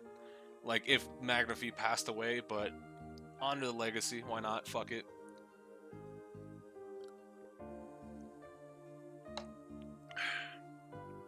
Oh great. Thank you very much. What's written in there anyway? It looks like it's full of secrets or something. That's because it is. It was originally my Okay. It's Magnafee's notebook. That makes more sense. He used it like a diary, and as a place to jot down new ideas for magic tricks, some of which only members of Troop Gramarye have ever laid eyes on. Wow, this notebook is a really big deal then. Yes, and that's why it's always kept under lock and key. I bet a magician would do just about anything to get their hands on that notebook. Use it as a diary? Yeah. Could Trucy know? Could Trucy have found out? Yeah, also keep that shit away from Phoenix. Also a good idea. Although it's kind of weird, because he used another notebook as a diary for when he was in the hospital. This kind of retcon is kind of weird. A little bit of a weird champ moment. And we found it mixed in with Mr. Reyes' belongings. Could he really have been trying to steal it? The Troop Gramarye creed is also written inside. A true entertainer always keeps a smile on their face. That creed was passed down to me from my daddy, as his daddy passed it down to him. It's true that Trucy always keeps a smile on her face. I guess it's due in part to her family creed. Gramarye notebook updated in the court record. Trucy, I want to talk to you about where we found this notebook. Well, the problem with saying that his daddy passed it on to him is that Zack wasn't a descendant of Magnafee. He was just Shady Enigmar. So, I mean, I guess, technically. Father-in-law, yeah? Did Lammeror and Zach get married? Because, oh, no, they did. Never mind. Excuse me. I remember. If he had that on him in the hospital, it would be checked by police and prosecutor, and it couldn't be open. Yeah, passed down as part of the truth. It was just a weird phrasing. That's what I think I'm hung up on. Trucy, you remember this contract? Yeah, I signed it before I went on stage. What about this liability for compensation article here? Liability for compensation? What are you talking about? Let me see that. What? $3 million? Just as I suspected, she didn't know about that part. I've never seen this article, and I've read the whole contract from top to bottom. Yeah, I didn't think you'd miss such a big thing. But there's your signature, so what's going on? Maybe there was some kind of trick involved? You know, like when I signed it... In other words, you think there might be some foul play afoot? I'm willing to bet that Ratings Raja is the one behind it. They would have broken the lock? Of course. Trucy learned from Phoenix to read before clicking agree. Oh no. No, it's quite literally a Wright family trait. Fuck reading. All my homies hate reading.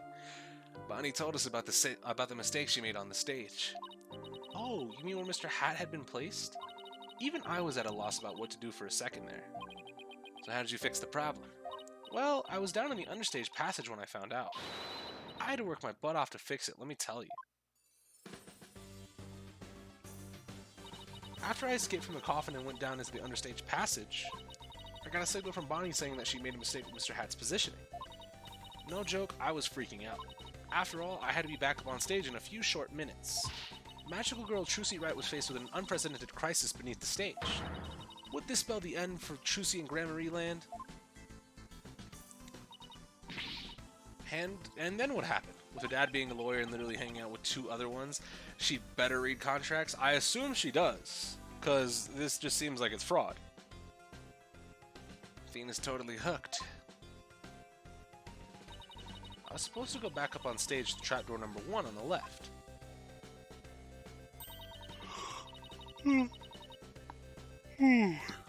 Using a platform that can be raised and lowered called a stage lift. There was a stage lift ready and waiting in the lowered position, under trapdoor 1. But Mr. Hat had been placed on the right, above trapdoor number 2, by mistake. There was already another stage lift under trapdoor 2, but it was in the raised position, since we hadn't planned on using it. Okay, so how did you get back up onto the stage? Why? Through brute strength. I couldn't lower stage lift 2 by myself, so I pushed it back out of the way. Then I moved the lowered stage lift number 1 into place under trapdoor number 2. She's so strong. This thing is heavy. I wish I could have moved it with magic. Unfortunately, my magic is useless under the stage. The understage is a dark abyss that drains magicians of all their powers. I can see why it's called the Abyss. I never knew it could take so much out of you. That's just how it goes in the real world. Illusions are created by the blood, sweat, and tears of those behind the scenes. Wow, I learned so much just now. Trucy, have you told anybody else about all this? Nope, nobody. This sounds like some critical information. I better make a note of it. Trucy's statement added to the court record. So, I assume that the prosecution is gonna push for the notion that the man inside the coffin was Mr. Reyes was freaking out, and he turned in response to the door or being locked in and knew he was going to be stabbed, but the side he was going to be stabbed on changed, so he couldn't have turned in the proper direction or some shit like that. Alright. You know where the notebook was? We found it mixed with Reyes' belongings. What? Do you think he might have been trying to steal it? No way. I can't believe it. The great Mr. Reyes would never do any such thing. But would it be so far-fetched if he was after True Gramarye's secret tricks. It makes for a pretty compelling motive to take the notebook. In any case, we better focus on doing something about this contract for now. Juicy signed it in her dressing room, right? We better do a little more investigating there. I'm so sorry to put the two of you through all this. Don't worry, we'll get to the bottom of this. There's got to be some kind of mistake. If you need me to, I'm willing to take drastic measures. With my magic. You're not planning on pulling some magical money out of there, are you? No, my magic paintings are much better at making things disappear than appear. Do I want to know what she's planning to make disappear? Apollo, we have to do something, anything to fix this. I agree. Let's check out the dressing room again, for starters. Okay, and we should finally check out that understage passage, too. If anyone pulls up, she's gonna beat their ass. Yeah, no, Trucy Wright. I don't know what it is. Phoenix Wright getting involved with small children. They're really strong. I assume that at one point, once I'll Be Your Guide grows up, he's just gonna be putting niggas in the dirt. Him and Shadu. He's gonna have a fucking trained attack dog. And he's gonna be so strong. Alright. See you later, Trucy.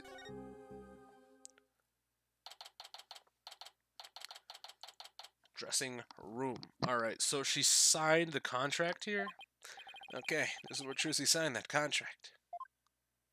Right, and there must have been some kind of trick that was used when she signed it. The question is, what kind of trick and how was it done?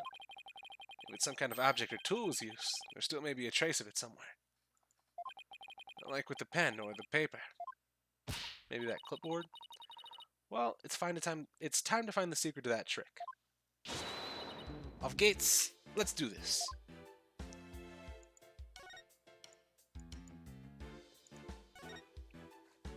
Huh? Hey, take a look at this clipboard. Okay. Oh, yeah. That's what she was signing.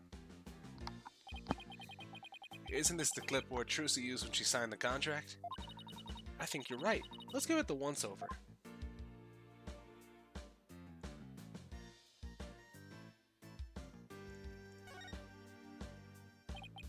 Let's try opening the folder.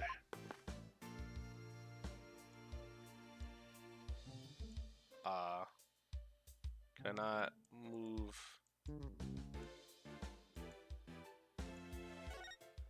This part here holds papers in place.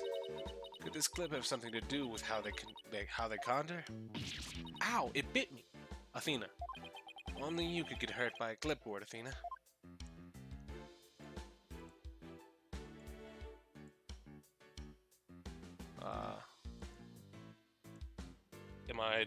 Am I dumb?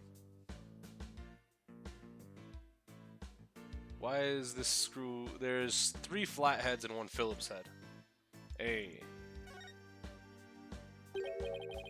this screw. It's different from the others. Not only that, but I think it's loose. Look, I can move it. Are you sure you should be fooling around with it like that, Apollo? Well, it came right out. See, I tried to tell you, but would you listen? No. Hey, take a look through the hole, Athena. I think there's something back there. Oh, wow, you're right. What is it?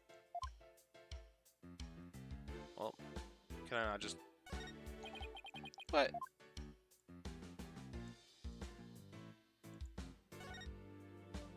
Hey, look, the back panel is loose. I think I can take it off.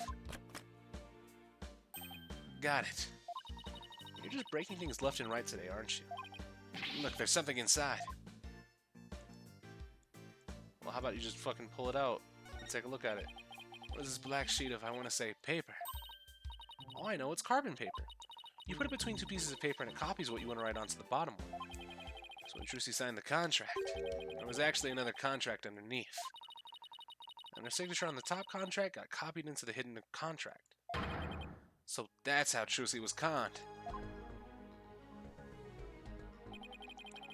This is that raiding Raja's doing, I just know it. How dare he? You gotta hand it to him, though. It couldn't have been easy fooling Trucy. That girl's no slouch. Yeah, but I bet we can use this clipboard as evidence if we ever take this to trial. It was also instrumental in the raiding Raja's dishonest dealings. Dog, dishonest dealings is sick. Dishonorable dealings done at discount prices.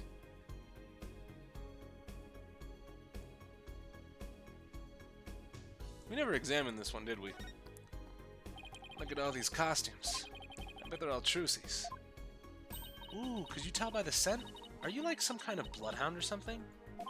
I'm her assistant, not her pet. Filthy acts at a reasonable price. Of course. I just like dishonest dealings. Dishonest dealings is sick. I don't care about the bird. Fuck birds. All my homies hate birds.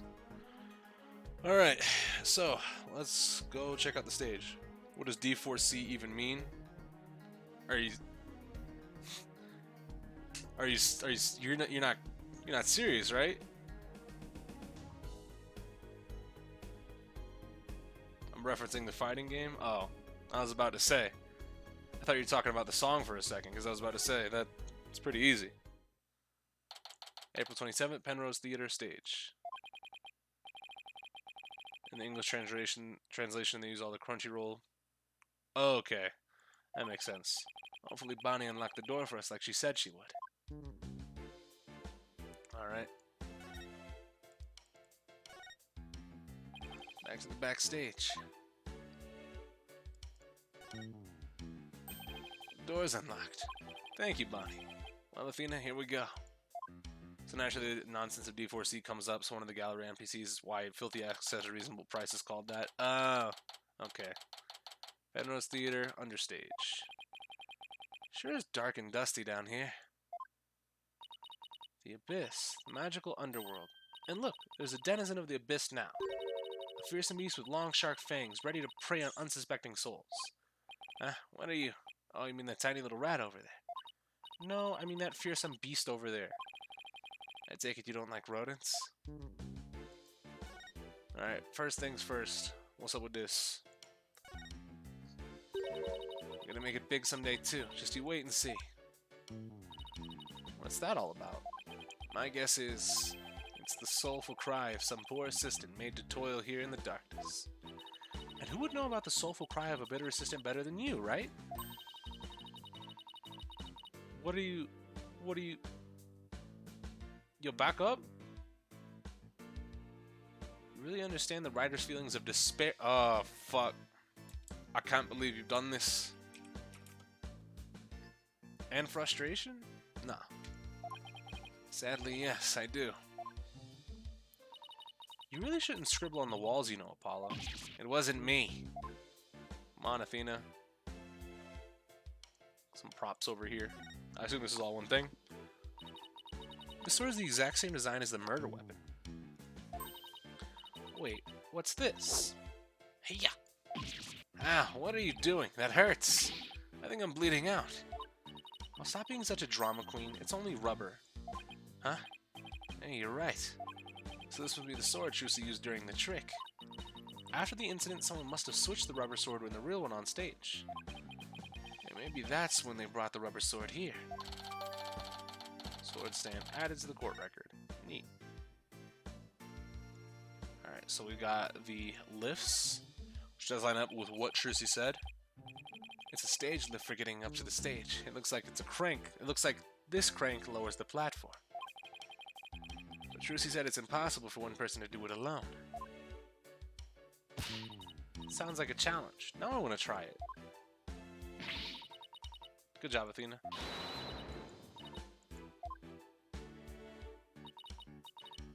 Does somebody have to be on top of it? It's probably just broken. Or you could just take people at their word. If I'm reading this room right, this must be the stage lift Trucy moved during the show. Originally it was there, where stage lift 1 is now. Stage lift number 2 added. And now let's look at stage lift number 1. It's a stage lift for getting up to the stage. Trucy moved this one here. I guess it used to be where that yellow tape is. How in the world did she manage to move this huge thing? Couldn't have been easy for her. She's pretty petite. But I bet it'd be easy for you. Just what are you implying? That's it, chump. You're looking up microaggressions later. Yo, rat! Can I examine the rat? I'll wait for him.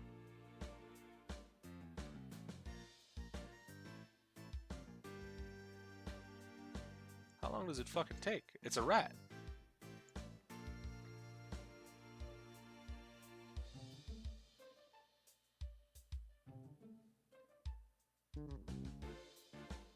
Where is he? Fuck it. What's this? Ah, you motherfucker! What's this glowy stuff? Oh, it's glow-in-the-dark tape. Hey, this must be what I saw through that secret door in the bottom of the coffin. But who put it here and why? It's probably a marker of some sort since it's so dark down here. Sounds about right. Maybe it's meant to mark which ladder to climb. Oh, wait, no. No. Wait, get out of here. Move. The rat's gonna come back. Nah, I got you. Oh, I can't click him. What the fuck is that? I got robbed. This ladder goes up to the ceiling. I wonder what's just above. Apollo. Alright, fine. I'll climb the ladder. Does it always have to be ladders? Snake niggas.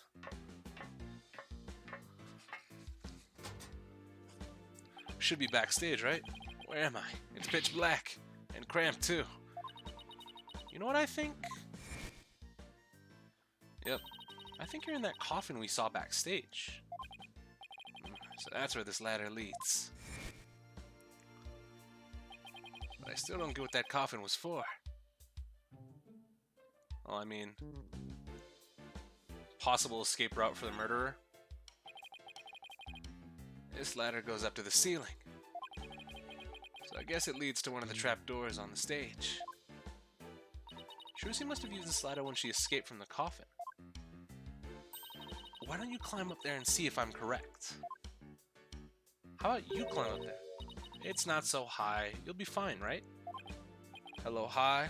What's up, Mr. Stars, man? Why me? You make a young lady wearing a skirt climb a ladder? Fine, I'm going.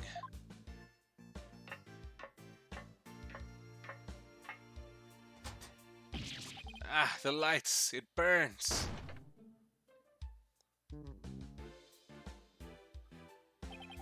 Ow. Are you alright? I can now confirm that the ladder does indeed lead up to the stage. Well, that tasty bit of info was definitely worth risking life and limb for. Well done. Hold on, Apollo. I hear voices. Quick, hide. Huh? Ow! Quit shoving. Hurry up and get down there. My arm doesn't bend that way. What the heck, Athena? Shh, look.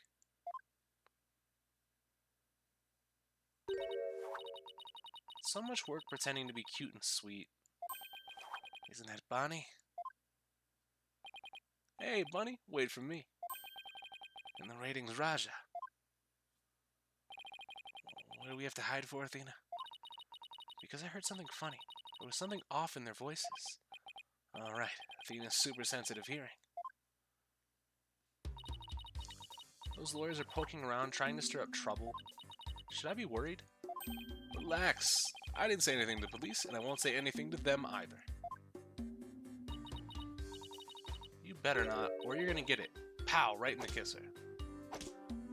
Blind run, you say? Correct, Scoot.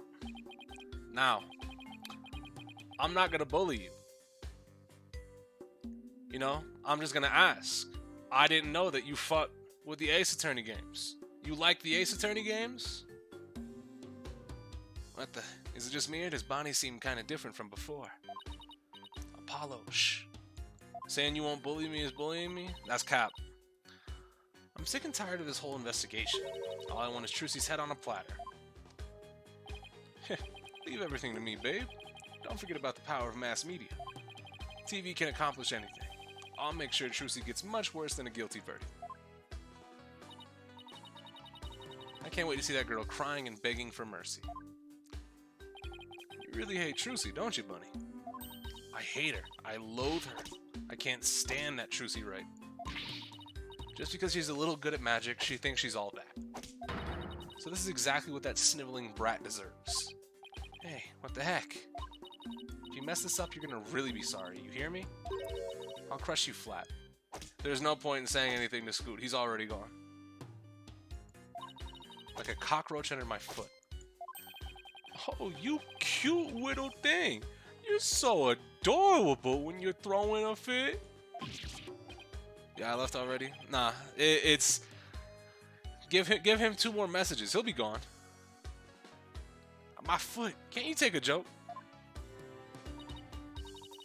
Come on, grab my things. We're leaving. In your face, you fuck. Look. You know what I mean. You won't be here long. And if you want to be, prove me wrong. Go ahead. Go ahead and stay the whole stream. Lead the hippity hopping way, my little bun bun. What is that fucking animation, by the way? And bullied. There he goes. You did not get bullied. What was that absolutely revolting scene all about? I guess the entertainment industry attracts all kind of eccentrics. That conversation, it set off every red flag in the book. You said it. I smell plot with a capital P-U. What? Reddens claims he was at the TV station at the time of the incident.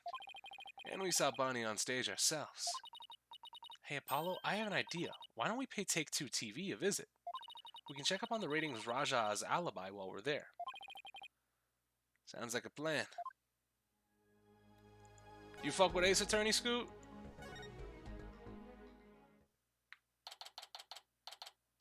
Dog, what is with this place?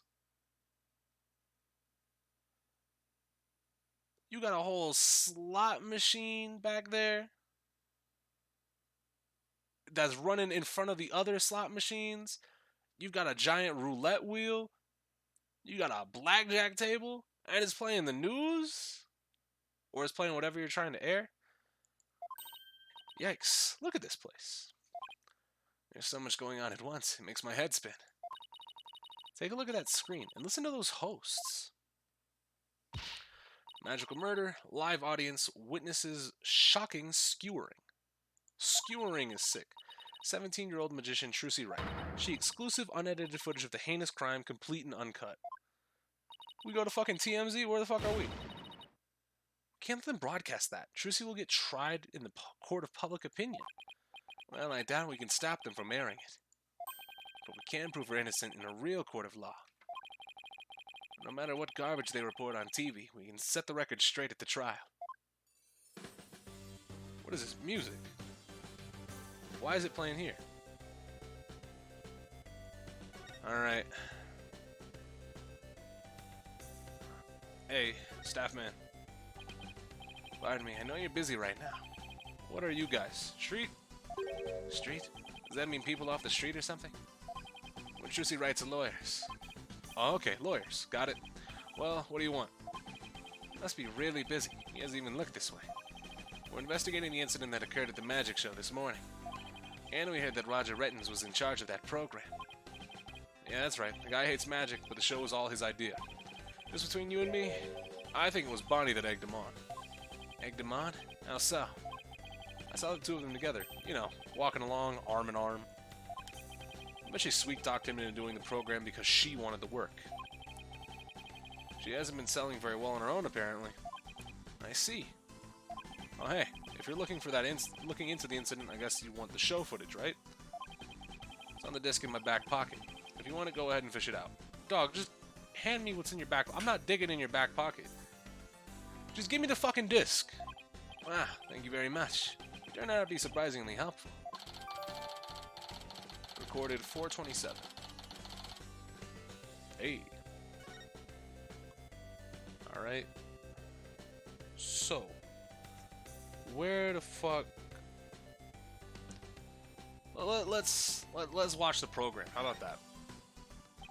Look at that logo above the screen. Scandal and Gamble Gambit. What's with the dog?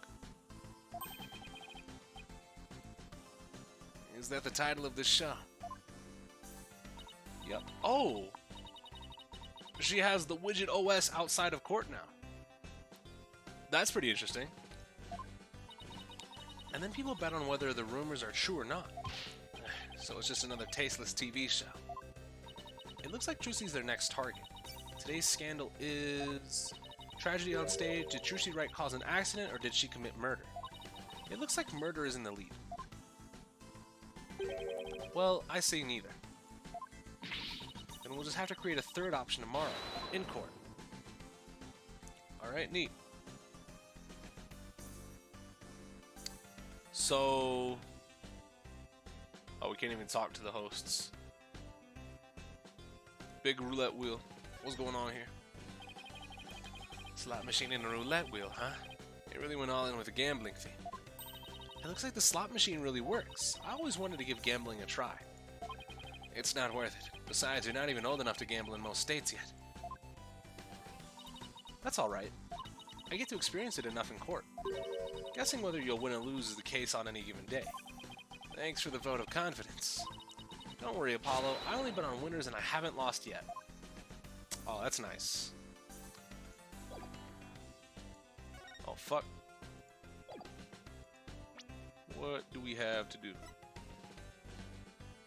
Look into Roger Retton's whereabouts. Haven't I?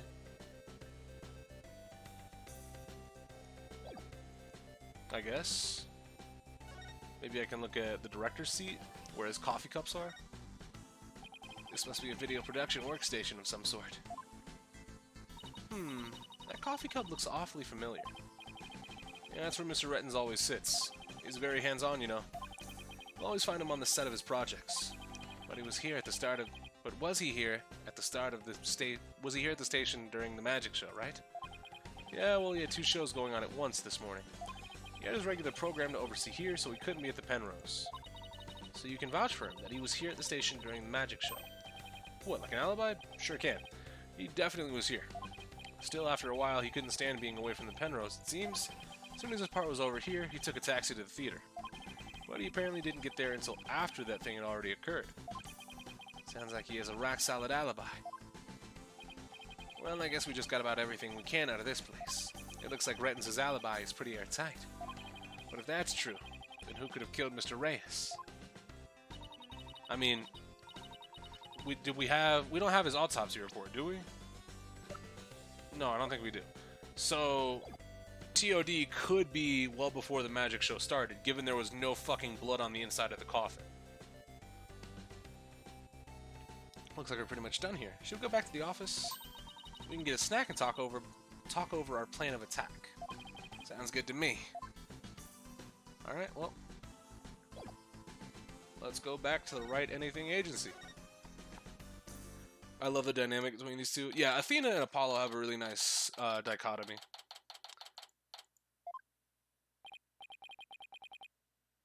Not well before, though. He was in part 1. Yeah, of course. But there was about, like, what, an hour split? Yeah, between the start of the 2 portions. So, depending on how long 9:30 a.m. has taken, or depending on how long the first act takes, obviously it doesn't take the full hour because we had a 20-minute intermission, right? So if he died, we get an autopsy report and it says estimated time of death somewhere from 10 a.m. to 10:20 a.m., then that's enough for me, right? That's enough for me to say that, oh, he could have died in between the intermission, right?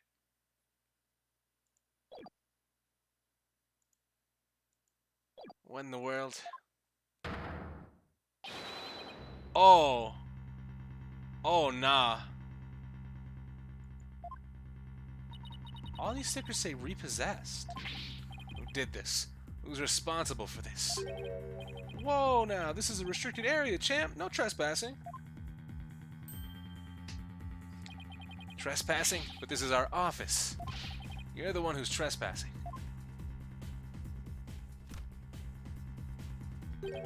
Enough with the lip, boy. Don't tell me you forgot about your debt. What are you talking about? I'm just abiding by the contract. If the agency can't pay me, I have every right to seize its property. Am I right? Just like that, we haven't even had a chance to take this to trial. If you're gonna be mad, shouldn't Trucy be the one you're mad at? Be the one that you're mad at?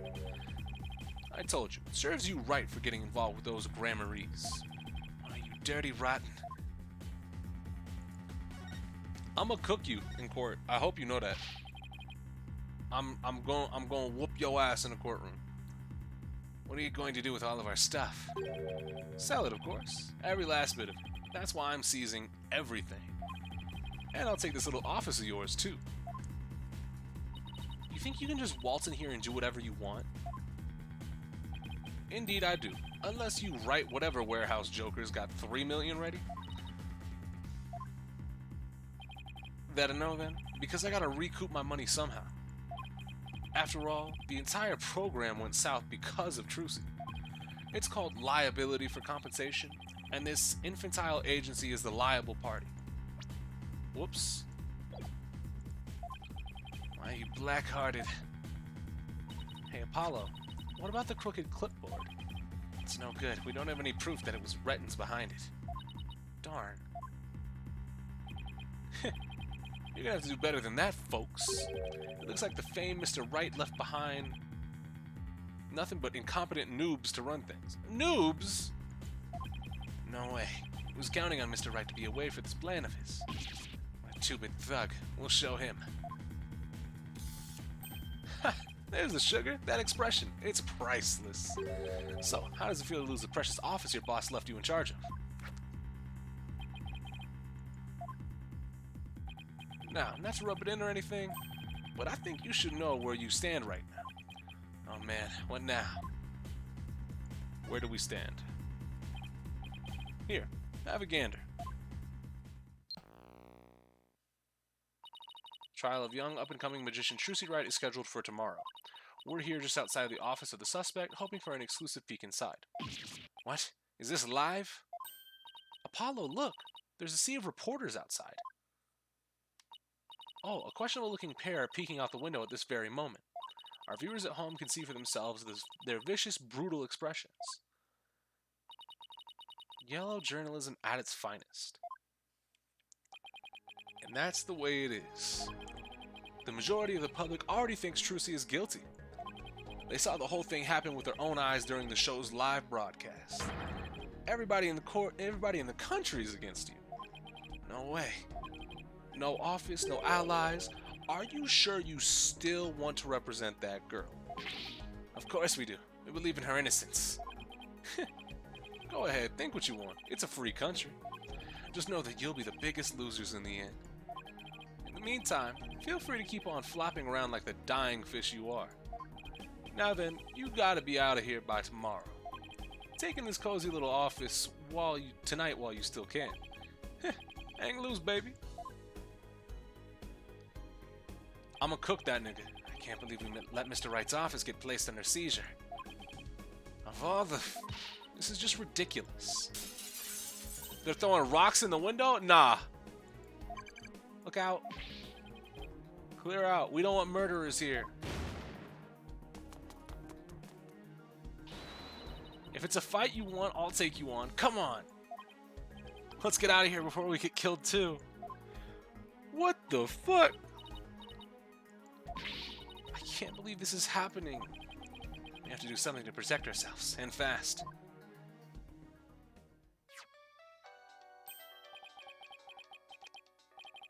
Aw, and now Apollo's phone has a fucking, a bum rap Rhiney fucking keychain on it.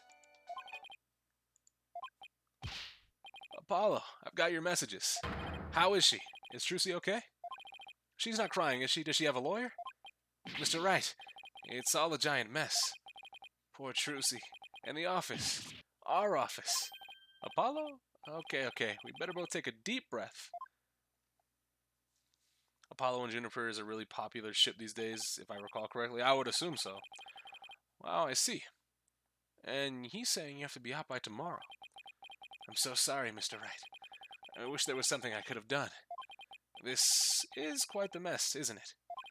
Even if I left right now, I wouldn't be there in time for the trial tomorrow. I'm sorry, Apollo, but I need you to handle this for me. Of course, we can handle the defense, but the office... It's too soon to give up on that. What do you mean? The contract only addresses Trucy's liability if she causes the show to be cancelled. So you just have to prove in court tomorrow that it wasn't Trucy's fault. Hey, you're right. Dog, the fact that he's repossessing Apollo... I just noticed that there's a fucking repossession sticker over Apollo's jacket. If you don't get the fuck out of here, man... So everything depends on your winning that trial tomorrow. Trucy's fate and the fate of our office. It's all riding on your shoulders, Apollo. I know. I'll be fine, right? Apollo! I've been watching you grow over these past 2 years. That's why I can say, with absolute confidence, that you'll be fine. Really? I've seen you earn victory after victory in some pretty dicey situations. And guide Athena, helping her along the way too. That's why I know you're ready. Why I know I can leave Trucy and the office to you. I believe in you, Apollo. Thank you, Mr. Wright. Good luck tomorrow. Thank you. I'm fine. Everything will be fine. You can call me anytime you feel the need to, but I'll be fine on my own, right? Yes, I think so too. I can do this. That's the spirit. Give it your best out there, Apollo. No goodbye? Damn, nigga. Alright, fuck it. What is it, Apollo? What are you smiling about? Who, me? It's nothing. Mr. Wright believes in me. I can't let him down. We have to win this trial, Athena. I couldn't agree more, and I'll do everything in my power to help. Our opponent tomorrow. Prosecutor Sadmati, huh? Why now of all times? Still, I don't care who it is. I can't afford to let my guard down for anyone. Time to get cooking. To be continued? Oh. Yo. Oh, restless, wandering soul of the dead.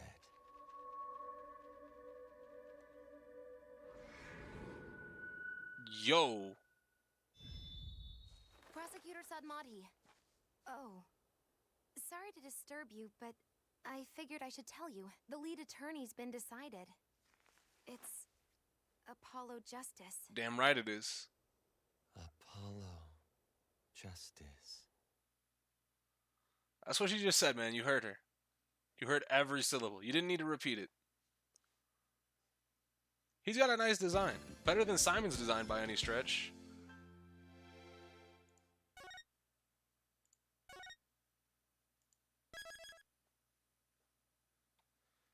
And here we go. Time to go to trial. April 28th, 9:15 a.m. District Court, Defendant Lobby, number 3. I'm fine. I'm fine. I'm Apollo Justice, and I'm fine. Is Apollo okay? He's been muttering to himself all morning. He's been like that since yesterday. Guess the pressure's off. The pressure of today's trial is getting to him. Poor Polly. He's really tearing himself up over all this. Get it together, Apollo. Yikes. Athena, when did you get here? Try to relax a little bit, will you? You're getting yourself way too worked up. Yeah, but I'm alright. I'm fine. You know, I did a little digging on this Nayuta Sadmati guy. He's apparently not your run-of-the-mill prosecutor. Oh yeah? What did you find out? Well, they say he wields an incredible power to accurately read a trial's karma and its ultimate fate. What is that supposed to mean? I don't have all the details, but apparently he can foresee how the arguments will go and even lead his opposition. So the defense basically ends up going in whatever direction he has in his head. So you mean like every prosecutor that we've ever come across in court that is not Winston Payne? Or Gaspin Payne? Oh no, Gaspin was starting to do it. He learned. But everybody that is not named Winston Payne, and this isn't going to be a cakewalk, if that's true. Emma did say she talked to him for us though. Here's hoping that went well. In any case, it sounds like he's going to keep us on our toes. That's why I know you're ready. Why I know it. Yeah. Thanks. Thanks, boss.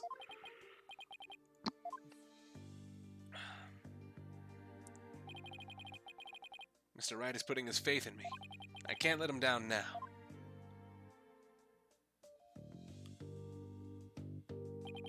I'm fine. I'm fine. I'm fine. There he goes again. It's almost like he's chanting a prayer. Yeah. I'm Apollo Justice, and I'm fine. If you say so, Apollo. Trial will start momentarily. Is the defense ready? Yes, we're fine. Drusie's fate and the fate of the agency rest on this trial. This is it, Justice. If ever there was a time to shine, it's now. Let's get it. April 28th, 9:30 a.m., District Court, Courtroom number 6. No slowdown. All rise. Court is now in session for the trial of Drusie Wright. The defense is ready, Your Honor.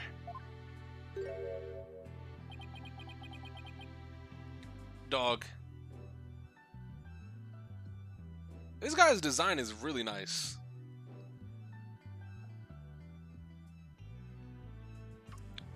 Sash just fly, like I could do it, like even without the sash, like fucking floating behind him, he's still got a really nice design. And the prosecution. Prosecutor Sadmati. 1,000 pardons. It was rude of me to keep you waiting. I was praying for the victim. Oh, praying. Yes. Yes, I see. You're a Kurnus monk, correct, prosecutor? Yes, that is correct. I am but a lowly monk from the kingdom of Karain. I beg in advance for the forgiveness and kind patience of everyone here in this court. I am unfamiliar with the proceedings of this country, and may make many blunders. He seems like such a gentle-mannered soul, doesn't he? I wonder if Emma has a chance to talk to him about Drusie. Now then, Prosecutor Sadmati, your opening statement, if you would.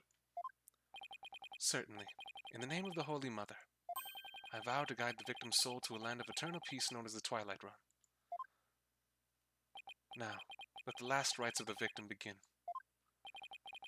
Now, Yuta Sadmati, he's really been making a name for himself, apparently, but that nickname, Last Rites Prosecutor, I wonder how that will come into play today. Whoop! The incident took place in the middle of a spectacular magic show.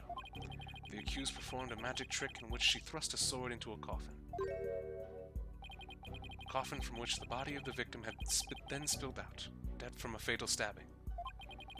The victim's name was Manov Mystery. Ah, I fucking hate this game. I really hate this fucking game, dog. Otherwise known as the Great Mr. Reyes. His blood was found on the sword that was used. Oh, yo! Man's got sauce. Autopsy report. Alright, first things first. Move, nigga. Approximately 10:30. Man, fuck. Did you not get Mr. Reyes? Reyes? Well, just because of the pronunciation. I assume it's supposed to be Ruse, but it doesn't matter because they were saying Reyes. Mysterious? Oh. Fuck. Yeah, no, because I wasn't really because I was saying Reyes. I wasn't saying Reyes like 100%. Yeah, mysterious. God damn it. So, his death was just an unfortunate accident? It is only natural to assume as such, Your Honor.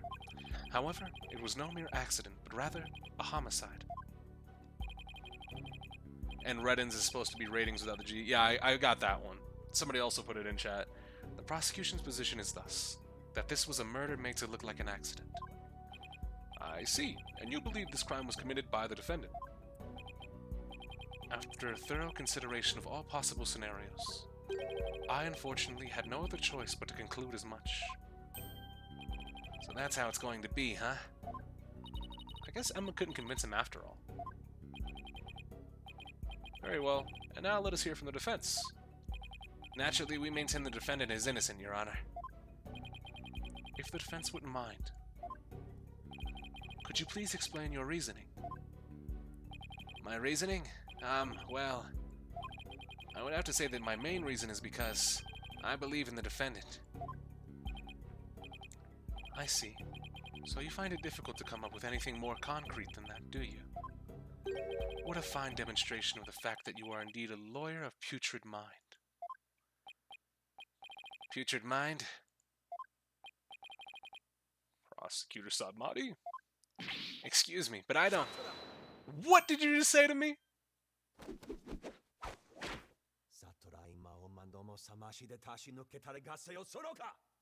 What?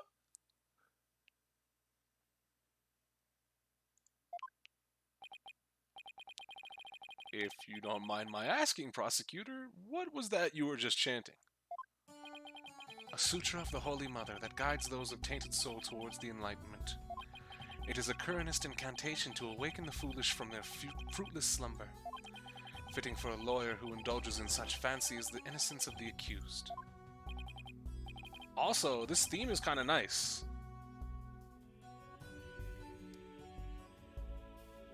Nice and calming. I get it. I see. So basically, you're asking the defense to get real. Allow me these few words, defense. It is my duty as a monk to punish sinners and to guide victims' souls to the Twilight Realm.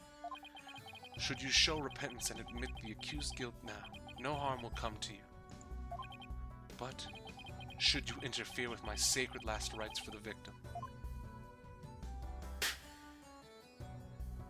then I shall cast you down into the pit of hell, along with Trucy Wright. Okay, see? Little bit okay. Also, what was that shockwave you gave with the clap? Calm down. Your hair flew behind you. Wasn't ready for that. But, like, see, this is the difference between Black Quill and Nayuta for right now. He is a monk. He properly believes in guiding souls to heaven and hell and whatnot. Or the Twilight Realm, excuse me. But Simon Blackquill, he was just a fucking weeb. So it kind of makes sense for this guy to do it. Wouldn't make sense for Simon to do it. That's my point. When Simon does it, it's just really just fucking edgy. When Simon talks about cutting my fucking head from my shoulders with the blade of truth and covering his record in blood, just shut the fuck up over there, guy. Just shut up. Just stop talking. This guy talks about guiding souls to hell or to the Twilight Realm. That's alright, whatever, fuck it. Now wait just 1 minute here. Putrid, pit of hell, is that any way to address someone in a court of law? Prosecutor Sadmati, that may be the way you conduct trials in Karain. But I would appreciate it if you would refrain from such charged language here. Blackquill wasn't even a real swordsman. He was fucking studying psychology and never actually killed anyone. Yeah. Just a fucking weeb. Like, I don't like the guy. Your Honor, that was but a Kuranist sermon for those who have strayed from the path. Harsh words are often necessary to admonish contemptible deviants who cannot see reason. Oh, I see. I didn't realize. I guess they really do hate defense attorneys in Karain, huh? Even still, that was way over the top as far as verbal abuse goes. And the trial's only just begun. Well, defense?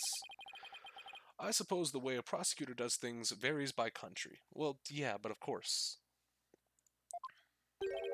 Why don't we look at this as a cross-culture exchange and try to be open-minded about it? Thank you, Judge. What? Bailiff, please bring in the first witness. Who do we got? Oh! Back at it with the snack. I thought she said goodbye to the snackoos.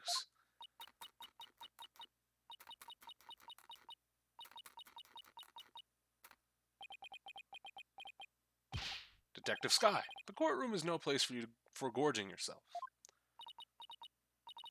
What's wrong with having a little snack? Girl's gotta eat, right? She, seems a little stressed out. Detective Sky, your testimony, please. No name and occupation? Damn. Alright, testimony. Brown rice. Fuck it.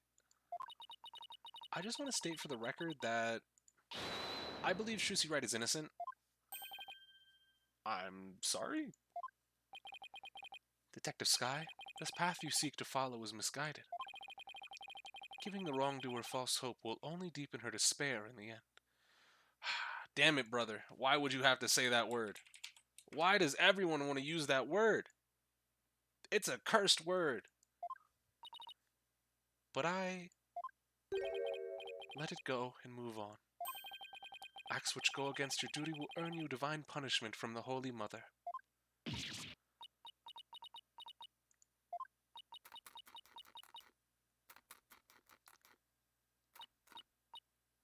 I hope you're ready to hear let it go and move on a lot. I'm fine with that. Fine, but I don't know about the divine part, but I get the punishment bit loud and clear. I guess Emma got assigned to tons of paperwork or something for sticking up for Trucy. She and Prosecutor Sadmati don't seem to get along very well, do they? Shall we continue? The prosecution contends that the accused had a clear motive. The evidence, if you would, Detective Sky? Alright. Please take a look at this poster. Damn. Not canceled. It's a Troop Gramarye poster from 13 years ago. Is it just me or is it a little different from the one in Miss Wright's dressing room? This is a revised version of that poster. This one says cancelled under Mr. Reyes. That's right.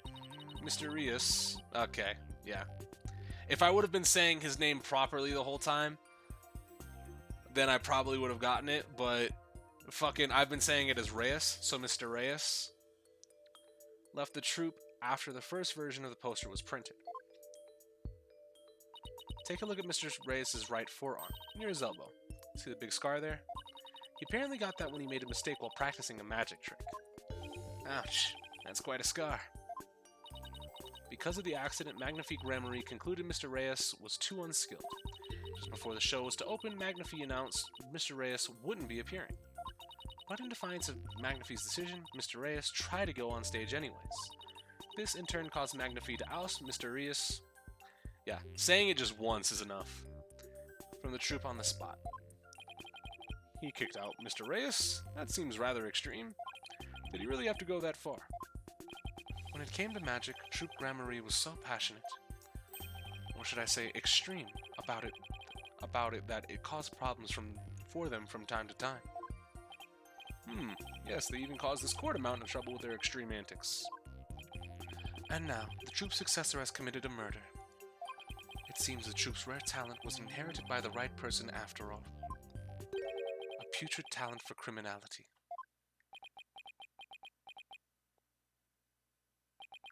I like how this guy's gonna get away with slander just because, oh shit, he might not know. You know, Karain. You sound rather extreme yourself, prosecutor. Criminals with impure souls do not deserve sympathy, Your Honor. Ahem. As I was saying, after his expulsion, Mr. Reyes apparently went on to hold a grudge against the troop. He would tell those close to him, I will get my revenge on Troop Gramarye someday. Revenge, That certainly sounds antagonistic. Okay, so we got to update it. Alright, so the reason he left was because Magnifique was like, hey man, you might hurt yourself. Go on. Just get out. Alright. At least his is because he's a magician and it's a stage name. Yeah, Mr. Reyes for a stage name. But his given name is Man of Mystery. Like, what? That's sick. Your parents are assholes, by the way. May have to leave to get food and also a new set of headphones. My current set in one earbud is dying. Fair enough, Ben. Take it easy if you do happen to leave. We'll see you later then. Like, yeah, his stage name is Mr. Reyes, but his real name is Man of Mystery. Like, come on. And then his chance for revenge finally came. If you would be so kind, Detective Sky. I'll be back in 40 minutes. This trial will not end by then. Well, once I leave, of course. I guess I don't have a choice, do I? Witness testimony. The defendant's motive. The victim planned to get his revenge on Troop Gramarye during Trucy's magic show. Mr. Rios was going to first steal the Gramarye notebook from the defendant. He then intended to reveal the secrets behind their magic tricks during the show. That was the victim's plan for revenge. And while he did in fact steal the notebook, he didn't really steal the notebook. The defendant murdered him before he had a chance to reveal the secrets. I mean, how would you know there were secrets in there? You'd have to learn that from Trucy. By the time the accused had discovered the notebook's theft, it was too late. Her only option was to kill Mr. Reyes and make it look like an accident. Objection! That's nothing but conjecture. Objection! Ooh. The victim's assistant, Bonnie DeFamme, gave the police a statement. She testified that just before the start of the show, Mr. Reyes said, "I'm going to reveal all of Troop Gramarye's secrets on stage today." What? Alright, very quickly, cheddar twist, yes or no? I have no idea what the fuck a cheddar twist is, so no. Well, that isn't exactly a great starting point for a rebuttal, is it? You're telling me. Allow me to give you one piece of advice, defense. Cheese bread effectively? Okay, well then, fair enough. Oh, and what's that? It's good enough if you really want it. Butterfly. Let it go and move on. Excuse me. Helping a sinner will only sully your own soul. One possessed of an unclean soul will burn in the flames of hell, and then be ever burdened with that sin in their next life. But I don't believe in that sort of thing. Besides, I have no intention of giving up.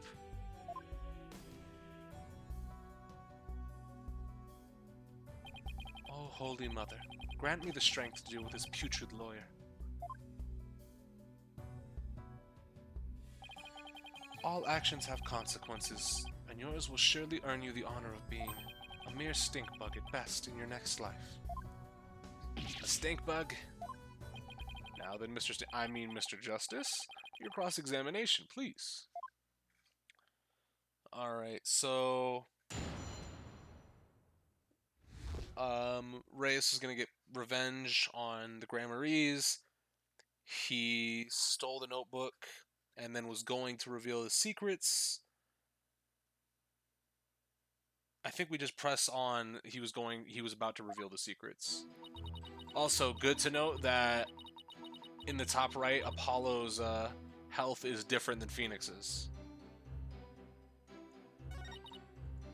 Looks like a Phoenix. I will return shortly. We'll see you in a little bit then, Ben.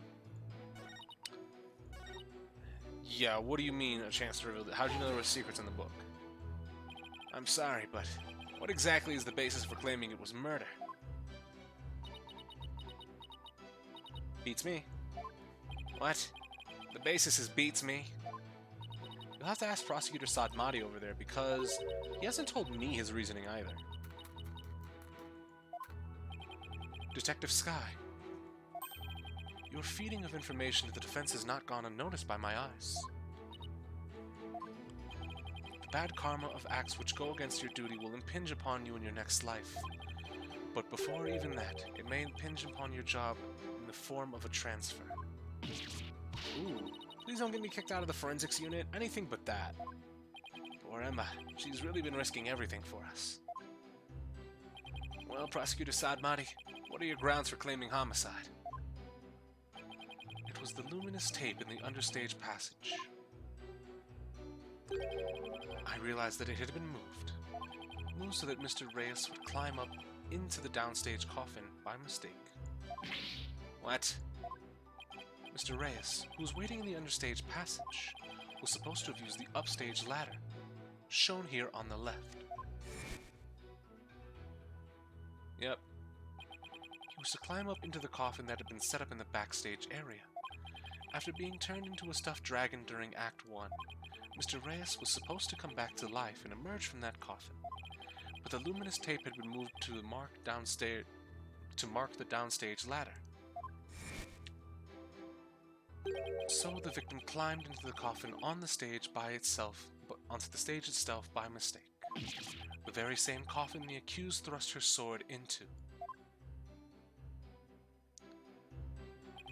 And you have proof that it was my client who moved the tape. But of course. Detective Sky? Oh, that's right. I identified the defendant's fingerprints on the luminous tape. You what? You actually had proof. Well, defense, are you finally ready to let it all go and move on? Absolutely not. Detective, please add the information about the prints on the tape to your testimony. Well, I mean, Trucy wears fucking gloves.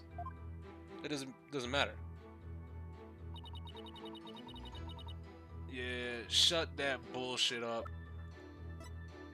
Objection! I'm sorry, Detective Sky, but there's a flaw in your testimony. Oh, really? The prosecution is claiming that Miss Wright moved the understage tape during the show in order to guide the victim to the coffin downstage. But it doesn't make sense that she would leave prints on the tape at that time. It doesn't? Please consider the fingerprinting results of the main coffin, which shows that not one of my client's fingerprints was found in or on it. That's true. We didn't find any of her prints on that coffin.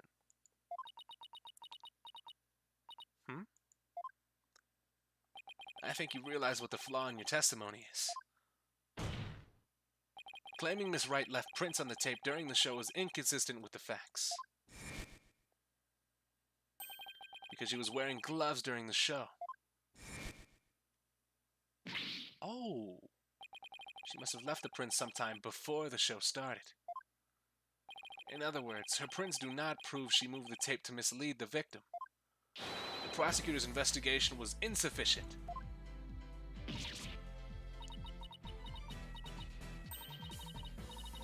Okay.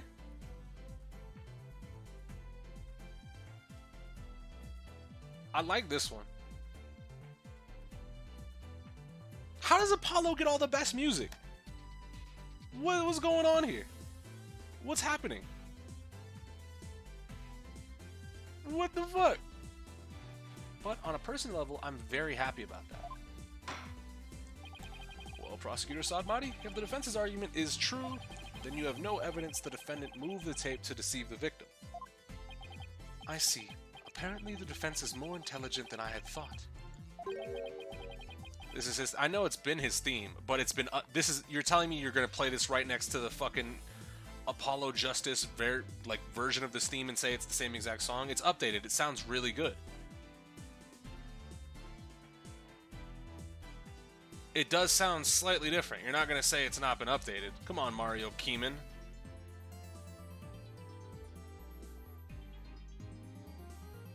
Like, even this breakdown is nice.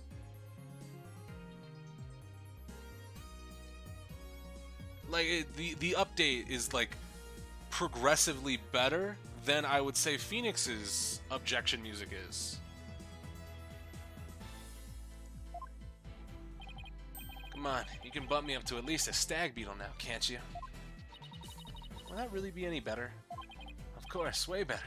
Stag beetles are cool with those huge mandibles of theirs. If the defense wishes to be promoted to a stag beetle, then answer me this question. Alright, shoot. Even with no evidence that the accused moved the tape to misguide the victim, the victim still climbed the ladder using the tape as a guide,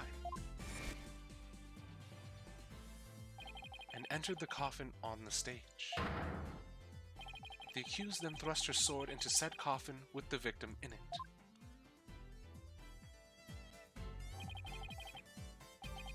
So, what you're saying is the fact remains the victim was stabbed to death, right?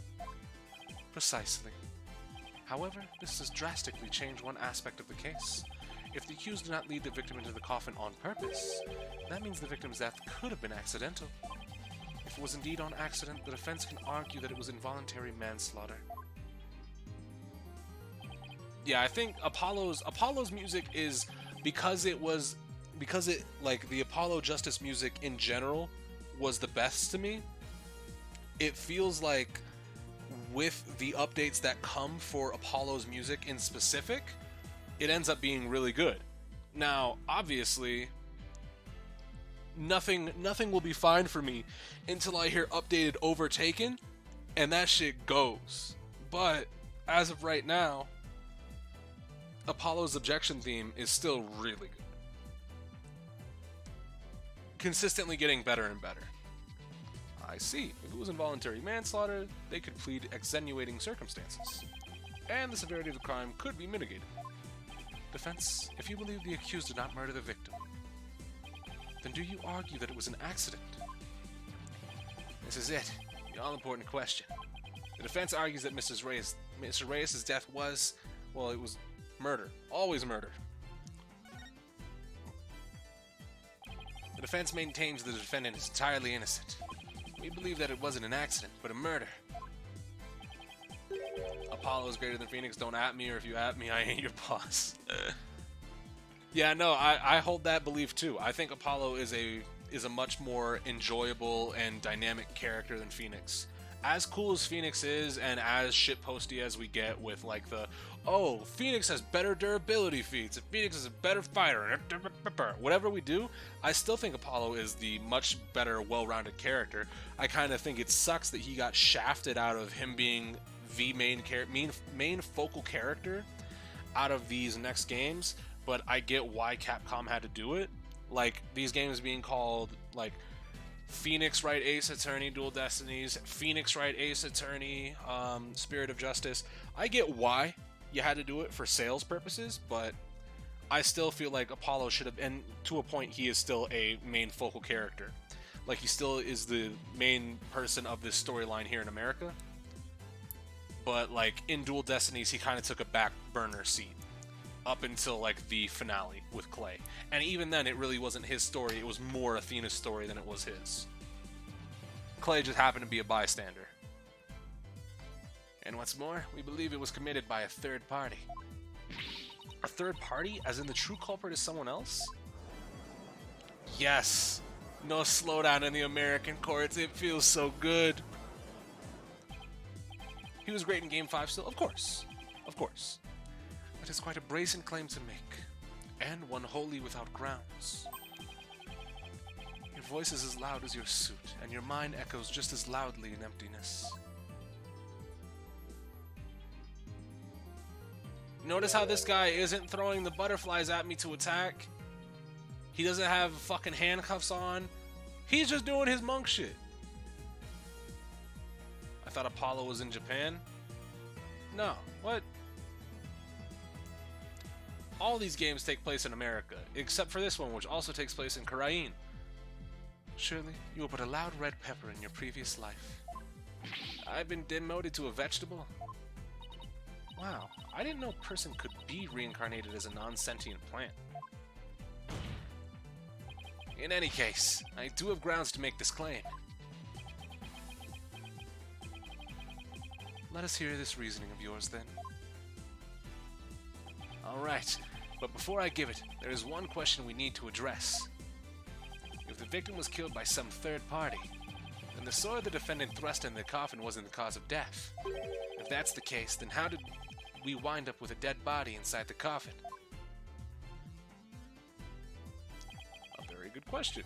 Now let's hear your opinion, Mr. Justice.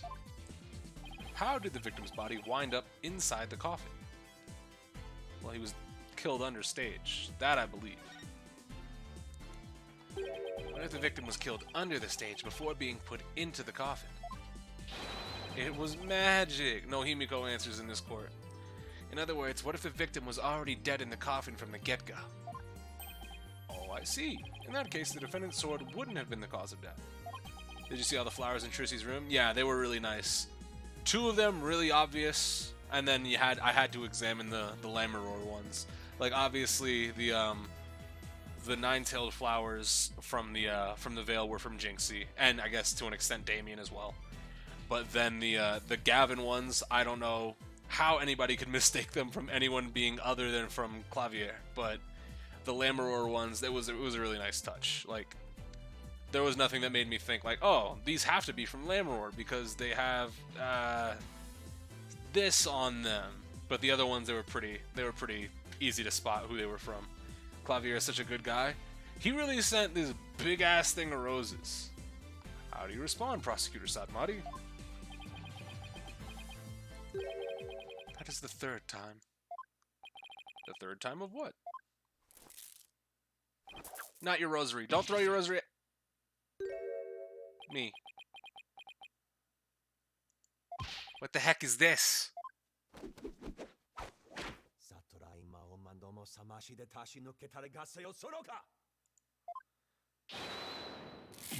Ah! At my head! What do you think you're doing? Even the merciful Holy Mother loses patience if struck 3 times. Since you never learn, you need to be punished. Also, yeah, no, he didn't throw shit at me until now.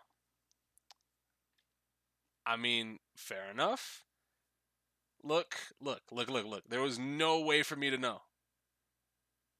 There was no way for me to know. Damn it, why does every prosecutor except Edgeworth have to attack the defense physically? What's the problem? What the fuck? Clavier didn't attack? He played air guitar at me. That's attack enough. Yeah, but Clavier, I guess, is the only one. Because Franziska was fucking whipping the shit out of people. Fucking Godot was throwing nothing but hot-ass coffee.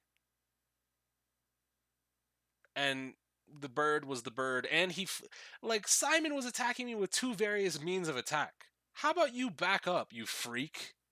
Simon Blackwell sucks. Well, this guy with rosary beads, it's whatever. Yeah, like I said, it fits his motif as a character.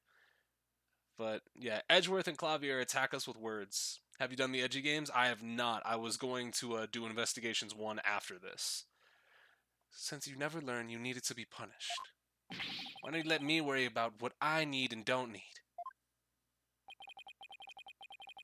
Is that what you... It is what you deserve for interfering with my sacred last rites for the victim. You are a brainless lawyer chasing phantoms. You know nothing. Apparently you don't know shit, because I actually was chasing phantoms. And I caught one. And he wasn't Christoph Gavin, and I was a little bit upset about that. Let this humble servant of the Holy Mother give you an edifying sermon. A sermon? Now? There is a passage in the sacred scriptures of Kuranism. A cornered frog will swallow even a snake. Huh? The cornered lawyer has unexpectedly struck back hard against the prosecution. Did I get it right? No, for I am not done with my sermon. And yet the frog still dies, its belly bitten and torn from within. Which is great. And in this case, you are that frog defense. What? Oh, Apollo's fucking, what is it, bashful, I guess, pose is really good. I couldn't really, like, make it out super well on the DS, but, like, this one looks great. I think this is perfect. I still kind of wish, I don't know if he'll do it in the future, or maybe I just missed it, him pulling his hair back a little bit before it pops up. Let us assume for a moment that the victim was killed under the stage. Who then had the opportunity to do so during the show? Let's see. The people in the show were Bonnie DeFam, the victim Mr. Reyes, and Trucy Wright. Bonnie DeFam was on stage throughout the entire show, as easily confirmed by the footage from the show. Which leaves us with only one suspect, Trucy Wright. Well, now do you see? Dog, there's no need to clap so hard. The accused killed Mr. Reyes as he was waiting on standby in the understage passage, and then placed his dead body in the coffin above, thus making the murder look like an accident. No. Butterflies back. O great and merciful Holy Mother, thus another putrid mind has been guided towards enlightenment.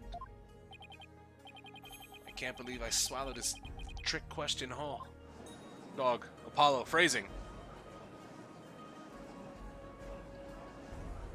Objection!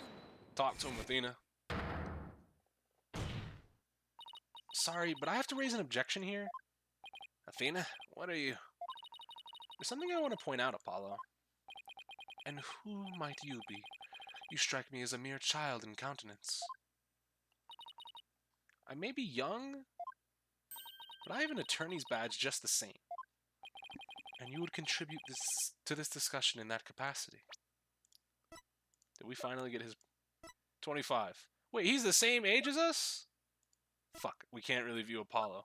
Apollo doesn't have his own profile. Wait, no, Apollo's 26, right? No, he's 25. Apollo's 25, never mind. Excuse me, my bad. Because he's 2 years younger than Emma.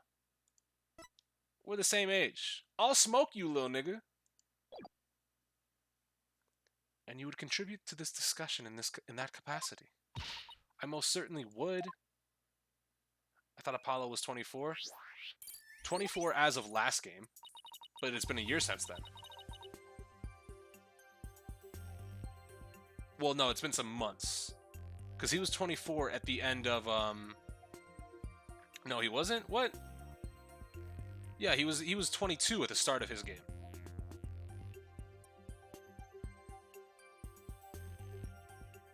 He was 2 years younger than Phoenix. I remember that.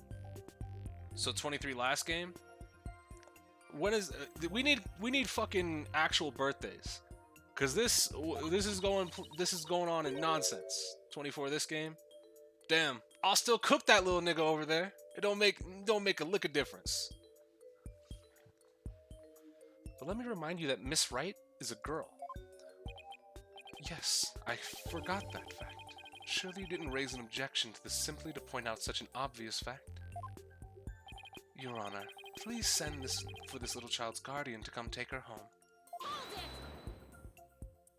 What? I'm not done with my sermon.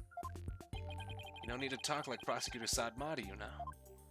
Listen, if the victim was killed in the understage passage, then his body would have to be hauled up into the stage, right?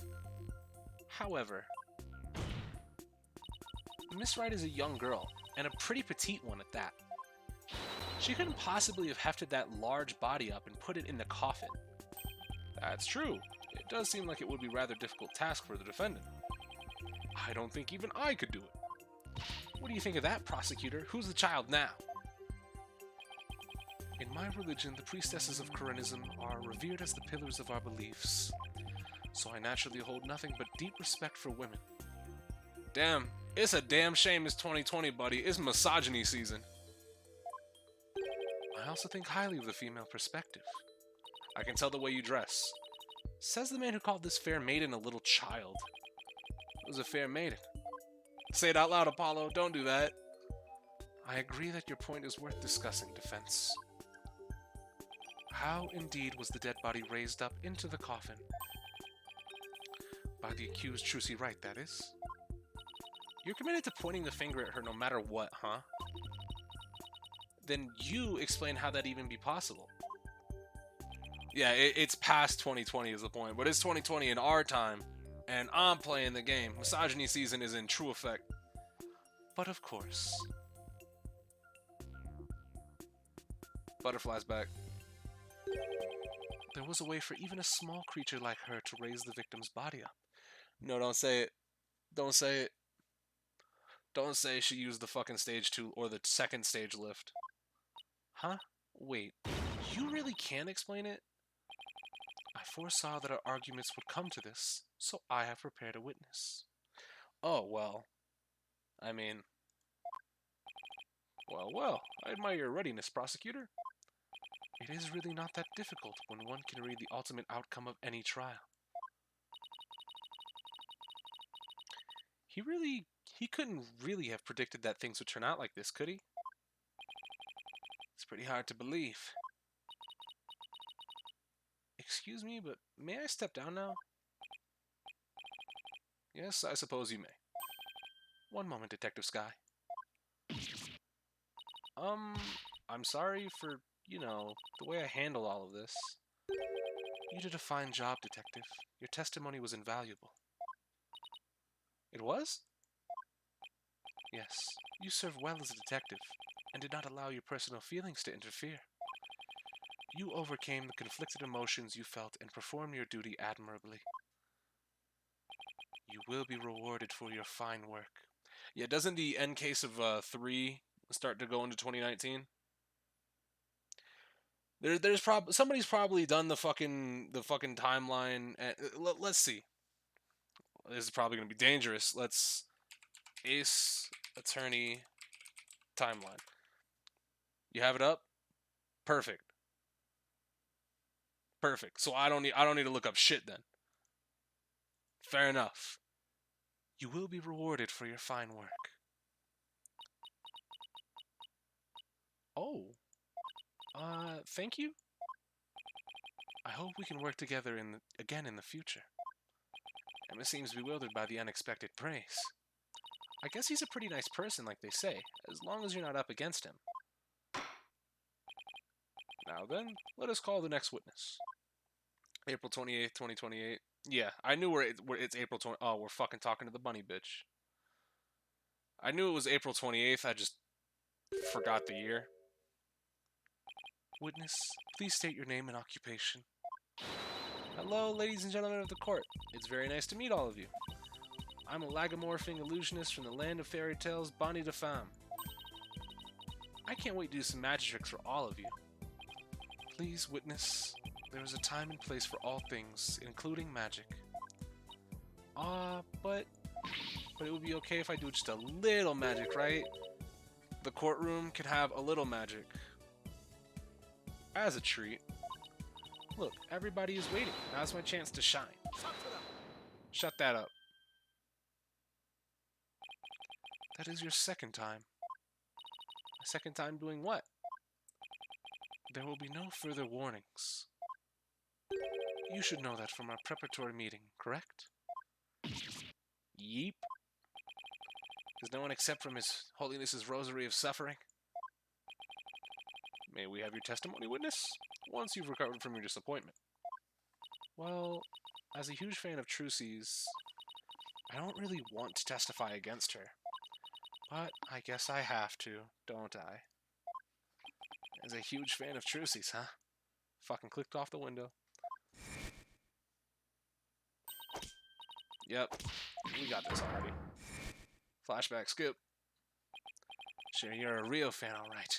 I'm destroying Trucy. You got him. You fucking got him, Apollo. I've never seen such a sick burn in my life before. You really showed her what for in your mind. Witness testimony. The understage passage. I really can't believe that Trucy killed Mr. Reyes. I guess it's possible for a small girl to lift a dead body if she used a stage lift. Okay. Is it possible? Could Trucy really have... If Trucy did use a stage lift, I think she must have used stage lift too. I was on stage for the entire show, by the way. On stage the whole time, by the way. You were on stage the whole time. And you're sure about that? There is no question. The entire audience could testify to that fact. What's more, she is shown clearly in the TV show footage as well. I couldn't possibly kill Mr. Reyes. Not little old me. Therefore, the only person who could have killed the victim understage is the accused. Furthermore, by using a stage lift, even a petite young lady could have raised the body up to the stage without difficulty. You've got to be kidding me. Very well. The defense may now cross-examine the witness. Well, I mean, even still, you got to get the fucking body up into the coffin. It's not like you just... Because you have to raise the lift. It's not like you can raise the lift and get on top of the lift, then put the body up, and then go onto the other lift, raise that up, and then get back on stage. Unless Trucy's a fucking speed/strength demon. But I don't think we have anything in specific, so it's seeming like it's a press everything testimony. Hold it! You said you are a huge fan of Trucy's, isn't that right? Oh yes, I even became a magician because I wanted to be just like her. First time I saw her, she was performing at the Wonder Bar. She was only in junior high back then, but she got up on stage with tons of confidence. And then she proceeded to win my heart with her astonishing tricks and winning smile. She certainly sounds like she means all of that. So, finally being able to perform with her must have been quite the treat for you, right? Oh yes, after all, it was my chance to have her see me. Not just as a fan, but as a fellow magician. Rabbit. There it goes. There's a rabbit loose in the court. But then that horrible accident happened. It was not an accident. It was murder. Witness, please explain, if you would, how a small young woman such as Trucy Wright could have raised the body. Yep. Press. What makes you think it would be possible? It's not like you tried it out yourself, right? Well, actually we did try it out for ourselves. The beast escaped? No. There's a rabbit loose in the court. Where is Taka when I need him? I was about to say Black Quill. We don't even need Black Quill. Where is the fucking bird? You did. Actually, excellent question. Where the fuck is the bird? Where is Black Quill and the bird? Did he just quit? Was he just done? Because I know it said Edgeworth was cleaning up the prosecutor's office, and that's why Sadmati had to come in, but did Black Quill just say, hey, fuck it, and go home? He just sleep right now, right?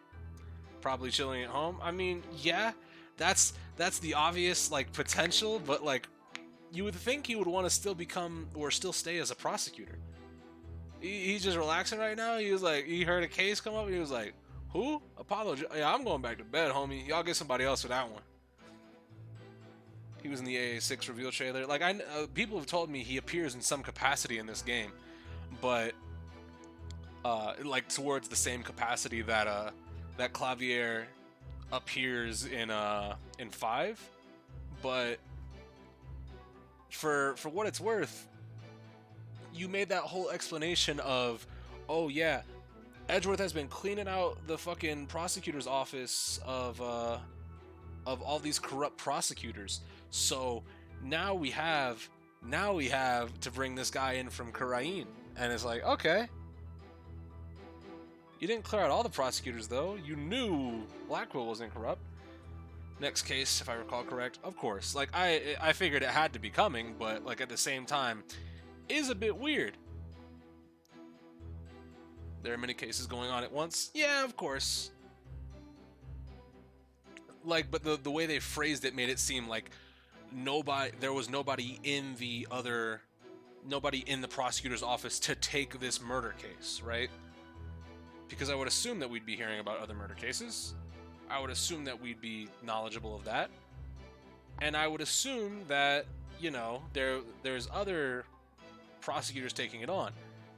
I don't think you needed to bring this guy in. Obviously, new prosecutor, new game, but the way they're presenting some, you know, some of this information, it leads me to say like, oh, there's a little bit of a story hole here you kind of tried to fill, but you didn't fill it all the way.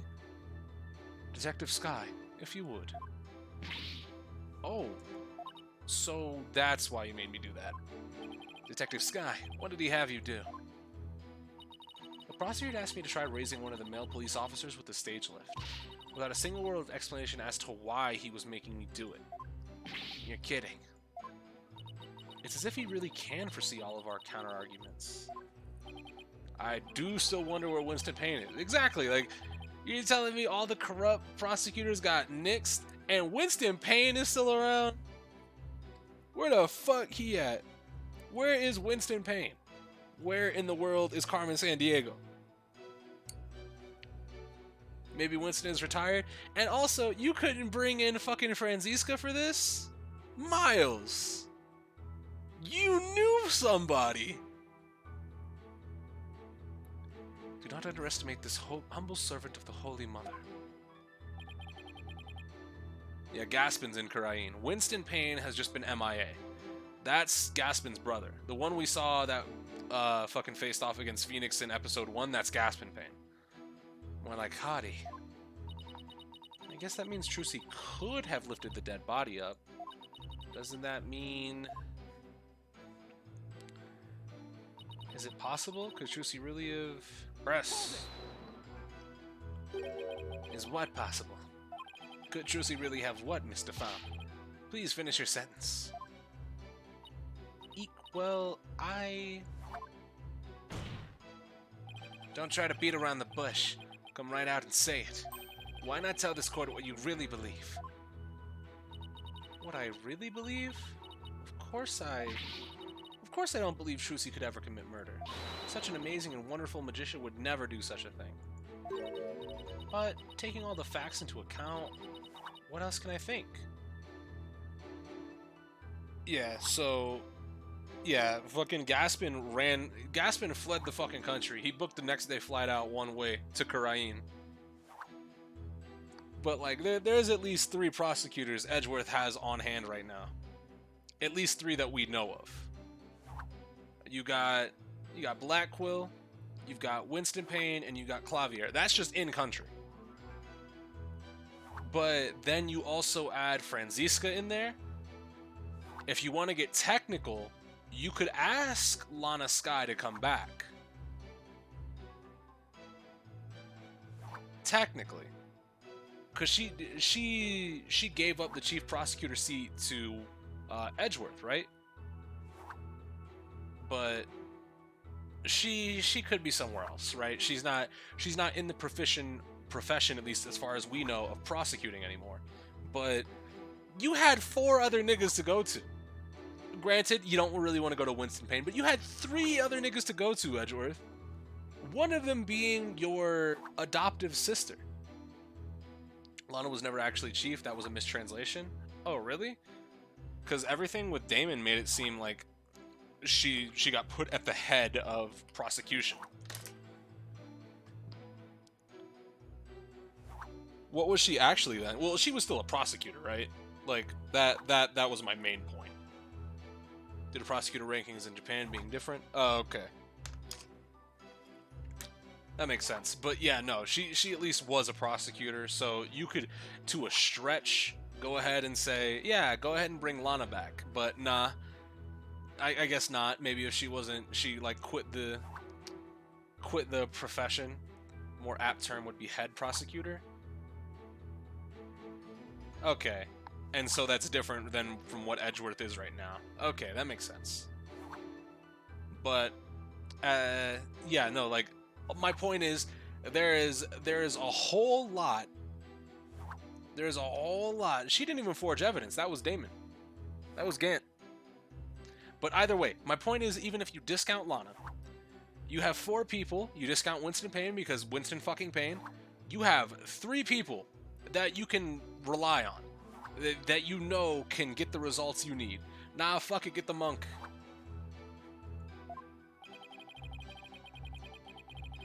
I know of at least 3, Oh, wait, hold on, fuck. Bro, my brain shut off real quick, and I was like, I know of at least 3 other prosecutors, and my brain was like, yo, what? 3 other unflattering things you really think about Trucy. Yeah, she did it black, like, that's what I mean. Like, by extension, you say it was, by extension, you say that's Damon, right? What was the bear news? Danganronpa 1 through 3 is getting ported to mobile, and they're getting a crossover with the Japanese mobile game called Identity 5. It's like Dead by Daylight, but for phones. How can you attack this girl when she's obviously speaking with reserve? What's going on, by the way, Power? There's such a thing as reading between the lines, Mr. Justice. It's sad how the youth of today lack the ability to do such a basic thing.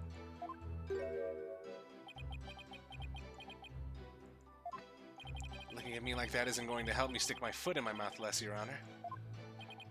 Witness, please describe what the accused might have used to lift the dead body. Alright. Still not through pressing this entire fucking testimony, by the way. And I have enough time to bullshit. Stage lift number 2. 2nd floor basement. You mean the stage lift shown here at the left? I saw the rat again. But oh, in addition to the things that I mentioned, they're going to be doing something every month called Dangan TV, where the Japanese VA for Makoto and Nagito is going to be hosting like this, basically Danganronpa direct. They didn't say how long each segment was going to be, but the first one is going to be happening on May 21st. Yeah, but the chief prosecutor prior to Edgeworth was some unnamed old man. Man, that sucks. You've returned? What's going on, Ben? That's right, with the stage lift, I think even a small girl could easily lift a dead body up to the stage. And so that makes her the murderer, in your opinion? Of course not. I believe in Trucy. Like I said, I'm a huge fan of hers. Oh, brother. This guy stinks. How long is she gonna keep this act up? Defense, what position was stage lift 2 in after the show? Let's see. If I recall, it was in the fully raised position. Come on, Apollo, you knew that. Also, if Apollo doesn't have the fucking model animation where he's got like his top lip hanging so far over his bottom lip, I'm fine with that. Because that sprite / model makes me want to throw up. This one is fine. And the reason why it was fully raised is because the accused used it to lift the victim's body. Wouldn't you agree? Feel free to slowly mull it over while you roast over the flames of hell, you evil red pepper. So now I'm also evil. Have we been beated yet? Yes, we have. I was on stage for the entire show, by the way. Oh, fuck! I thought there was more to that testimony. God damn it. Testimony sure isn't doing our case any favors. Alright, give me to the end. Hold it! Shut up. You didn't have a single spare moment to slip out down to the understage passage. Huh? Don't tell me you suspect me now. I'm just trying to do my job by fully examining your alibi. Depending on how solid it is, I might have to suspect you, yes. You gotta be kidding me. Don't spit on my head and tell me it's raining, lawyer boy. I'm right there in the footage, or are you too much of an idiot to see? Huh? Mr. Pham, are you feeling alright? You seem suddenly different. Oh, oops, where did that come from, right? Oh my, I seem to have snapped there for a second, didn't I? You didn't just snap, you broke character just now. In any case, I was on stage the whole time, performing magic. Her last name makes me angry, yeah, it's pretty great. It's good that they put the second M in there, but yeah, defame, I get it. I'm glad nobody said her full name out loud. Flawless. That's odd considering what you told me. Ooh. You said that you'd made a mistake with where you positioned Mr. Hat. Mr. Pham, what is the defense referring? Well, I made a little mistake on stage. I was in charge of operating Mr. Hat, you see? According to the script, I was supposed to place him to the left of the coffin. Howdy, y'all. What's going on, Reverend? But I flubbed it up and made him stand to the right of the coffin instead. And because of that mistake, Trucy had to move the stage lifts around. I feel really bad about messing Trucy up like that with my goof. Teehee.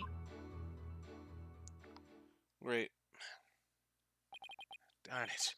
I don't see any inconsistencies in her testimony. Now, do you know who the real killer is?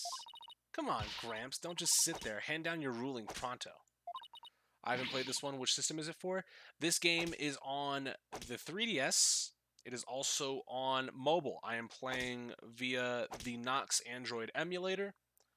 So you can play it on PC if you really want to.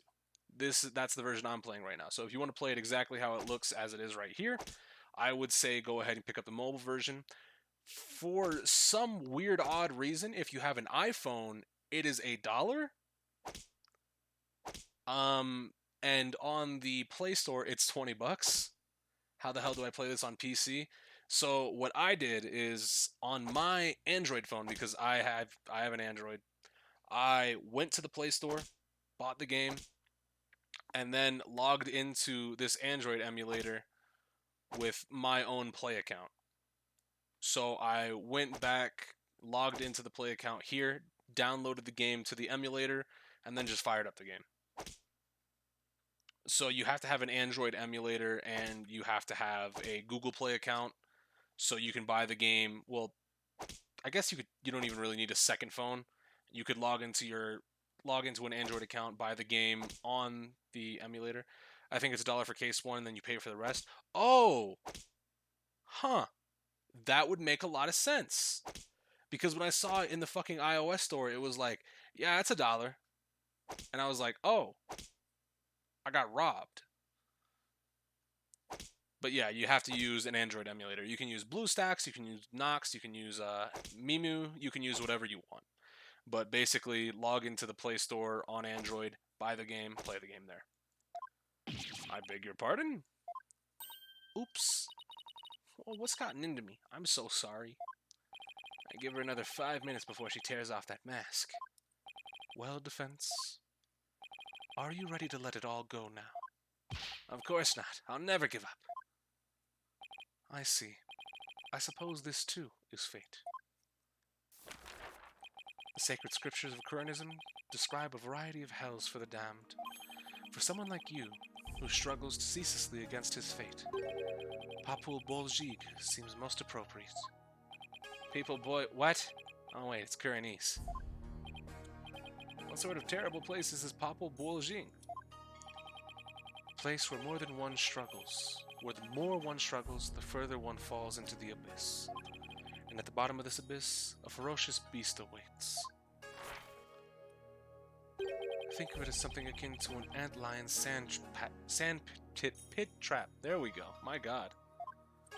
Oh, there's one of those in my backyard. Wow. Kurnist Hell is certainly closer to home than I thought.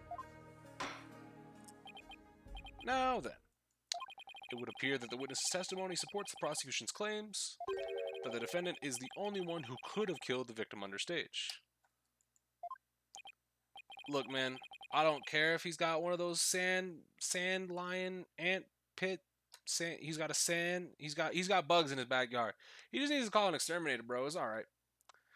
Aren't we supposed to get out of this jam?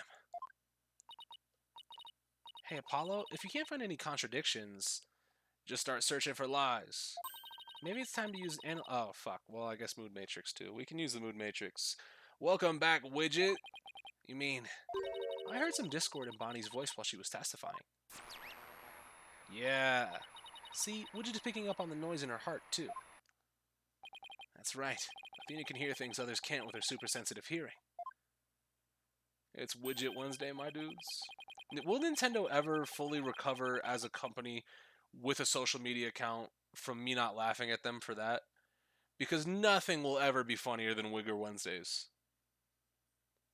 That is probably the top 10 funniest brand breaks on Twitter. Alright, Athena, let's give it a try. You got it. Hold it! Your Honor, I'm afraid that our witness, Miss DeFam, is suffering under terrible traumatic stress due to this horrible incident. She is? Yes, what with that terrible death on stage, and her beloved Trucy getting arrested, she's under awful strain and shock. In fact, I don't know how much more she can take before she's unfit to testify. What? Oh, I've heard of that. What is it called? Postal stress disorder, right? It's where a person becomes uncontrollably angry, I think. I read about it somewhere. That's going postal, Your Honor. This is PTSD. Oh my. So that's why the witnesses act so hostile at times, as if she were a different person. Yes, I think her condition is clouding her memory of the incident.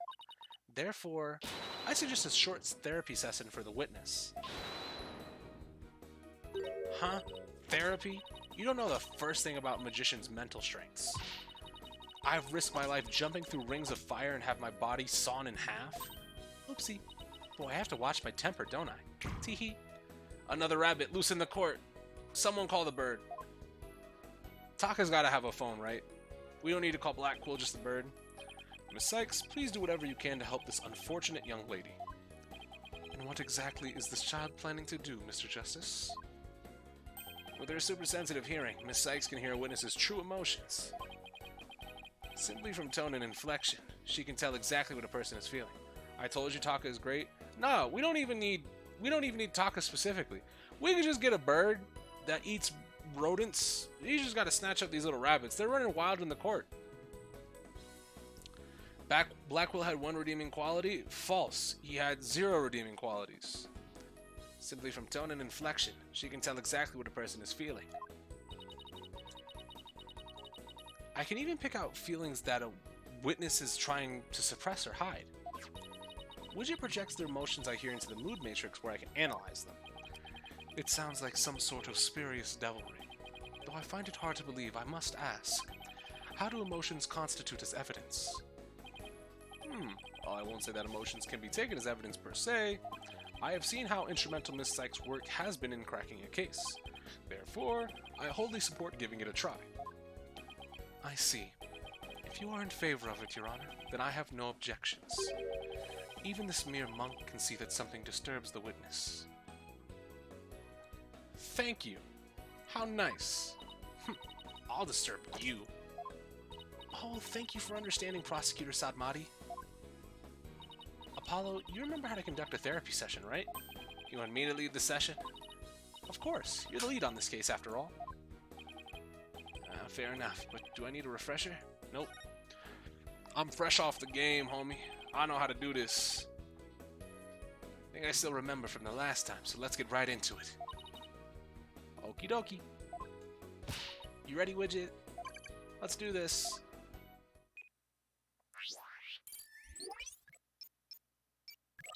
Yeah. I assume this one's gonna be pretty easy. I guess Trucy is. Oh, yo. Look at Mandem face. What the fuck? Sad. Dog. Evil Trucy won. I was one on stage at the time. Perfect. That terrible mistake. Yep. My stupid flub caused Trucy so much trouble. I feel so... You motherfucker, you. Oh, I don't have to click pinpoint anymore. I have to say, Mr. Pham, you certainly are a strange one. Even though you said I feel bad about it, it seems you were feeling happy about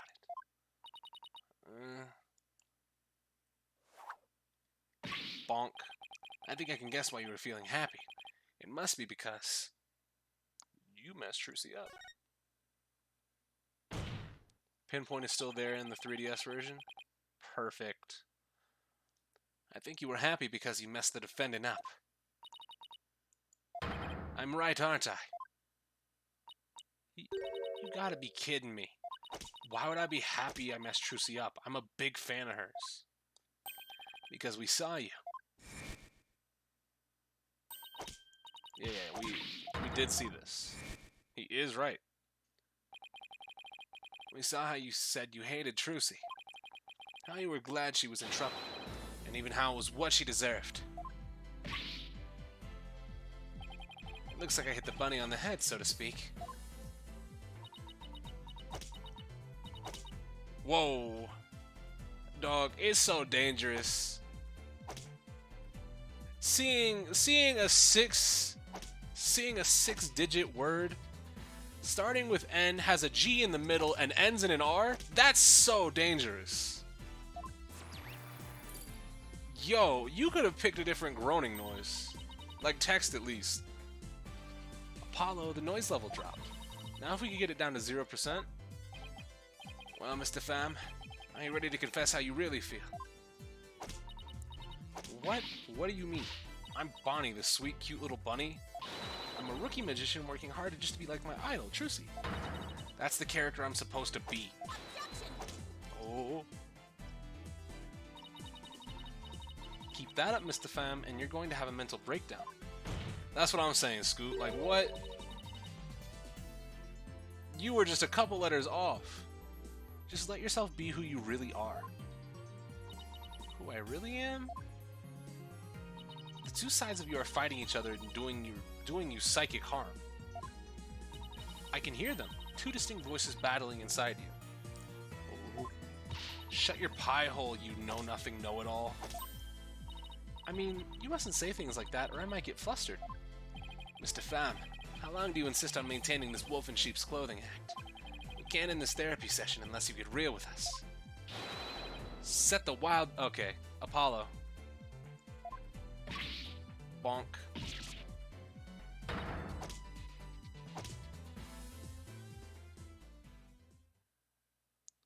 Well. Broken. Don't make me laugh. You don't know a dang thing about me. You want to see who I really am? Fine. Take a good look.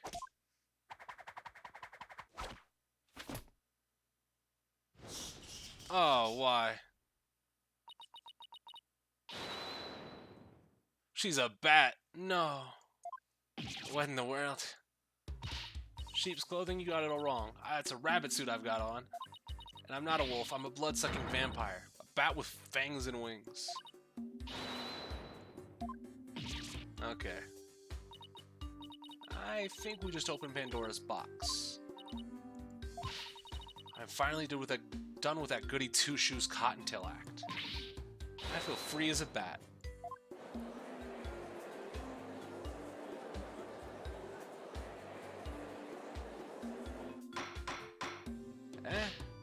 Defense, your therapy session has taken a turn for the worse from the looks of it. There's a perfectly good explanation for this. Isn't there, Miss X? Methinks I created a monster.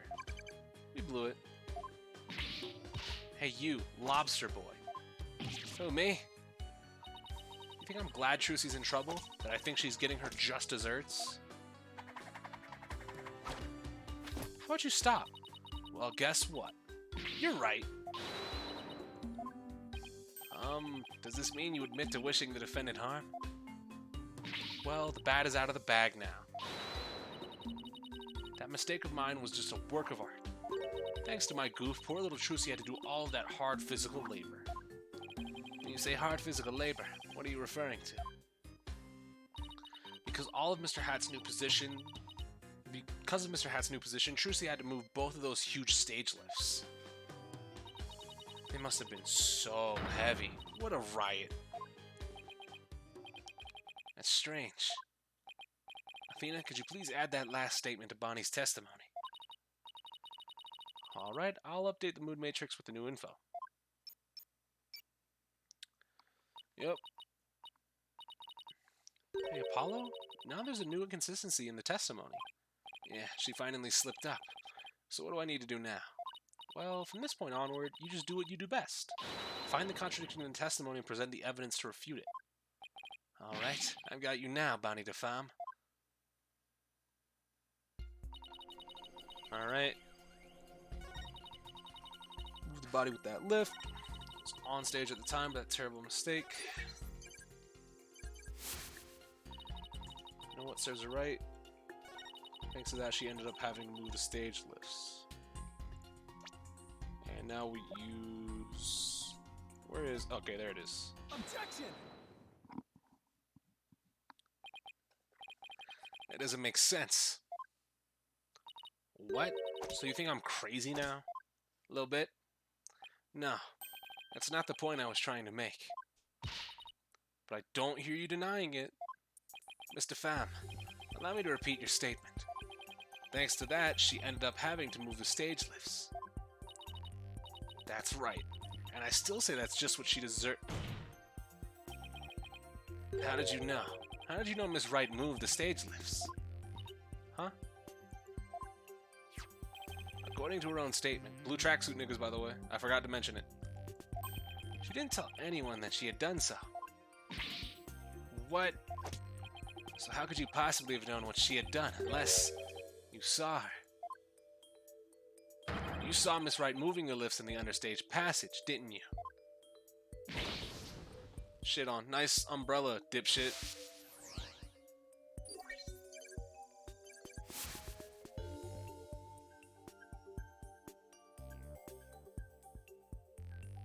No.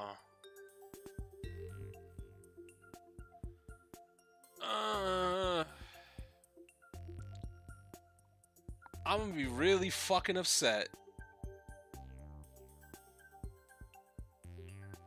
They wouldn't, right? They wouldn't bring up that line about fucking...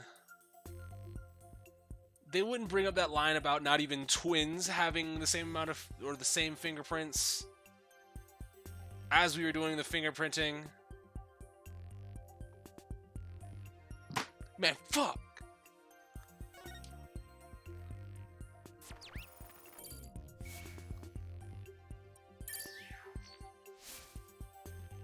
That's stupid. You did it, Apollo. Noise levels are at 0. But, Mr. Justice, wouldn't that mean? Yes, Your Honor. Mr. Pham herself was under the stage where the victim was killed. And I hardly need to tell the court what that means. You are one artful liar, Mr. Pham, and one spectacular suspect. Got him. GG's.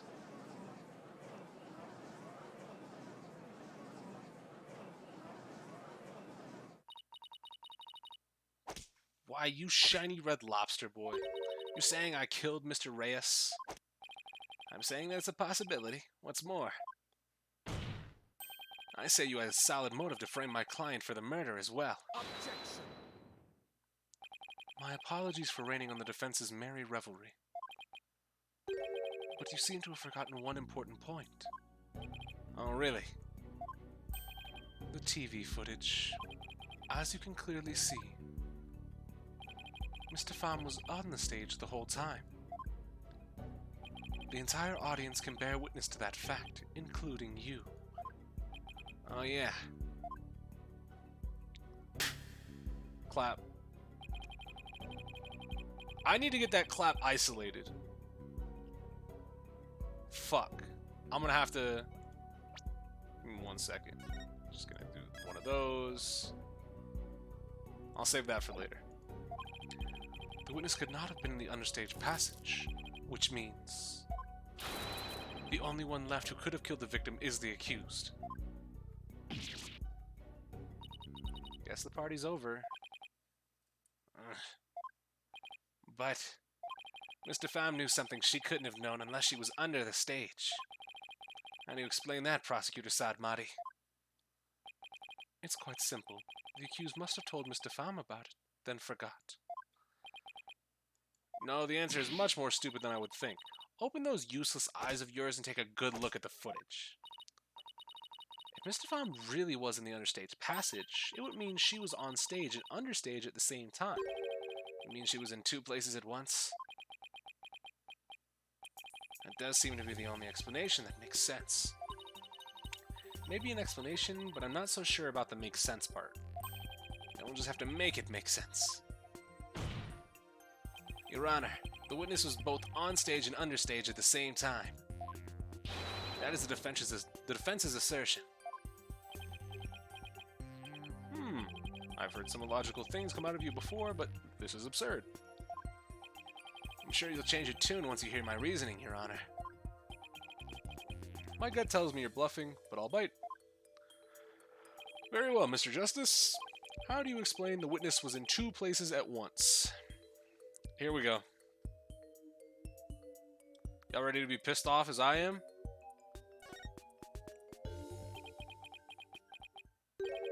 There were 2 Bonnies, Your Honor. If that were the case, it would all make sense, wouldn't it? There were 2 of them. I suspected you had a few screws loose, but now I see you are missing. Some are missing altogether. Is there a toolkit in this courtroom, Your Honor? I suppose 2. No, 3 screws to the head should righten his putrid brain. Very well, bailiff. Could you... Hold it! Yo. No, wait. Please listen to my argument. Very well. I suppose it wouldn't hurt to at least give it a listen. As was argued earlier, Mr. Pham is shown in the footage the whole time. But at the same time, she was also watching Miss Wright in the understage passage. The only possible explanation is that there are two Bonnies. That almost sounds like it makes sense. What do you think, Prosecutor Sadmati? This humble servant of the Holy Mother is of the opinion that we should not lose time in replacing the defense's many lost screws. But Apollo, it goes against reality itself to say that one person is actually two. We don't have to be bound by reality. After all, we're talking about magic here.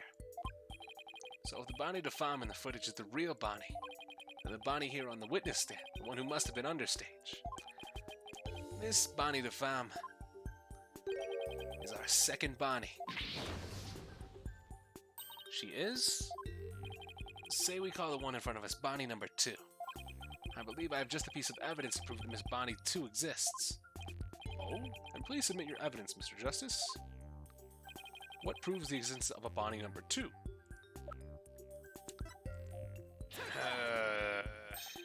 I'm upset. What's this? During our investigation, we found a set of unknown prints on the coffin on the stage. These prints were most likely left during the course of the show. But they didn't match the prints of any of the people involved in this case. An unknown third party's fingerprints. I was not told of this. Emma must have kept it from him. So, the question is, who could these prints possibly belong to?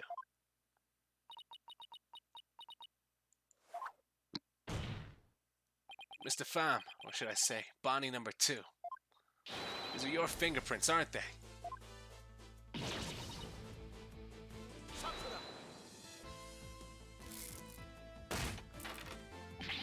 Enough of this foolishness.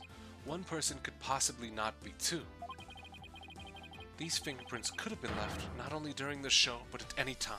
Objection! It's not like you to lose your cool like that, Prosecutor Sadmati. Also, what theme is this? Is this the one? This isn't the same fucking Pursuit theme that was. Is it? No, it's not. Am I going crazy?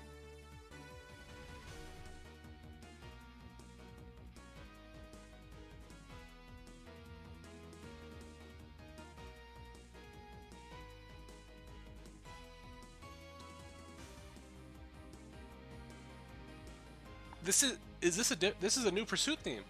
Damn it. Cornering together? It's the same?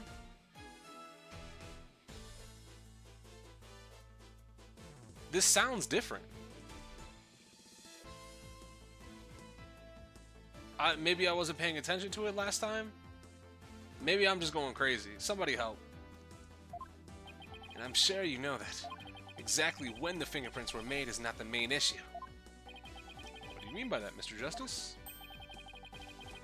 The issue is, who do these unknown prints belong to? They're certainly not Bonnie de Femme's. Last time, yeah, Peace, Love, and Understanding was just fucking going ham. Yeah, fair enough.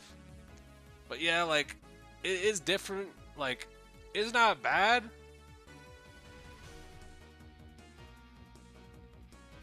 But is okay. I think I like it more than I don't know if maybe my brain is going crazy. But yeah, no, I still think it's slightly better than the Dual Destinies one, but it's, damn it, where is Overtaken? Feel like pure shit just want Overtaken back. But what if they belong to the person standing right in front of us? Oh, you mean Bonnie number 2 is the second Bonnie? These fuckers took my Apollo Justice soundtrack. Can't have Overtaken in Detroit. Is that what you're implying? It's preposterous to suggest that those prints belong to the witness. I say they must belong to some other unknown individual. Prosecutor Sadmati, can you really look at her and say that?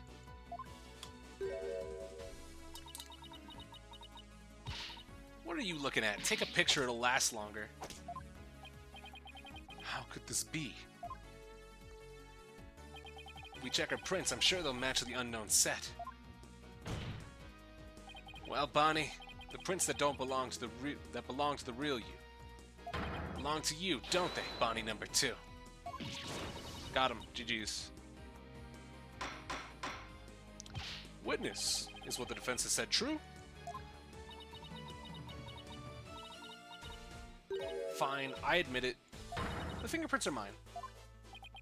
And does that mean you aren't Bonnie DeFemme? What? Ridiculous.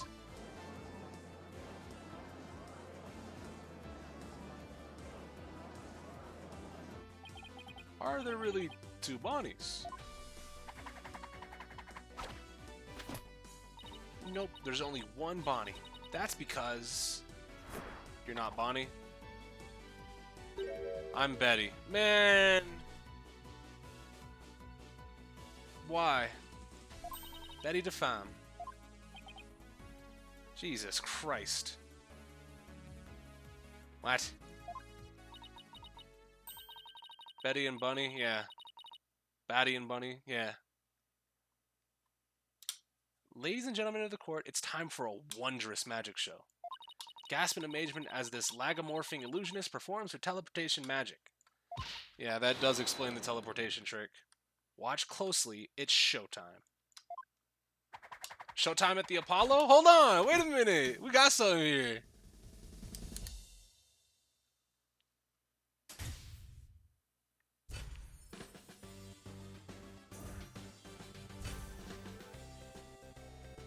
What?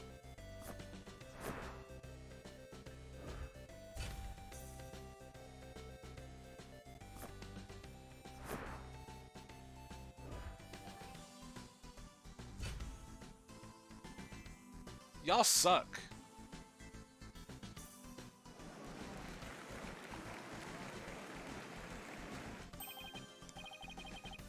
Huh. Well, I mean... Alright then. It's not a trick, no gimmick to it either. We're simply twins. I fucking hate this game. What? Twins? So that's how the teleportation trick works. Ever since our debut, I had to hide or pretend I'm Bonnie. All cute and sweet and goody-goody. I can't tell you how stressful it's been. But I don't have to hide anymore. That's right, our days of sneaking around are finally over. Their cover is blown, but they actually seem pretty happy about it. So which of you is the nice Bonnie DeFemme we met in the dressing room? That would be me. And the sharp-tongued Bonnie we saw with the ratings Raja on her stage was... Hey, who are you calling sharp-tongued? It's all starting to make sense now. Neat, I hate this fucking game. Fingerprinting results updated in the court record.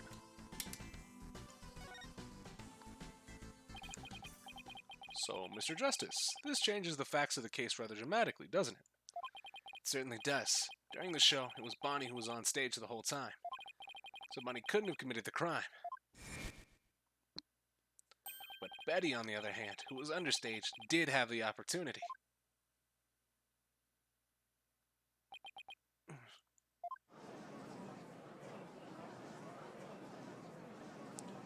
I like how his sash behind him is kind of fallen down now that he's kind of broken composure a little bit. Well, so now we have 2 suspects. Wait just a minute there, lobster boy. I didn't do it. That's right. Betty might have a foul mouth, but she'd never kill anybody. Hey, who's got a foul mouth here? Oh, well, speak up, huh? Hold it! Please save your sibling squabbling for later. Betty, you must have been in the other stage passage during the show. Otherwise, you would have known about the stage lifts being moved. So what exactly were you doing down there? Fine, I'll testify. Anything to get you off my back. Prosecutor Sadmati, Betty DeFemme is ready to testify. What do you say? Betty, you lied to this humble servant of the Holy Mother. Hey, what else could I do? I couldn't blow our cover and ruin our magic act. Besides, I am going to go to your Twilight Hell or whatever for being a liar. For being a liar. You will indeed. However, it won't be after your death. Rather, rosaries. I shall give you a taste of your punishment on this mortal coil. Interrogation hell. How do you feel about Nayuta so far? He's alright. I think he's up there, like, amongst Clavier and Godot for me right now. Like, I would say right now, slightly on...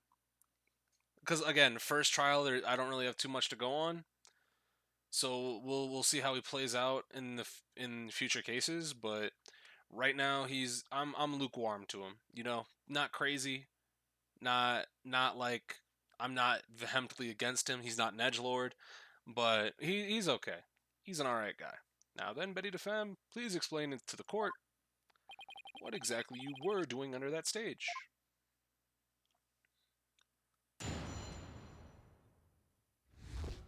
What happened understage? It's true, I had business in the understage passage because of the upcoming trick. It was the fire trick, right? The one Mr. Reyes was supposed to do? That's right. It's a very dangerous trick, so I had to make sure we were prepared for it. It was in the script, and I really wanted to see it, but I couldn't because of the accident. Also, you wanted to... It's a very dangerous trick, so you had to be prepared for it. The fire bucket was fucked. You didn't even set the fire bucket up. Edgeworth set the bar too damn high. Edgeworth and the Von Karmas literally fucking knocked it out of the park. 3 prosecutors in a row. And then you present to me Godot. Shut up, you're gonna give it away. Anyway, I was real busy. Yeah, way too busy to have the chance to kill Mr. Reyes. Von Karmas are cool, but they're no Edgeworth. Yeah, but I don't want to fuck Edgeworth. That was certainly different. How's that for a flawless testimony and alibi? You're gonna get whipped for trying, Chris? That's the point, Ben. Our magic is oh, come on. Don't have your sister struggle to hold you up. You're heavy, bitch. Oh my, she's floating. Your Honor. You can see she's being held up from below. You were supposed to pretend you didn't see that. It's a little something called etiquette. But I can't help it. Whenever I see a contradiction or inconsistency, I just have to point it out. Now then, the defense may begin its cross-examination. Yeah. Let's go. What happened understage? It's true, I had business in the understage passage because of the upcoming trick. Allegro hit. It was the fire trick, right? The one Mr. Reyes was supposed to do. That's right, it was a very dangerous trick, so I had to make sure we were prepared for it. Sure about that, dickheads? Objection! I hate to break this to you, Betty, but there's a big flaw in your testimony. As big as the one in that floating trick you did earlier.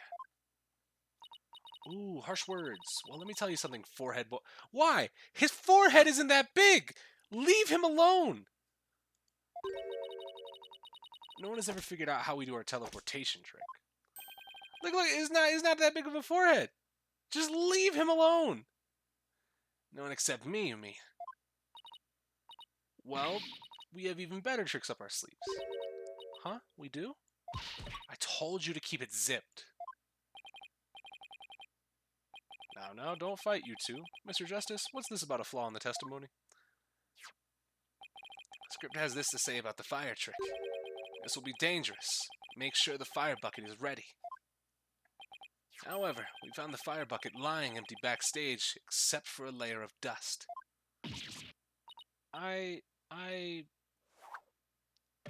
thought it was gonna bounce off both of their heads. You didn't even attempt to get ready for the next trick, did you, Betty? You got me.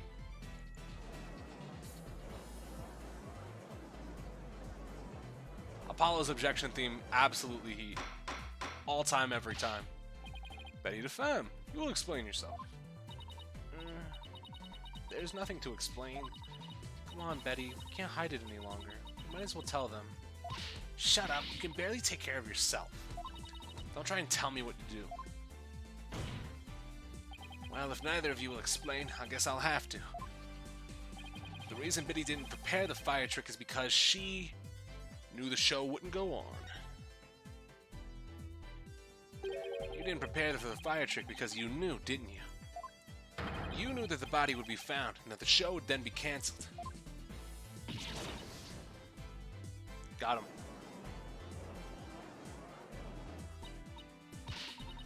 Don't be ridiculous, you insignificant speck of a man. I'm gonna yank those lame bangs of yours off. Is that what you want, huh? Objection! Whatever, they can grow back. Damn! Now stop stalling and just tell us the truth already. Alright then, Apollo. I can't reveal my secrets. I'm a magician. Objection! Oh, talk to him. You've been chasing the shadow of an illusory culprit defense. And having chanced upon a convenient target, you have let yourself get carried away. Exactly. Where's your proof, huh? And yet, I can see that the witness's taste for false words has also been proven. I advise you confine your deceitful trickery to your magic act, witness. Deceitful trickery? Everybody getting death slams in. As your court-appointed therapist, I'd like to add something here, Betty. You finally let yourself be who you really are. But if you continue to hide behind lies, you'll just be imprisoning your heart all over again. But all these questions mean you're trying to put me in prison for real. So, I'll be behind bars either way. Does that mean you're admitting your guilt? You think Apollo is scared of a little hair pulling? He tied Athena up in court last game. Multiple times, by the way. And he did it quick as hell, too, now that I think about it. Like, he has experience. I can't believe... Yo, you people again. Every one of you thinks I did something I didn't do. You... Lobster Boy, Cue-Ball Geezer, Headcase Brat, Cerberus Monk. Cerberus Monk?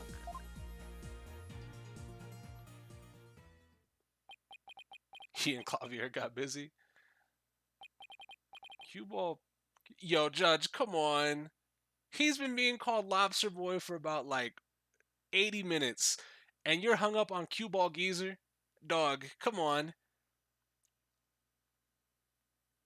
He got his forehead insulted a second ago, too. You can take that one and keep moving. You'll be fine. You'll be fine, little nigga.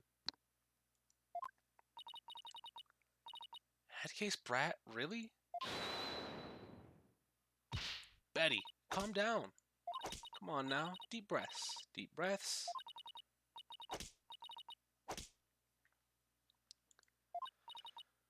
Look, I'm not the murderer, I tell you. And how did you know the show would be called off before the fire trick? I told you. We can't reveal our secrets. We're under contract. Contract? What is she talking about? Oh. It's the fucking...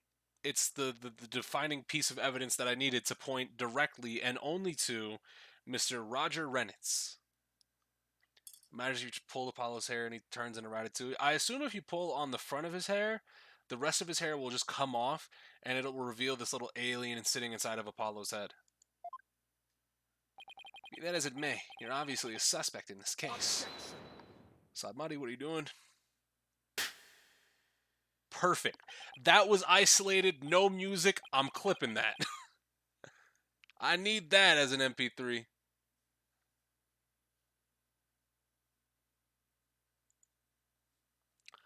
I'm beginning to see the karmic threads that make up the intricate tapestry that is this case. Huh? Allow me to summarize your assertions, defense. First, that the victim was killed in the understage passage. And second, that the witness and the accused are the only two who could have done it. Yeah, exactly. What's more, Betty knew that the body would be found. and that the magic show would then be called off. Therefore, it's reasonable to conclude that Betty killed the victim under stage. But what if Betty knew that the show would be called off for some other reason? Like what? In the course of my investigation, I found it strange that the dragon set piece fell when it did. That, in conjunction with the body tumbling from the coffin in such dramatic fashion, all seemed too perfect for mere happenstance. Butterflies back. It was as though the entire chain of events had been planned out in advance.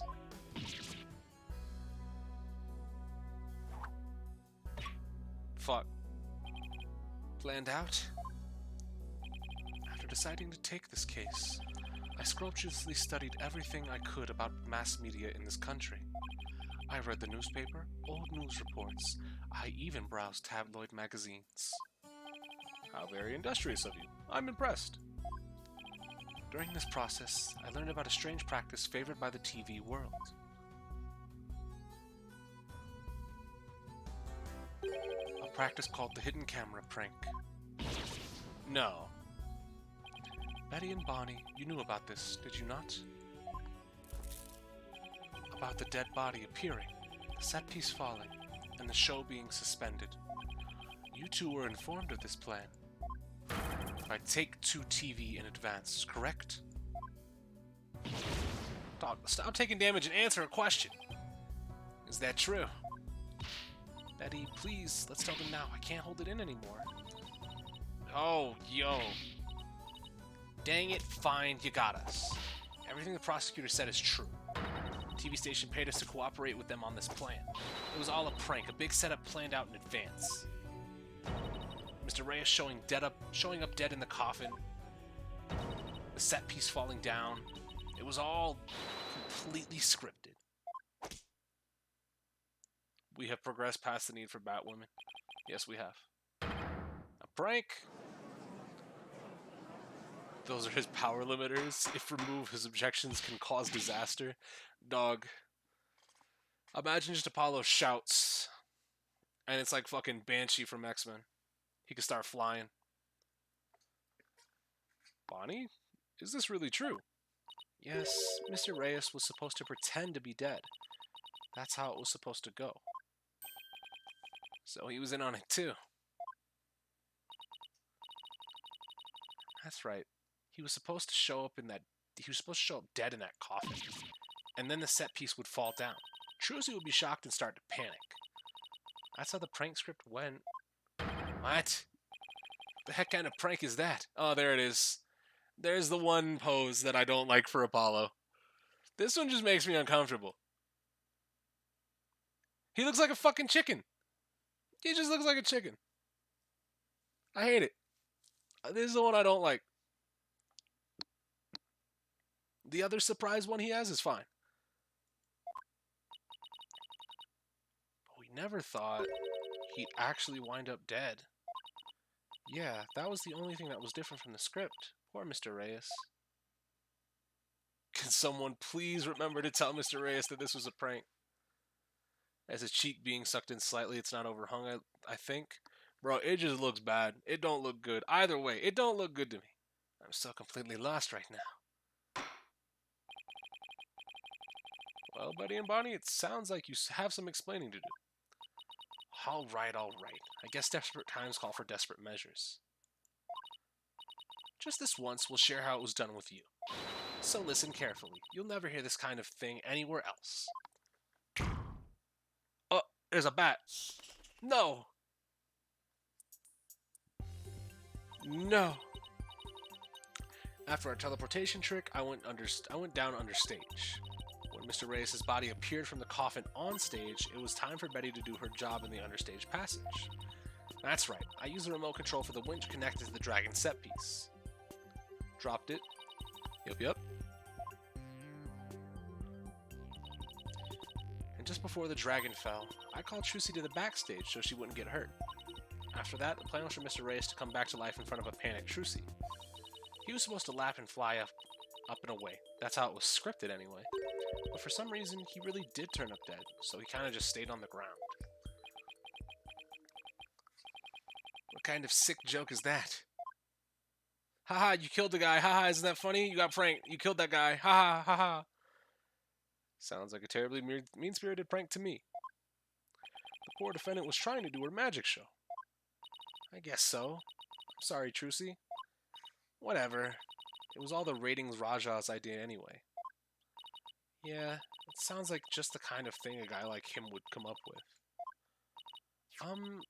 This is the prank plan script we got from the ratings Raja. Alright. So, again, you made us break our contract. Now we won't get paid.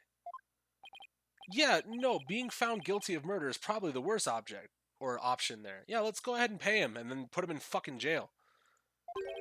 Who killed the victim and when? Yes, exactly. Those are the key questions. If Mr. Reyes was only pretending to be dead in the coffin as part of the prank, then when he was under stage, there would still be life within him. And if that is the case...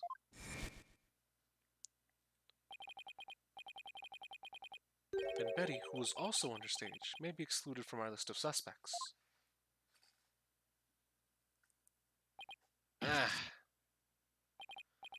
Witness, was the victim alive up until he entered the coffin? Oh, well, now that we've spilled the beans, might as well show you this video. Greetings, viewers. It is I, the great Mr. Reyes. Currently in the middle of Trucy's escape trick.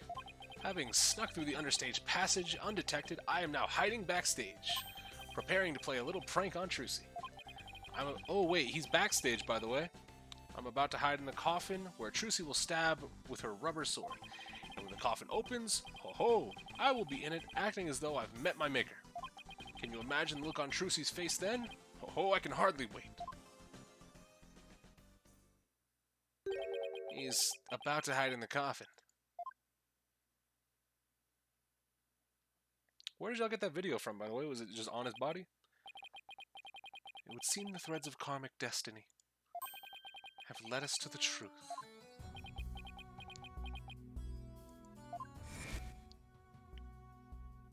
Yep. Oh, fuck. I thought it was a flashback. It came up to the backstage area. We know this because Mr. Reyes appeared to be backstage when he shot the video we saw. Gotta scratch my ear. It's itchy. It appears that way, yes. And defense. You proposed the following, did you not?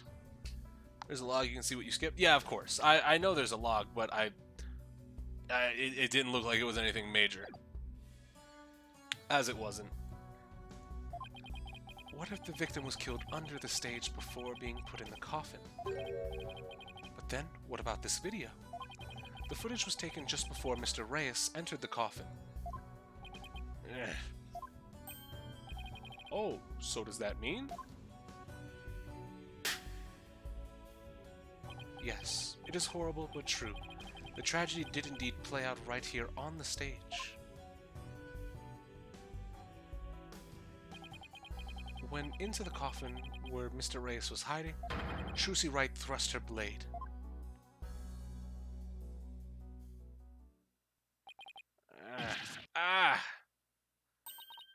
See, told you so. So, are you saying the incident was a tragic accident that happened during a prank? It would be an accident if the accused had no knowledge of the prank beforehand. So let us ask the accused herself. Miss Wright, did you have prior knowledge of the prank? What? Tell him, Trucy. You didn't know anything about it, right? Damn it, she knew. Of course I did. I didn't know a single thing about it. You signed the thing? Is it gonna be on the fucking damn ham contract? There we go. You leave me little choice but to present this piece of evidence. Bonnie, get the video camera after Mr. Reyes comes tumbling out. Okay, it's time to present the clipboard. Maybe? Question mark? It looks like some kind of note. That's... I found this note in the dressing room after the incident. At the time, I did not understand what it meant, but it is all clear to me now. What's this? Let's see, it says, get the video camera after Mr. Reyes comes tumbling out. It is a note signed by the accused, instructing Bonnie to collect Mr. Reyes' video camera from him, it seems. I don't get it. It doesn't make any sense. I found it in the dressing room before the show. When I saw it, I realized that Trucy knew about the prank. It does bear his signature, I'll give you that much. What? So the defendant had prior knowledge of the prank. Well, maybe not produce the thing right now. Ah. It would appear so, yes. When she learned about the plan to trick her, she decided to use it to her own advantage. So she thrust the steel sword into the coffin where the victim stood chuckling to himself. Is that not what happened, Miss Wright? Of course not, and I didn't write or sign that note. Ah, but the handwriting matches yours. All the evidence and testimony points to you being the culprit. But I didn't do it. It wasn't me. Then explain the existence of this note. You can do that, can you not? I can't explain it. I didn't write it, so I don't understand. I didn't kill Mr. Reyes. You have to believe me.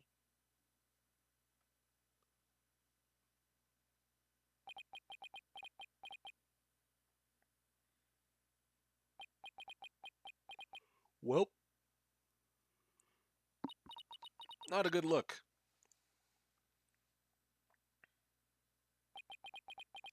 Yes, we get it. Everybody's quiet. The silence is deafening.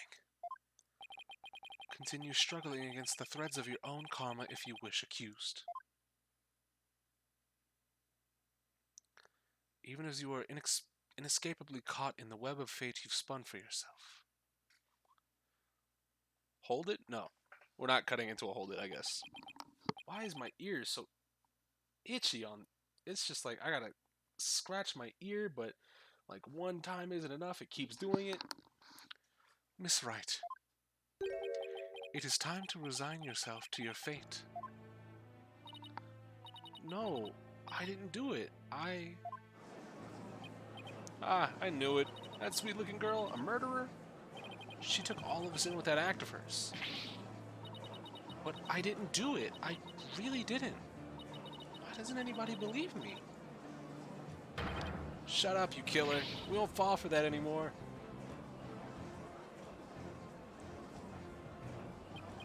This is bad.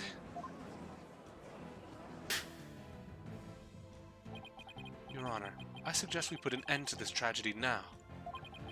Give your official ruling and let us offer the victim's soul the last rites it deserves. Very well.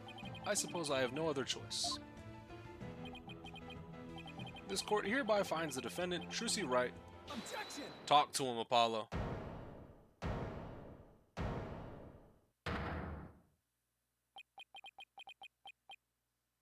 The defense has an objection. You, even now, you would... I won't give up, and I refuse to let either of them down. Resigned to your fate? Yep. Mr. Wright, who's counting on me, and Trucy, who's put all of her faith in me.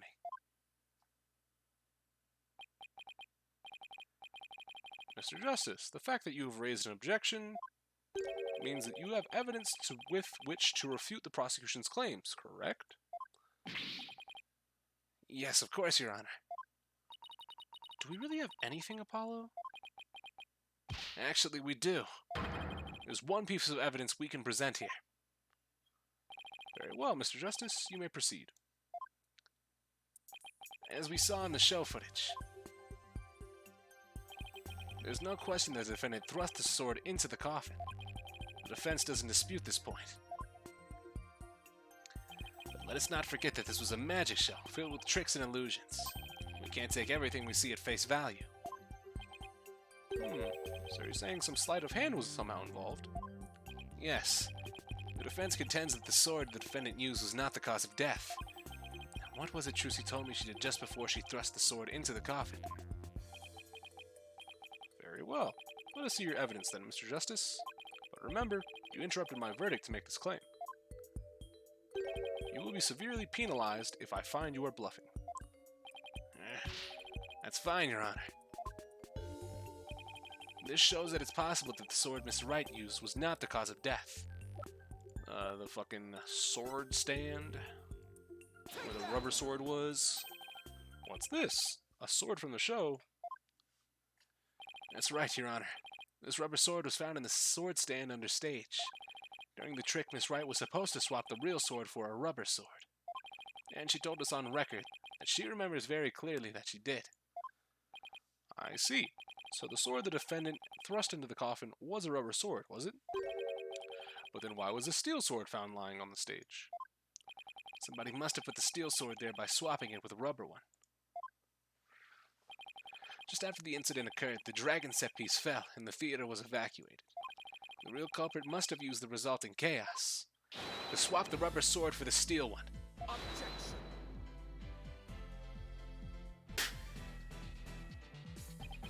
Do you not know when to give up, Stinkbug? That is not possible. Blood was found in the coffin hole that the sword was thrust into. It must have been left there when the accused withdrew the sword. This incontrovertible proof that the sword she used was the steel one. Objection. That blood could be the result of someone tampering with the crime scene after the fact. After the set piece fell and the audience was cleared out of the theater. There was plenty of time for somebody to plant that blood there. Objection. If the sword the accused used was the rubber one,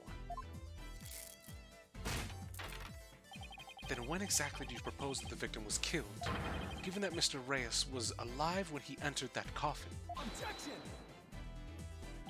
Finding the answer to that question is precisely why we need to continue this trial. Yeah. Let me express my opinion. By all accounts, it is certainly reasonable to suspect the defendant based on the evidence. But as to the question of whether the sword the defendant used was rubber or steel, I believe further discussion is warranted. I suggest we hear from the defendant herself on this issue.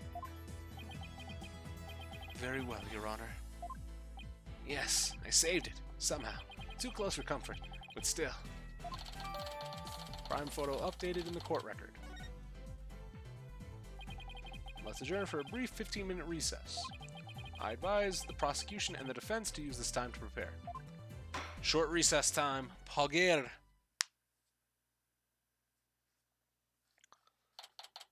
April 28th, District Court, Defendant Lobby, number 3. Whew. That was hairy. Tell me about it. We barely made it through by the skin of my teeth. I can't say I'm crazy about that prosecutor Sadmati either. You know, with the way he says, let it go and move on as if it's nothing. Let it go and move on, huh?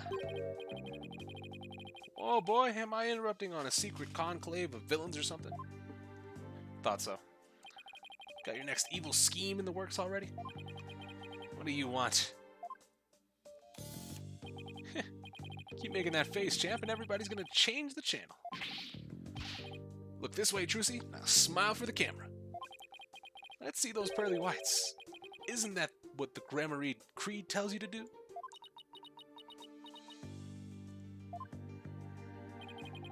How does it feel, Trucy? Everybody online can't stop talking about you.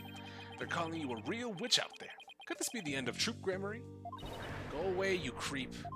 Oh, what's this? Something just charged in a frame.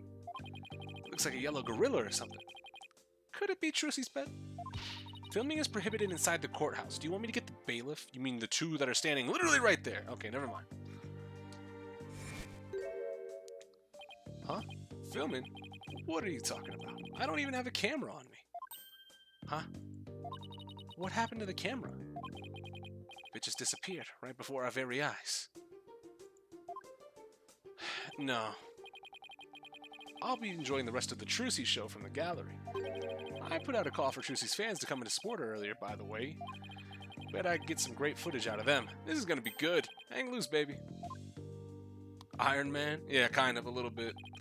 Either Johnny Depp or Robert Downey Jr. Both. You can go either way on it. He called in some of Trucy's fans. But for what purpose? Apollo? That thing Mr. Rettens just did. That was some high-level sleight of hand. Huh? Why would he know how to do something like that? I don't know, but he definitely has some serious magic skills. No way. I thought he said magicians were all a bunch of good-for-nothings. Mr. Lawyer? Oh, it's the rabbit. Hello, Bonnie. Can I help you with something? Well, there's something that's been bothering me. Really? What is it? Well, you see... Hey, dummy, what are you whispering to the lobster boy about? Betty. Who the heck do you think you are? Are you crazy? You want a piece of this? You know you have to talk to me first before you do or say anything, you harebrain. But I... Shut your mouth, you dumb bunny. Now come with me, now. Well, we gotta get them back up on the stand. Fuck it. I wonder what was bothering her. There's no way finding that out with Betty constantly hovering over her like that. Court is about to reconvene. You'd be alright testifying? Yes, it's just... I wonder what Mr. Rettens has up his sleeve. I doubt he's bringing actual fans. Yeah, probably not. I wonder what he has up his sleeve, too. You better not be trying to get under Trucy's skin right now, of all times.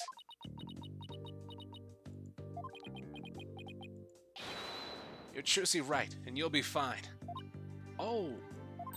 There goes Apollo with his best trick. That's right. Whenever I'm feeling down, I always tell myself I'm fine. Was the video added? What video? We haven't... What video added? We've got... some video. We've got the show footage. And that's about it. That's all we have. We have the trick.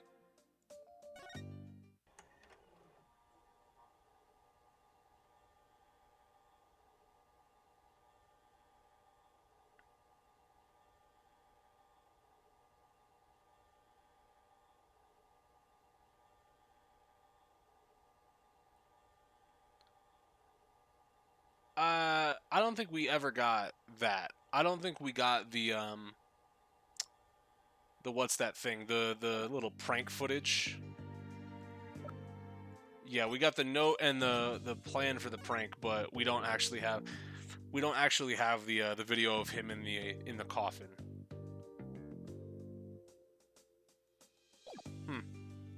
All right, I'll give it a try. I'm Trucy Wright, and I'm fine.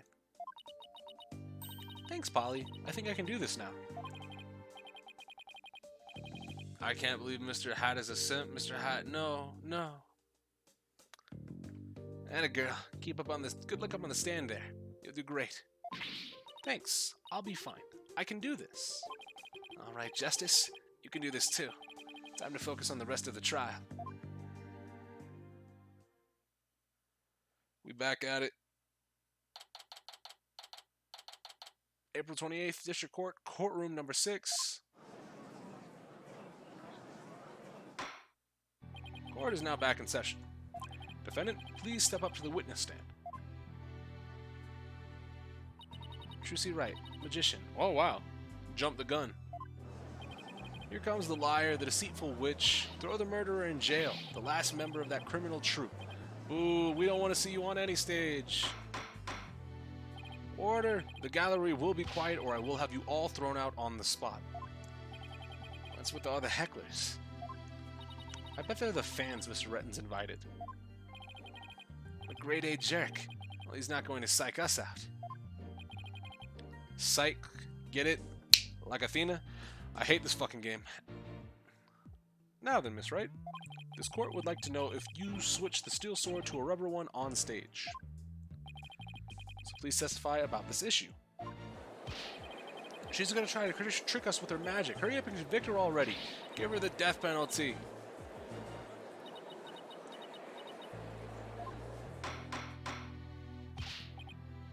I can't place the accent you're using for Apollo. Is it Australian? Not even really an accent, it's just a voice. Silence, all of you. I won't tell you again. Miss Wright, do you feel able to testify? Yes, I'm fine, Your Honor. The only people that I've given accents in this series are Gumshoe, Furio Tigre, the Canadian judge, because that one was very clearly obvious that you were supposed to do it, and Inga. Inga just now, because he's got the New Yorker shtick too. So 3 out of the 4 accents I've been doing are or Clavier, I guess. I just made him kind of posh, but I don't even really think that's an accent. Yes, I'm fine, Your Honor. Trucy, I knew I shouldn't have let her go through with this. Posh? No, he's sexy German? Yeah. I guess.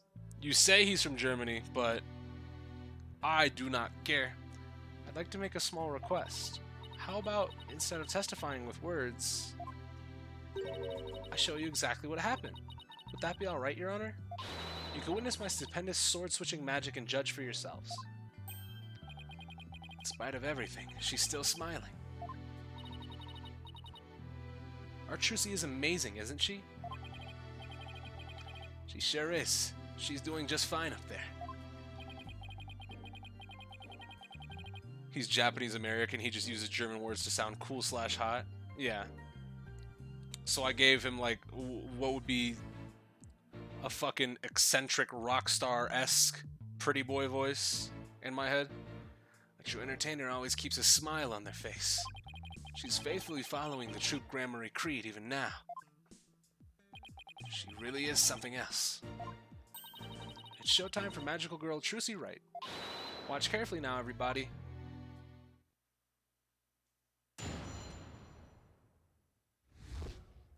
Oh, the stupendous sword switch. Fuck the witness stand. All my homies hate witness stands. Focus your attention on this sword. Allow me to demonstrate just how sharp this blade truly is. No! Poor Apple! See that? No tricks or gimmicks. A very sharp sword indeed. Now then, ladies and gentlemen, watch as I take this sword and... Presto Sordo. I hate this fucking game. There, I've switched it. And now... Hup.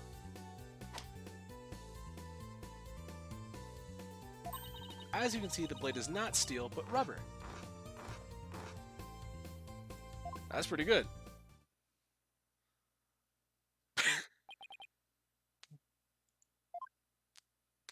Bravo, Miss Wright! Wow, she switched them to Flash. Y'all niggas suck in the gallery. She's completely turned the room around. The hecklers suck. Y'all couldn't keep it going? Y'all couldn't keep the hate up? There's one little sword switch and now the crowd's on her side? Of course. Of course it's different people that are cheering, but, you know, the people in the gallery that were there to obviously cause discourse, they suck. Now everybody's cheering for a simple little sword trick. Where did the steel sword vanish off to, Miss Wright? In order to deepen our understanding of the case, please tell us if you would. I'm not asking out of mere curiosity, just so you know. I usually hide the steel sword backstage when I switch them during the show. So when you thrust the rubber sword into the coffin, the steel sword wasn't even on stage, but behind the curtain? Exactly. So you see, there is a trick and a gimmick to it after all. As for where the steel sword went when I performed the trick just now, it's a secret. Wouldn't want to spoil the magic for you now, would I? Ho ho ho! That's our Trucy. Eh, still. Miss Wright. The part where you spun around. That's an actual part of sword switching trick you do for the show, right? Right. The other parts, like the apple, were just to help with my explanation here in court. That's funny. I think about an inconsistency in her testimony. No. Trucy, no. Because you didn't spin around in the show. Trucy, no! Looks like I'm not the only one. I don't know what it's doing there. Now that I've found it, I have to get to the bottom of it. Well, now then, Mr. Justice, you may go ahead and question the witness. But try not to ask dumb questions and spoil this wondrous magic. I thought this was supposed to be my cross-examination. The judge is going to stand up and then it's going to pierce his foot. Crazy. That reminds me of the one heckler during some baseball game that kept getting on people's socks. What the fuck does that mean? I forget what team. I feel like it was the Rockies. It was a Rockies fan being massively entertaining and harmless heckler right behind home plate. I've never heard the phrase getting on somebody's socks. I remember this testimony, some funny pressings. Well, obviously, I present the show footage, but we can do some pressing. Hold it! Getting on somebody about their socks. Okay, I was like, I've never heard of somebody getting on somebody's socks. That's crazy. Please be careful, Miss Wright. Don't worry, I've practiced the trick 1,000 times. That's right, Apollo. You have to give Trucy some credit. She knows what she's doing. I know, but it still makes me nervous every time. But that's what magic is all about. A truly great magician can make her audience experience all kinds of thrills and chills, and maybe even kills. I guess you're right. I better try not to interrupt her too much while she's doing the trick. I don't want to distract her or break her concentration. And now, ladies and gentlemen, back to the exciting world of magic.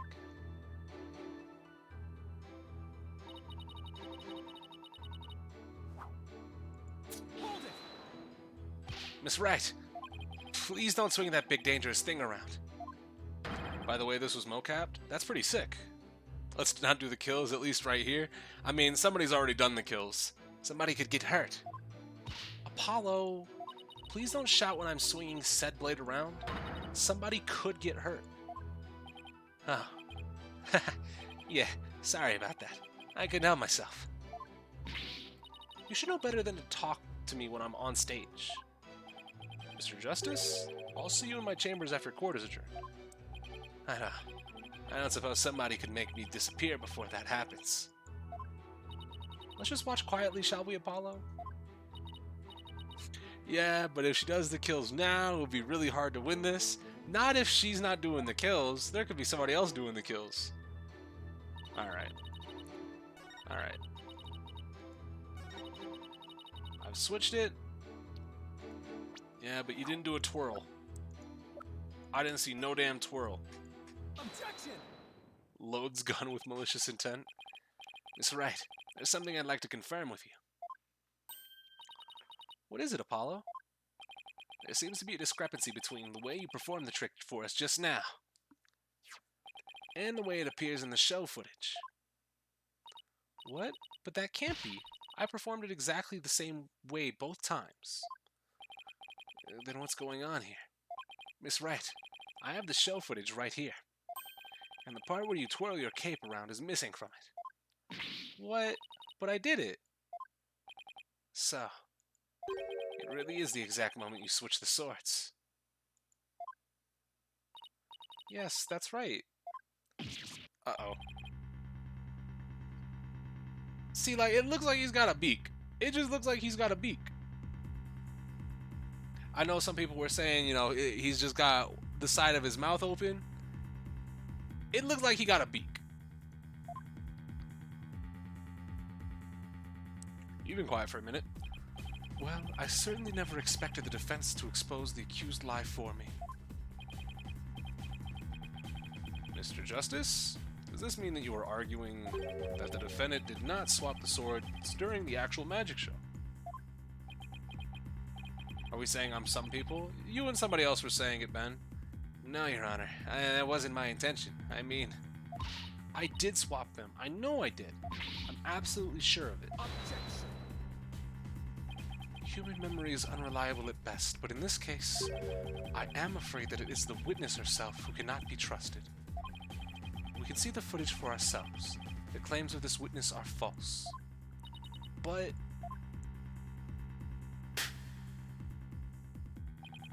Now that it has been proven that the accused did not swap swords, it means that the use of the steel sword to pierce the coffin was wholly intentional. And by the way, was it not you, Mr. Justice, who argued that Mr. Reyes' death was not an accident but murder? I assume you have no objections to that still. It was, after all, your own assertion. Hey, I'm sticking by that one. I'm sticking by it, pussy. The defense has an objection to you, Mr. Apollo, Justice. I demand you withdraw the discrepancy you pointed out now. But there is a discrepancy, and it must mean something. I'm sure of it. With those eyes, he looks like Winston Payne. That's... I see what you're saying. I don't necessarily agree. Kind of a little bit. Would the defense team kindly save their spat until after court is adjourned? Now, after all of this debate, it seems we've come back around to the original argument. The defendant knew about the prank plan that would place the victim inside the coffin. What's more, the defendant did not perform the sword-switching trick on stage.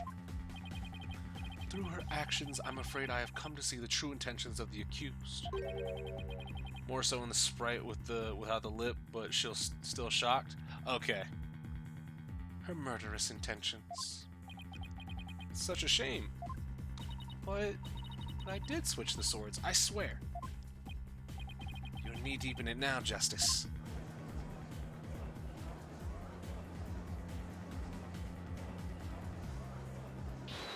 Hold it. Rabbit. Excuse me. Let's see. You are... Which one again? Benny? No, that's not right. Body? Oh, come on, guy. Switch the vowels. It's Bonnie. You were mixing the two names together, Your Honor. Oh, pardon me. And you have something you wish to say, Bonnie? Yes, Your Honor. I'd like to testify.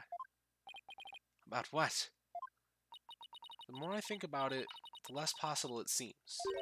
I don't believe Trucy killed Mr. Reyes. Bonnie? Oh, is it gonna be Betty? Hey, what's the big idea?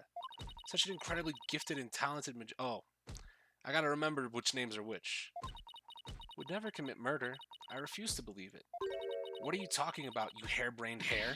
You keep your trap shut. I got a bag of baby carrots for you, so chew on those and pipe down. No, I won't be quiet. What's the matter with you? Didn't you hear me?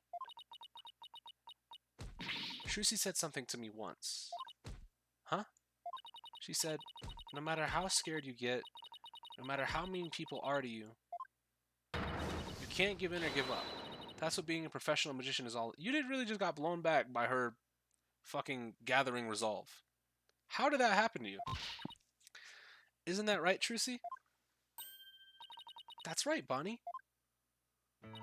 I've always been afraid to stand up to Betty, afraid to defy her, so I did what she said.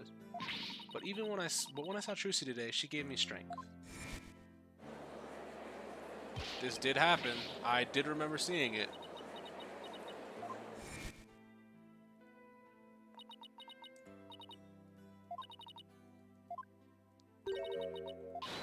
Yep, back up. I have zero issues with Bonnie. Betty can take a big L, though. Seeing her courage, the way she kept smiling despite everything, she's just incredible. So I'm not going to run away. I'm scared, but for once, I'm going to be brave.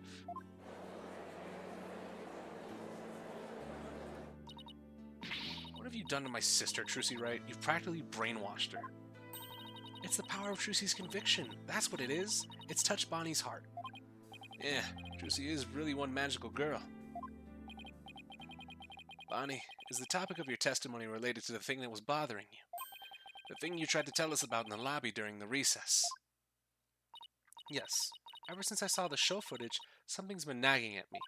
I'm not exactly sure what it is, but something is off. I feel like something about it is different from what I saw on the stage. What do you mean by that, Bonnie? I wonder if what was shown on TV really is the same as what's happening on stage. Objection.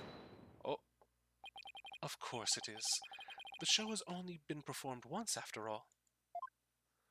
It can't show anything other than what happened on that stage yesterday. It can remove some parts, though. Objection. talk to him, but Bonnie's testimony deserves our attention. We have to examine the show footage. Well, what can we check it against? Do you have some other footage of the show? Well, I have some show footage. Would have been nice to have that a little while ago, but hey, fuck it, we get it now. You do. One of the TV station's cameramen said he was a big fan of mine. He kept this camera on me throughout the entire show. And then, afterwards, he gave me the footage he shot as a present.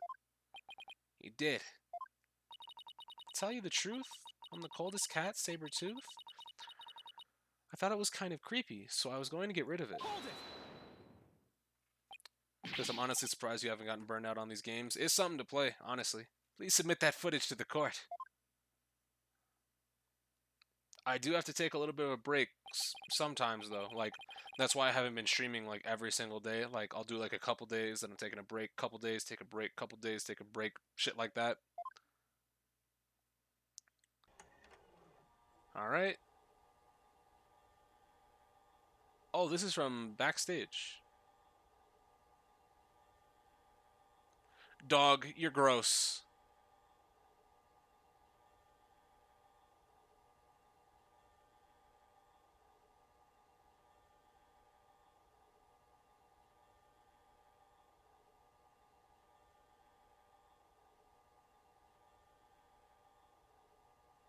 Did I miss something? What? Cards?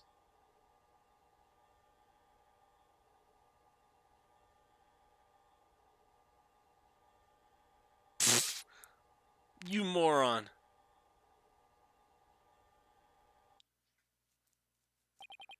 Wow, okay then. He really did keep his camera on Bonnie the whole time, didn't he? I think the cameraman needs to keep his personal feelings out of his work. Well, defense, do you still believe this new show footage is worth inspecting? Of course I do. Okay, so how are we going to go about this? Let's try comparing the two. We just might find an inconsistency between them. An inconsistency, huh? Yes, the two pieces of footage are the same scene, so they should match up. But Bonnie felt there was something off about the original footage. So if we can pick out what's different between the two, we'll know what Bonnie found strange. Exactly. Plus, we may figure out why the original doesn't show the sword-switching trick. Your Honor, the defense would like to compare these two pieces to show footage, rather. Yeah, don't go crazy, Ben. It would be even worse if she was underage, but the fact that he's filming fucking creep shots in the dark is still creepy enough. What a waste of time. Apollo, do you know how to compare the two pieces of footage? No, I've never done it before. I'll give you a little lesson then. Use the on-screen buttons to operate the video. Okay.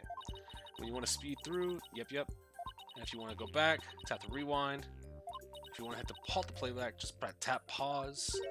Oh, and by the way, if you fast forward or rewind when the playback is paused, you can do a slow frame-by-frame playback. Okay, and how do I switch between the two videos? Just tap the switch camera icon in the top left. Now, if you find a difference between the two pieces of footage, put the cursor over what's different and present it to the court. Thanks, Athena. You really know your stuff. Not really, I just gave it some gusto and then went with my gut on most of it. What? I sure hope she guessed right. Am I crazier as messages popping up twice? Yeah. As Mario said, that'll happen. That'll happen allegedly. Well, not allegedly. That'll happen sometimes on Twitch. I don't know if it's exclusive to desktop or not, because that's happened to me before. Before I installed Better Twitch. Anyway, let's give it a try. Well, let's switch to camera 2, because it's definitely them fucking cards. Get past that. Move, nigga, move. Bink. What kind of frame rate is this camera? This thing sucks.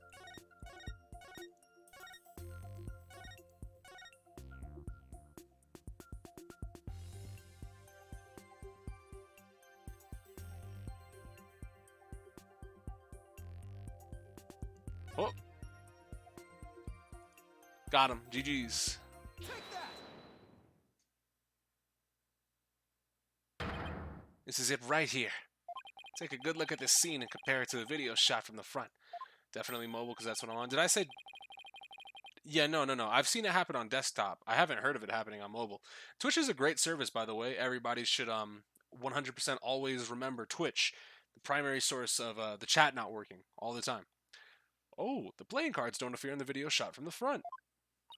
Hey, you're right. What's going on here? Miss Wright, what can you tell us about these playing cards? I thought you might have missed the card there. Like on selection, or like actually like missed the card on playback? Because I saw it on playback, but if I would have missed the fucking card on selection, that would have pissed me off. I'm gonna keep it a buck with you. Jesus Christ. Oh, those? I assume it's not like pixel hunting perfect on at least the mobile port, because, you know, who's fucking putting a microscope up to their fucking phone screen in order to present like, oh, it needs to be this exact spot. They're the cards I would throw when I was doing the sword switching trick. What? Mr. Justice, does this mean... Yes, it means that the sword switching trick was cut from the TV show footage.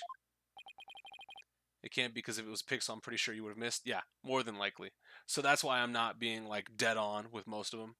So the footage was edited. Yes, with malicious intent. That is absurd. Well, we must get to the bottom of this right away. So now we have to bring out the TV man. It is the TV man. So I do know. Mr. Bailiff, the TV station might have the unedited footage. Go see what you can find out. Yes, Your Honor. Hold it. Who's screaming hold it? He's in the gallery. You son of a... You don't wear socks? You gross bitch. It's you. Now hold up, Your Honor. This is all just a big misunderstanding. Believe you me. Give a guy a chance to defend himself before you go pointing fingers. And who might you be? Right. Sorry about that. Got ahead of myself there. Here is my business card. Charmed to make your acquaintance, Your Honor. Oh, well, how very polite of you. It's lovely to meet you too, Prosecutor Sadmati. Please take my card. A business card? Ah, yes. I read about this custom among businessmen in this country. I have even familiarized myself with the various replies. How do you do, good sir? Or, what's crack-a-lackin', homie, for example? Oh, you're from Take-Two TV, are you, witness? Come to think of it, I believe I've seen you on television before. Yes, Roger Ratings, otherwise known as the Ratings Raja. He's a TV producer and appears on many of his own TV shows as of late. What's crack-a-lackin', homie? Yeah, nah. It's fine. He's best known for his catchphrase, hang loose, baby. Oh my, so you're the Ratings Raja. Hang loose, judgy baby. Nice courtroom you got here. I never thought I'd get to meet you in person. But Prosecutor Satmati, how do you know so much about him? In preparation for the case, I watched all of his shows. I found the Rating Raja Goes to Burger Barn of particular interest.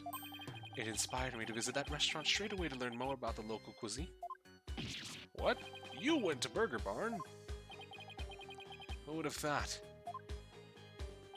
You must have really wanted to try it, huh, buddy? Because that line, woof. Compared to my ascetic training, an hour's wait is nothing. I recommend the Southwestern burger with jalapeno jack cheese, by the way. I'm having a really hard time picturing him in line for a burger. Ahem. Prosecutor Sadmati's unexpected enthusiasm for food aside, Mr. Rettins, what is this misunderstanding you mentioned? Well, for starters, it's true that the footage was edited. You'll get your hands on this anyway, so I might as well show the unedited footage. It's a pretty long video, so I'll just show you the part with the playing cards. You can see the cards when Trucy spins around, so keep your eyes peeled.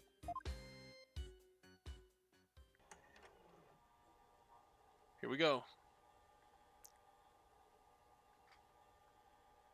Eat your fucking burgers, Apollo. Yep. Did you see the part that was cut where Trucy switched the swords? She spins around and the playing cards go flying. Everything like it's supposed to be. Then it seems the defendant really did swap the swords during the trick. Which means the sword Miss Wright is thrusting into the coffin was the rubber one. In other words, Miss Wright couldn't have killed Mr. Rios. Yeah, see, that's the first misunderstanding right there. What do you mean? Well, Trucy definitely did swap swords, as you saw. So yeah, maybe she didn't kill Mr. Rios when she stabbed the coffin. But that just means he was killed after he showed up pretending... This guy a fucking moron? So you're saying that up until that point, everything was going according to the script. If that's true, then when and how exactly do you think he was killed? It was after the dragon set piece came crashing down.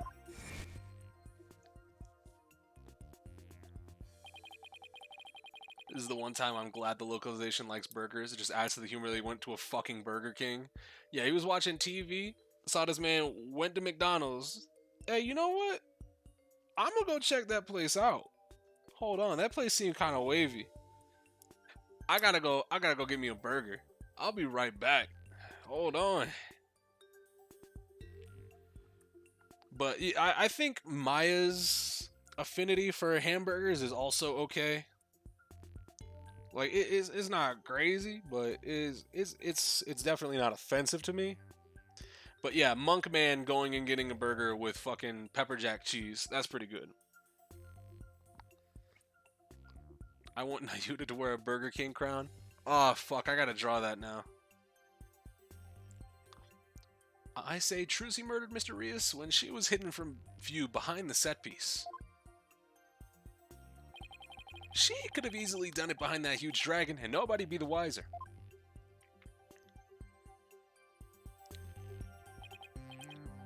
I see. Indeed, there is a ring of truth to your assertion. You bet. Plus, there's a suspicious-looking shadow in the footage, too. It's toward the end of the footage, just before the dragon hits the stage. It might be easier just to see it for yourselves. Yeah, it's Mr. Hat, nigga. Move.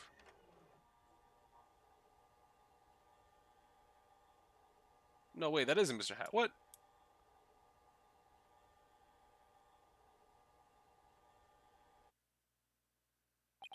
It's only for a split second, so it's hard to catch, but look here. This suspicious shadow must be Trucy. She's using the steel sword she hid behind the curtain to try to, during the trick, to kill the victim. Now that you mention it, I suppose it does look that way. I mean, y'all niggas are... No, y'all weren't dropping Mr. Hat. That's brazy. Objection! This witness is just trying to ram his theory down our throats, Your Honor. And that's not all. Aren't we forgetting? That the witness willfully edited the sword switch out of the footage. You see, there's your second misunderstanding right there.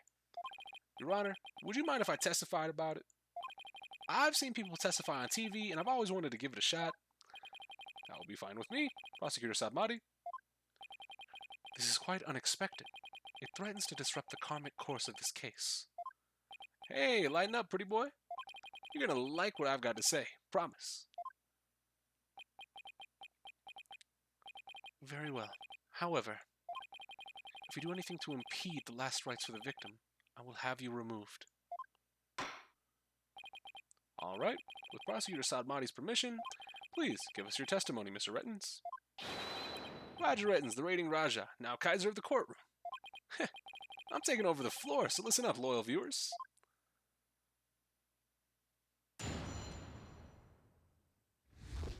It wasn't deliberate, I tell you. Yeah, Mayan Burgers is just supposed to be like, hey, we're in America. Did you understand we're in America? America likes burgers, by the way. Yeah, Sadmati is literally just, yeah, I came to America, burger time. It wasn't deliberate, I tell you. Footage is meant to be edited, I tell you. Scenes are spliced together and long or boring scenes are cut out. All the stations edit footage this way. It wasn't like it was done maliciously or something. I mean, you were saying that that was boring? She was spinning and throwing out fucking... She was spinning out, like, cards. Like, that's boring? What? It was just a coincidence that the particular scene was cut. It wasn't intentional. Okay. Or what? You got some proof that I had an ulterior motive for editing that footage?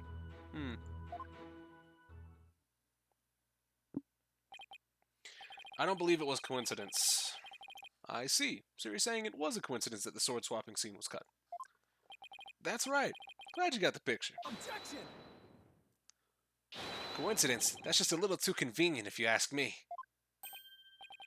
Oh, an objection. How cool. It sure packs a lot more punch when you hear it live.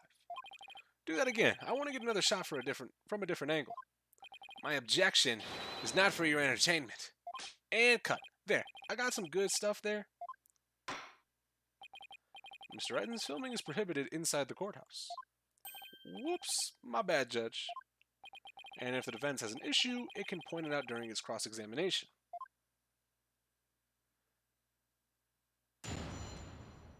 They have a fucking character named Red White of Blue Corp. If that isn't America, I don't know what is. Perfect. Alright, you think it's a coincidence? How about you just shut that bullshit up, Chief? Of all the scenes you could have cut, why a sword switching trick? That seems like too much of a coincidence to me. Oh, so now you're gonna tell me how I'm supposed to edit my programs, big shot. It's hard being the boss, kid. You gotta make tough choices, like which content gets cut. And let me ask you this. Why exactly did you make such a tough choice in this case? You wouldn't understand, champ. It's all about artistic vision. I tell you, people tell you how to do your job when they don't know how to first thing about it. I may not know TV, but I know evidence law. And boy do I have some for you, champ. I might not be able to show that your selective editing was intentional.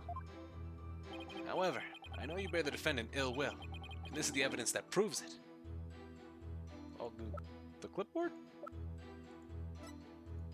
Take that! Huh? What's that you got there? This is the contract you had oh, maybe the contract or the clipboard? Interesting. This is the contract you had Miss Wright sign just before the magic show. This contract between the first party, Take Two, and the second party, Miss Wright, reads, if, through the fault of the second party, the show must be cancelled in part or in full, the second party will pay $3 million as compensation to the first party. $3 million?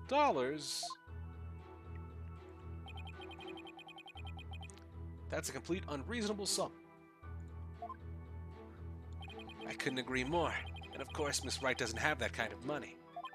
Nevertheless, Roger Rettons had her sign this unreasonable contract anyway. Or more accurately, he conned her into signing it. Conned her? How did he do that? Open it up. There's a trick to the clipboard that was used by Miss Wright to sign her contract. It houses carbon paper that can secretly copy her signatures into other documents. Oh, come on now. That's quite a nasty accusation you're slinging my way. For starters, you don't have any proof I had anything to do with that carbon paper stuff. Just because choosing her agency can't pay up, that doesn't mean I conned her. Here I presented the contract because I figured they did the same thing and got damage? Really? That seems like you just present the fucking... You could present either. And it showed me the contract. So why would I not... I mean, it went into a little bit more. So maybe it's technically like two-part evidence. You know, you're supposed to present this and then that. But it's... That seems like I would have been pissed if I took damage that way. Yeah, no, I would have been fighting for that one. But $3 million? That's totally out of reach for the average person. In any case, this is important new information. Please add it to your testimony, Mr. Rittens. They started by doing the contract, so I was mad. Yeah, no, I would have been pissed. Where's your proof linking me to that tricked out clipboard? You don't have any, do you? I mean, we can match up the note and the contract and then fucking go from there. You must be quite the con man if you can fool a magician with a simple trick. But if you think you can con a lawyer, you're very much mistaken. Hey kid, would it kill you to enunciate in front of the camera? You know, like a newscaster? I'd like you to take a look at Miss Wright's signature here on this note. Now let's compare this signature to the one here on this contract. Got 'em, GG's. Well, would you look at that? They're exactly the same. That's right, Your Honor. Not just similar, but exactly the same. Nobody can sign their name in exactly the same way twice, unless it's a copy. These signatures are proof positive that you conned Miss Wright. And they definitely prove your malicious intent. Say, not bad, lawyer guy. Didn't know you had it in you. Fuck. This is really getting interesting now. It'll get great ratings for sure. Don't try to dodge the issue, Mr. Rettins. The fact is that you bear ill will against my client. So the show footage was definitely edited with malicious intent, isn't that right? Objection. What a forced argument defense. All you have really proven is not his ill will toward Miss Wright, but his pecuniary greed. That's right, I just wanted money, baby. Fat stacks of cheddar, that's all. After all, I'd never even crossed paths with Trucy before this magic show. So I've absolutely no reason to bear her any ill will, right? You didn't bear any ill will, huh? Fat chance. This guy definitely has some major hate for Trucy. You'll see, I'll dig up the... Yeah. Grammar magicians. I can't prove it with anything, but the things he said I'll point to that fact. He's got some long-standing beef between the fucking Grammarese. No.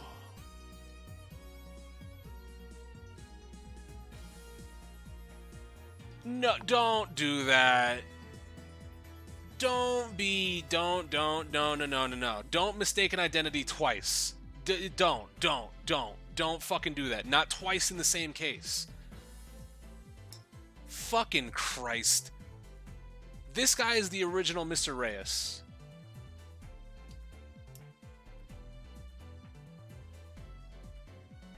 Fuck off. Some sort of connection that not even Trucy is aware of. Your Honor, I'd like to argue that Roger Reetons and Trucy Wright must have crossed paths before. There must be some hidden connection between them. Hidden connection?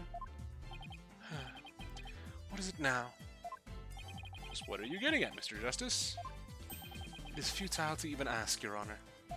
Surely it is just another one of the defense's feckless claims. Objection.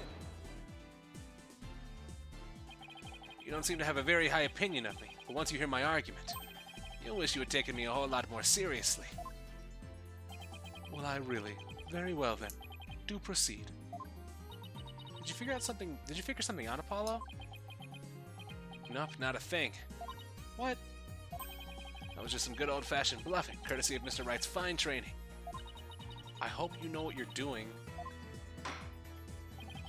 If you're going to make such a bold claim, Mr. Justice, I hope you're ready to elaborate. What is this hidden connection between the defendant and Roger Reetons? Dog, nah. That second option? Gotta go to jail for that one.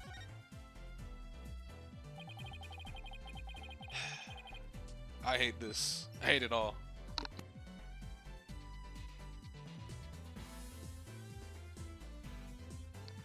So, I wasn't going to click it. I'm just saying, that one's jail. Sleight of hand trick Mr. Reetons did during the recess earlier. Yep. Trials and Tribulations type beat. Not Terry Falls, man. Terry Falls didn't deserve it. He was just dumb. What if Mr. Reedens is a magician too? There we go. That was the part of the fucking model animation that I wanted. Him rubbing his hair with the two spikes, horns, whatever you want to call them, coming down and then popping back up. That's what I wanted. What if? I believe it's up to the defense to fill in the blanks, not me. Well, if he is, he may have had some contact with Miss Wright somewhere along the way. Objection.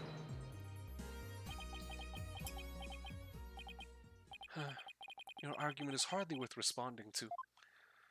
But by all means, please do continue. As passage into the sacred scriptures of Curanism states, he who gives a sermon to a monkey is himself a monkey.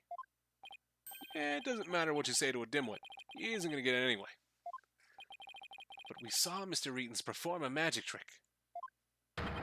He made this video camera disappear in the blink of an eye. Well, I think it would be pretty funny if I were a magician. You must have been seeing things. Want me to introduce you to a good eye doctor? If a connection as tenuous as that is all it takes, then every magician in the country could potentially bear ill will toward the accused. Man got ki emitting out of him, only where that scarf is floating around his neck. That's spiritual energy, brother. I guess you're right. You're not the sharpest knife in the drawer, are you, short stuff? Damn it. You would do well to cleanse that putrid mind of yours before in the holy waters of Lake Minnetonka. 3 days under a frigid waterfall, and even you should rise to the level of a monkey. A numbskull for a numbskull. Well, this numbskull has thick skin, so there. I think I get what they're driving at. Even if he is a magician, it's not exactly a reason to bear a grudge against Trucy, is it? Hold on. I can think of one person. One magician who has a reason to bear a grudge against Trucy. Or rather, one magician who has a reason to bear a grudge against Troop Grand Marie. Oh? Sierra niggas. No way. Is something wrong, Mr. Justice? Your Honor, the defense wishes to submit evidence at this time, and to see that fucking bastard's right arm. What sort of evidence do you have for us? Evidence that points to the real killer, the one who had a motive to commit this crime. What? Nice head shake. And what have you come up with this time, defense? Juicy Wright is the sole heir to the Troop Grand Marie in its name. This puts her square in the crosshairs of one particular magician.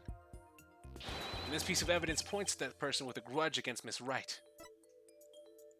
Take that! And who exactly are you naming, Mr. Justice? 13 years ago, the great Mr. Rios belonged to Troop Grand Marie. But then the troop ousted him, and Mr. Rios vowed to get revenge on them someday. Name Thalassa, coward? No. No better way to accomplish that than through the ruination of their sole heir. But Mr. Rios is the victim, Mr. Justice. You've named a dead man as your suspect. But is he really dead? What do you mean, is he really dead? If the fact that Mr. Rios is the victim is what's throwing you off, then how about we consider the possibility, or this possibility? What if the man who died on that stage yesterday wasn't Mr. Rios?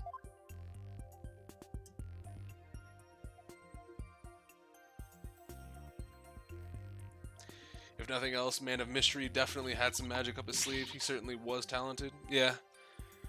What? You mean the victim wasn't... big stretch. You mean the victim was an imposter? Not Mr. Rios.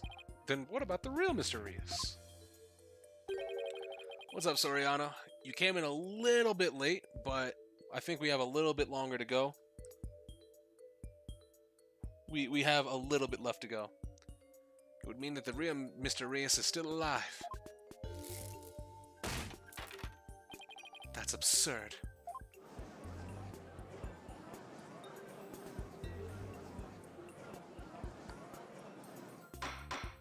Got him. Mr. Justice, who is the real Mr. Rios if not the victim of this case?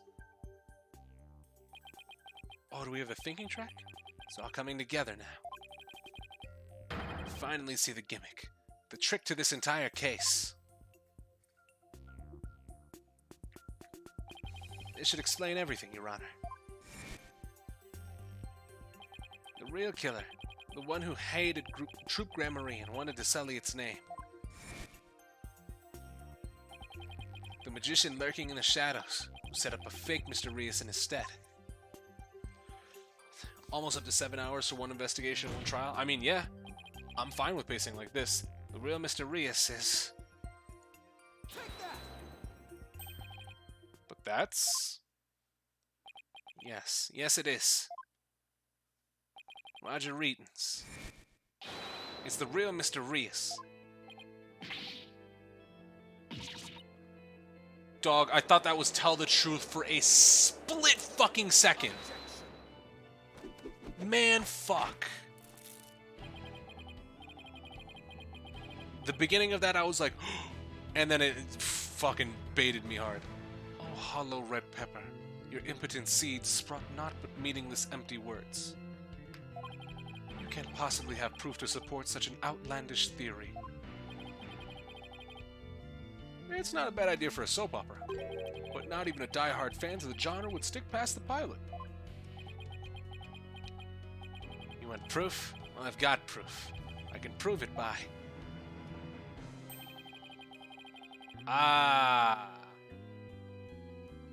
Yeah. And to do that, I'll just need you to look at this spot on the poster. Now I see what somebody was asking about the video of him in the coffin. There we go. Makes sense. This is the injury Mr. Rios sustained while practicing a magic trick 13 years ago. However, the video the victim shot of himself shows no trace of that injury. Oh my, you're absolutely right. Now, Mr. Reedens, what do you suppose we'd find if we took a look at your right forearm? Is there by chance a nasty 13-year-old scar under that sleeve of yours?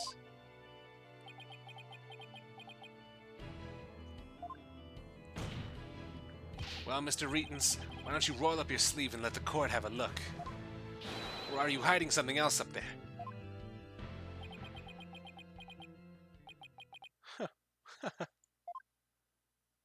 Come on now, I have nothing up my sleeve. I don't need to hide anything up there because I require no tricks or gimmicks. For you see, my magic is the real deal.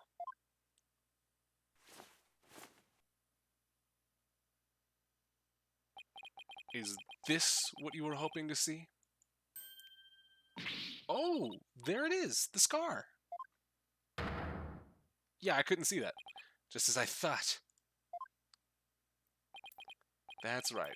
I'm the forgotten magician, abandoned to the dark understage of history. What are you doing with that coin, by the way?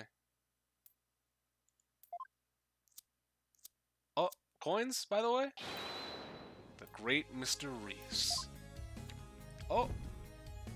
Yo, this guy's sick! This is totally absurd.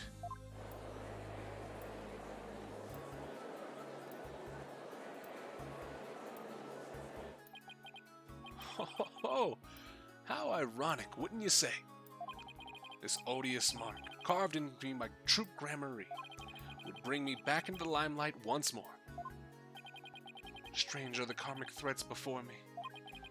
If the witness is the real Mr. Rios, then who is the victim who perished in the magic show? This guy is sick. Yeah, no, this guy fucking sucks to this guy is sick. When this guy is performing magic, this guy rocks. Hold on. Because now it's not just a sweater, that's a whole cape. Cape shit. Cape niggas. Also, he still sucks. Where are your socks at? You couldn't buy some socks? You own a TV Why are you so petty? You own a whole TV station, basically. Why did you want to get back at this child? In confidence, I told him my true identity and let him take on my mantle. And when did this man take over for you? About 2 years ago, I taught him my tricks and even acted as his producer. Like, cause The shit that he's doing with one hand, that's nice. Like, not the fucking coin flipping. Anybody can do that. I'm talking about the fucking coin multiplication and then the fucking cardistry and then making it fucking disappear. That was pretty sick. He just passed on the mantle, no mistaken identity here. Nah, fuck that. That's still stupid. Courtesy of my magic, on the stage we call television. Hope you enjoyed the show. You really had us all fooled. Mr. Reedens, or should I say, Mr. Reus. In your hatred of true gramarye, you killed the victim, Mr. Mystery. And set up Miss Wright to take the fall, didn't you? You did it all just to tarnish the gramarye name. It's not the biggest ass pull we've ever heard. It's still not, but it's still a fucking... It's not great. Considering they relied on a case of mistaken identity on a twin in the same case. Like, had this been the only twist for this case, that would have been sick. Had it not been combined with Bonnie and Betty, I would have been like, that's fantastic. I'm fine with that. I can rock with that. But it's mistaken identity into this, another mistaken identity, is kind of not great with me. Like, cause this, like, using a gimmick once or twice is fine. I'm fine with that. You know, I can rock with that. You could have cut out little parts of the rabbit bat switching shit. Like, if you cut out parts of that, it's fine. Because, oh, it's a prank. It was just a prank show. Alright, fine, whatever. That's cool, I guess. Oh, by the way, we had these two twins acting as though they were one person. Alright, that's fine, I guess. Alright, the magician that was also taking part in the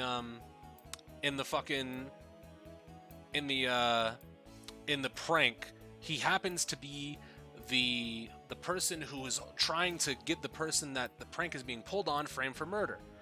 Alright, why does that matter? Well, because the magician in this prank happens to be the identity of this guy from fucking 13 years ago.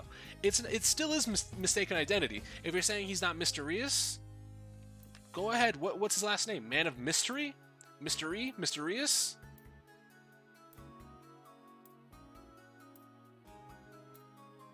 It does play into the rules of magic with those twists, though. You always want to make sure you have everyone looking away from what you're doing, but I can agree with a double dip. It doesn't even, like, the fucking thematic theming of, oh, it's misdirection, so you look more towards the twins and not towards the magic man. Like, I don't care. Don't pull the same gimmick twice. Pulling something twice is not going to make me care about something on how it's written. The more I'm talking about it, the more upset I'm getting. Because it is just dumb. The more that I talk about it, the more I think you had a great case. It's different. I'm not saying it's the same as a twin switch. I'm saying it's mistaken identity. We thought Man of Mystery was mysterious. Are we not? Did we not? Did we think we thought Roger Rettens was just Roger Rettens? That's not mistaken identity. If we thought he was somebody fucking else, that's mistaken identity, Ben. Do you know how the words work? I have no idea what you're talking about, lad. I set up the prank, that much is true, but it was simply a harmless joke on Trucy, I assure you. In all senses, Man of Mystery was the great mysterious for 2 years. Yeah, he was for fucking 2 years. Great. Sick. He was the guy for 2 years. He had everybody fooled into thinking he was somebody else for 2 years. Congratulations, you got him. Yet she learned of the plan and made use of it to commit murder. That is how strong the criminal element runs in the blood of the Gramarys. Objection!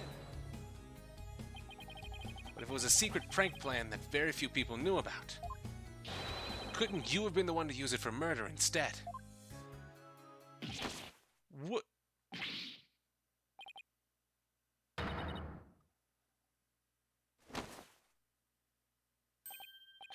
Just kidding. What the heck was that? Heed my words, lawyer lad, for I fear your grasp on reality is slipping. I do believe I told you that my magic is real. It employs neither tricks nor gimmicks. Enough with the ambiguity. Why don't you make your point already? alibi is pristine as pristine as ever. Wouldn't you agree, Prosecutor Sadmati? Yes, I suppose that is correct. The witness does have a solid alibi. What? Either way you cut it, this case isn't super great for me. Gimmick Relial on top of petty murder, it's not great. It's never a great look. The only time petty murder has ever worked is in the case of Manfred von Karma. That's the only time petty murder has ever worked in this series. Didn't work for Turnabout Big Top. Didn't work for Clavier. Or not Clavier, excuse me, Christoph. It never has fucking worked. And this is a petty murder set up behind gimmicks. I don't fucking care about this case. Recall defense that the time of the magic show, Mr. Rettins was at Take-Two TV. A fact that many people can easily attest to. That's right. I forgot all about that. Oh, so what do you think, Your Honor? Would you like me to testify on the matter? Yes, I think you better. Please tell the court more about your alibi. We're gonna have to agree to disagree here because we can argue the mistaken. It's not an argument point. It's a fucking fact. It's bullshit mistaken identity. You mistake one fucking twin for the other, and you mistake one magician for a different fucking guy. It's mistaken identity. There's nothing to disagree on. That's just a fact, Ben. That's just what it is. Are you watching, Magnifique Gramarye? The time has finally come for my magic to snuff out your precious pedigree. The Gramarye line will be no more.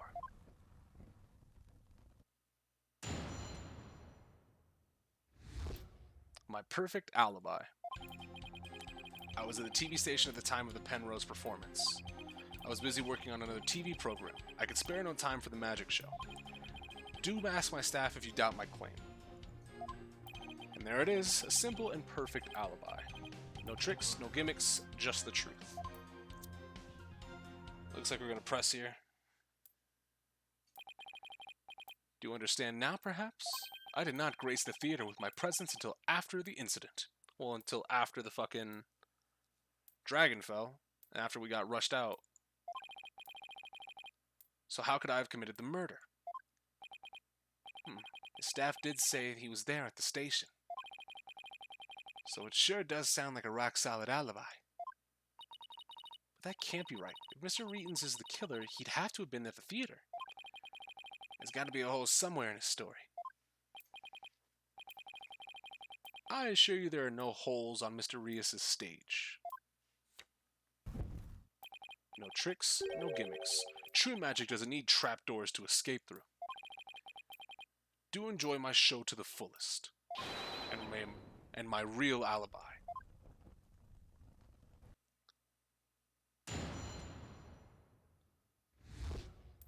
My perfect alibi.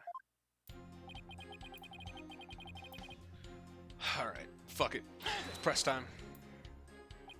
But you did come to the theater eventually, isn't that right? Indeed. Anxious to see how the show was progressing, I made my way to the theater. Let's see. My journey took about 10 minutes by car. They actually have been at the theater during those 10 minutes, killing the victim. Ho ho ho! Allow me to stab at your reading mind. Allow me to stab at reading your mind. Ha! Could I have been at the theater during those 10 minutes, killing the victim? How in the... No, I took a taxi. The driver can attest to that. Feel free to call a taxi company, if my word does not satisfy you. The driver's a big fan of the ratings Raja. I even gave him my card. He even gave the driver his card? That was very clever of him. You might as well give it up, lad. Questioning real magic is a fool's errand. Besides, you know very well what I was doing at the time of the incident.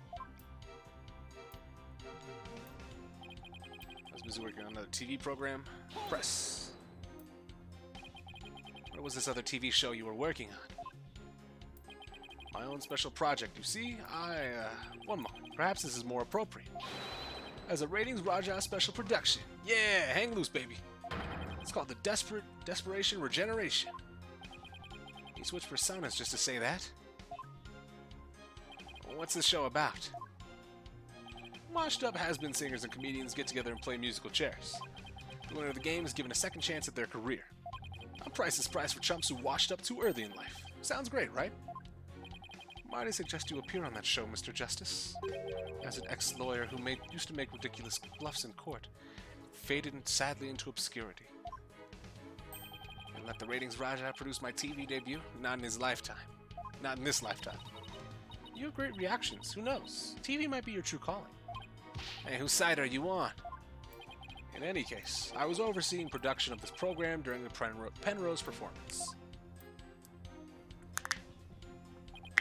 To my staff, if you doubt my claim. Wait a little bit there, buddy. How do we know those staff members aren't in cahoots with you? I make it my business to perform solo. My magic is neither need nor want of assistance. After all, one of them could reveal the secrets behind my magic, could they not? So he doesn't trust anybody, huh? He's the complete opposite of Trucy. There were many people there in the studio audience who saw the witness as well. Even if he had been able to persuade his own staff to cover for him, he could not have convinced so many complete strangers to do the same. He really has made a rock-solid alibi for himself. Yeah, it's almost too good, you know? It's eerie how perfect it is. Has all been revealed to you now? There it is. Alright, last thing. I've got it. Do you have a brother? A brother that looks exactly like you, maybe. Again with the twins business. You think the audience will let you get away with using the same...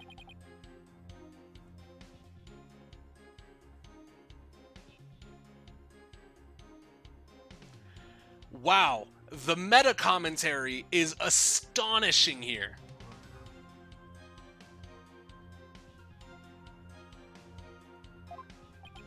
If you do not believe him, Defense, why not investigate for yourself? Though I'm sure your efforts will prove to be thoroughly fruitless. Yeah, I guess the twins theory is a little far-fetched.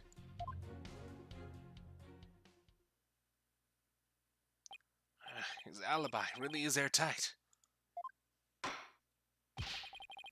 I believe we've heard enough.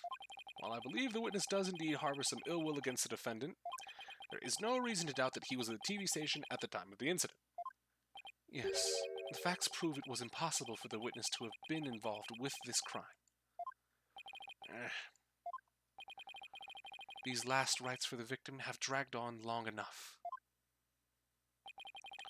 The soul of the victim himself is so bored that is resting on top of your Honor's head. It is?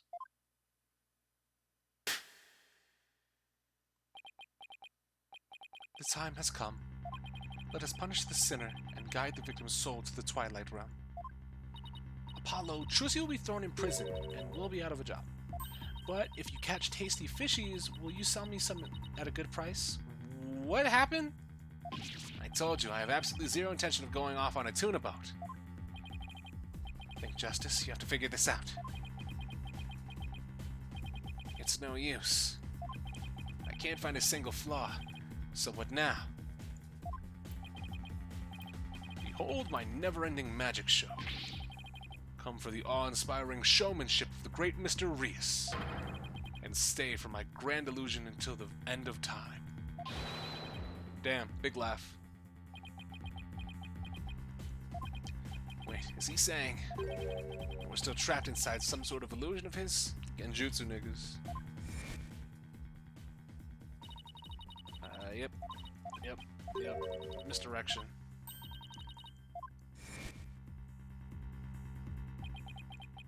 Could it be? You know what, Mr. Eatons? I guess we have all been spectators to the elaborate illusion you've prepared for us. An illusion that has suddenly turned our attention towards something you wanted us to see. What are you going on about, lad? Have you got something, Apollo? I just remembered something Trucy said about misdirection. What a magician says is there really isn't, and what they say isn't there actually is. If we've all been taken for a ride by Mr. Reeton's magic, then maybe he's made us see something that wasn't really there. It's time to rethink all of my assumptions about this case. What have we been made to believe was there wasn't actually when it actually wasn't? What have we taken to be the absolute facts of this case?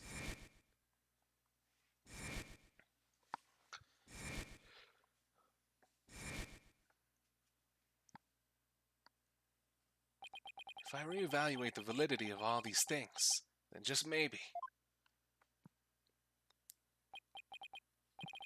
Athena, there's something uncanny about this case.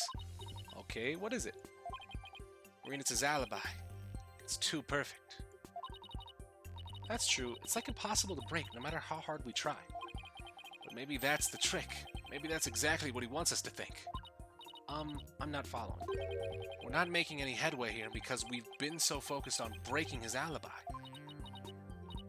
Oh, I think I get it. You're saying he's using misdirection on us, right? It's definitely a possibility. Ahem. Would the defense care to share with everyone what it's discussing over there? Your Honor, we believe that if we were to reconsider a certain assumption, we may finally arrive at the truth. In fact, I think we'll even finally see who's hiding behind the curtain, so to speak. And what is this certain assumption you're thinking of? This is the one key assumption we've been taking for granted this whole time. The culprit was on scene. What if the culprit was somewhere other than the theater at the time of the crime? What if there was some way to commit the murder without actually being there? If that were the case, then Mr. Reetons' perfect alibi would become irrelevant. Objection. How could one person stab another to death with a sword without physically being there? Furthermore, we all saw what appears to be a culprit's shadow in the footage. Objection. But couldn't we have easily just assumed that the shadow does not belong to the culprit? Well, if it's not the culprit's, then whose is it? I'm not 100% sure yet, but I'm pretty sure I'm on the right track.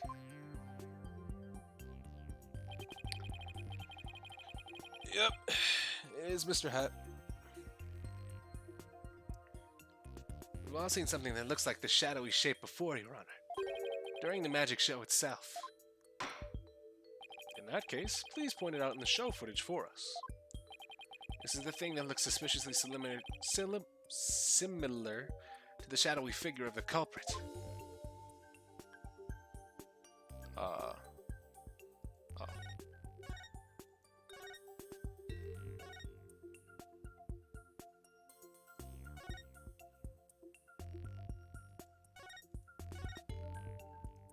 Fuck. I didn't want to click right there. Damn it. That's damage. Mr. Justice, how does it even remotely resemble this shadowy figure? I thought it looked pretty similar. Do you not think so? Not in the slightest. Huh? That's funny. It looked pretty shady to me. And your logic is even shadier. Maybe I should try slowing the video down and taking a better look. Please tell me it puts me right... Ah, fucking Christ.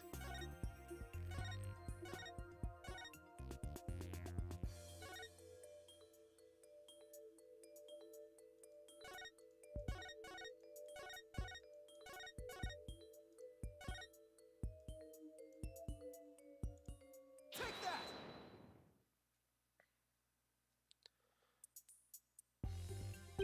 Doesn't this shadow resemble the suspicious shadowy figure? Now that you mention it, it does, doesn't it? Miss Wright, could you identify this shadow for the court? Let's see. I believe that's Mr. Hat's shadow. It's from when he's being pulled up from the stage to the catwalk overhead by wire. And could this shadow that's shown later in the footage be Mr. Hat too? No, that's not possible. After Mr. Hat was pulled up to the catwalk, he stayed up there. In other words, the second shadow is from being some other figure being pulled up. I also made the logic leap here of just clicking on Mr. Hat. Yeah. I figured just because I saw the earlier shadow of Mr. Hat flying up, that you could present the shadow. But yeah, no, I wouldn't say you were wrong for clicking Mr. Hat. Some other figure? I'm afraid you'll need to be more specific than that, Mr. Justice. He's right. We've come this far. I'll just have to figure it out from the clues I have on hand. Where's the second shadow shown in the footage? What?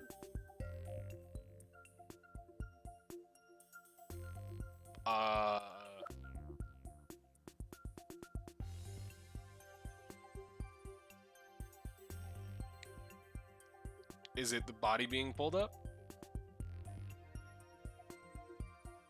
Could it be? Or no, because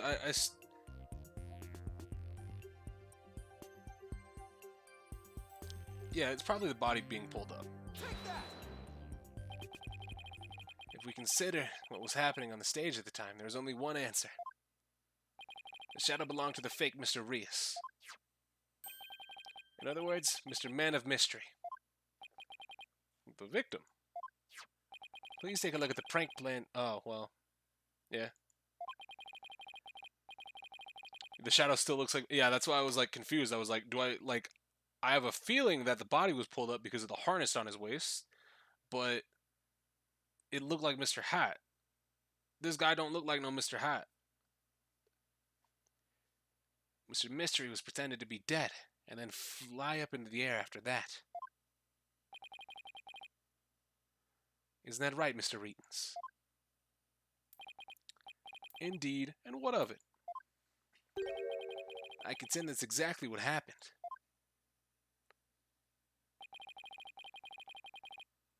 The victim was wearing a stunt harness around his waist. It was most likely attached to a stunt wire so that he could be pulled up into the air. It's not even the fake Mr. Reed. It's definitely the fucking fake. He literally said, you're going to pretend to be me for 2 years. You'll be me for 2 years. He taught him all his tricks. It's the fake Mr. Reus. Just stop, Ben. Please, just stop. Just shut the fuck up, please. Just shut up. Just stop typing in chat. Don't type about any... If the word Mr. Reus comes out of your fucking next message, I will just ban you. Just shut up.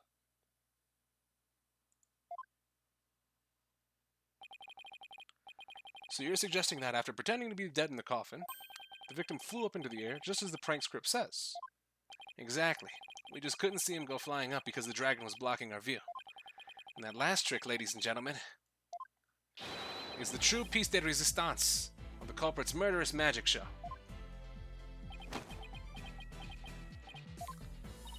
Don't tell me. You got it all figured out? Yes, I think so. If we can just look beyond Mr. Reetons' last bit of misdirection, we should finally be able to see the real truth. The victim must have been pulled up to the catwalk, just like Mr. Hat, and hit the cushioning up there with considerable force. I have to figure out what else happened up there at that time. Are you ready to elaborate, Mr. Justice? Yes, Your Honor, I'm ready. In that case, please answer me this. Why did the culprit make the victim fly up into the air like that? To murder him. So why did the culprit have the victim fly up after he appeared in the coffin? And how did the victim actually die, when he was only pretending to be dead in the coffin? Missed opportunity for coup de grace? Yeah. Piece de resistance is a little bit different from coup de grace, though. We were showing off the great part. We're not showing off the mercy blow. We can figure out how these two questions relate. The answer should become clear. Could it be? Mr. Mystery thought he was still just a part of a prank when he appeared on stage. He probably didn't suspect a thing as he was being pulled up to the air, after Mr. Wright was being called backstage just as the set piece fell. But the culprit had already planted the real murder weapon in a cushion in the catwalk. It was probably a knife or a blade of some sort. What? You mean... Yes, it really was a magical murder. Just as the prank script said, Mr. Mystery was whisked up into the air. And straight into a blade in the catwalk.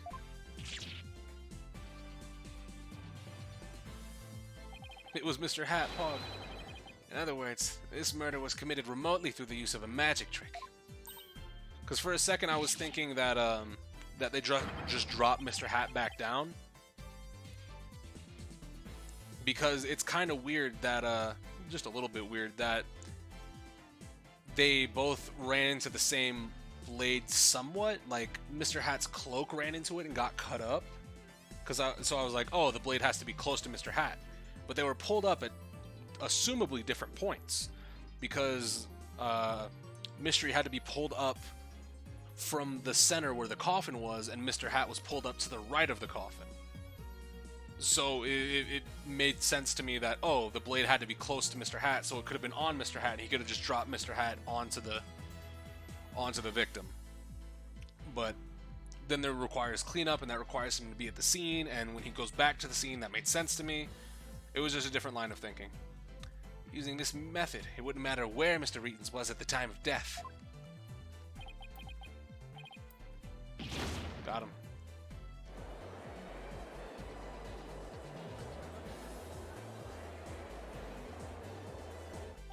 But how exactly does it work, Mr. Justice?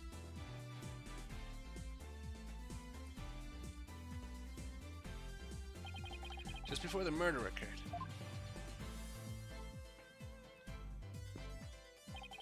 the dragon set piece was up in the catwalk. It and Mr. Man of Mystery were connected to each other by a wire at the time. By carrying out the prank plan, Betty made the dragon set piece fall, which caused Mr. Mystery to rocket straight up and into the blade in the cushion.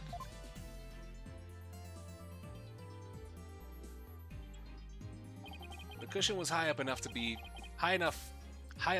hidden from the audience's view. That's why nobody saw the blade. Oh, then that big gash in Mr. Hat's cape. The blade must have been set up overhead sometime before the magic show. Mr. Hat must have been slashed by it too when he was pulled up to the cushion. See, this is what I don't get. Mr. Hat was off to the right. I think you even saw it in the diagram that was just being displayed. I can't believe it. I had no idea. I was told that Trucy would freak out if I made the set piece fall. It's the only reason I did it. Yeah, you were kind of set up into helping with murder. You were used, Betty. Roger Reetons used you.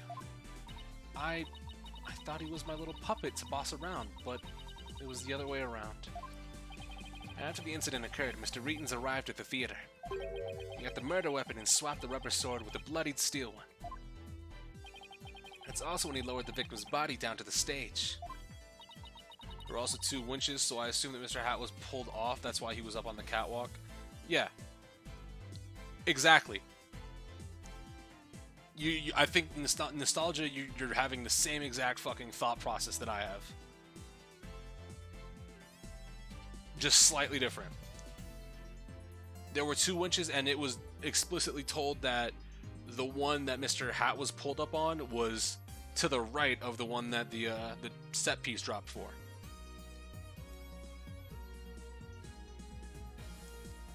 So, I really hope they show it again.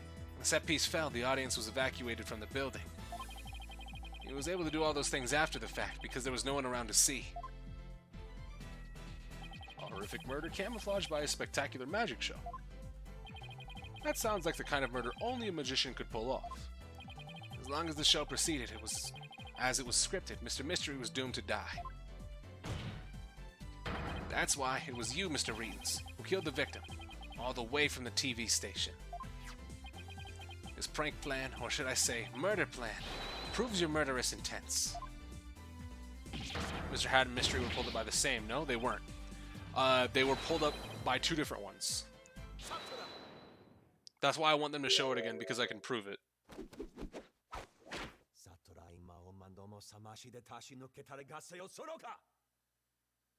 Somebody's dog is going nuts outside. Enough. You dim-witted, ignorant, imbecilic, putrid red pepper. Are you sure about that? I'm almost 100%, because it's said they're set up on 2 different winches, right?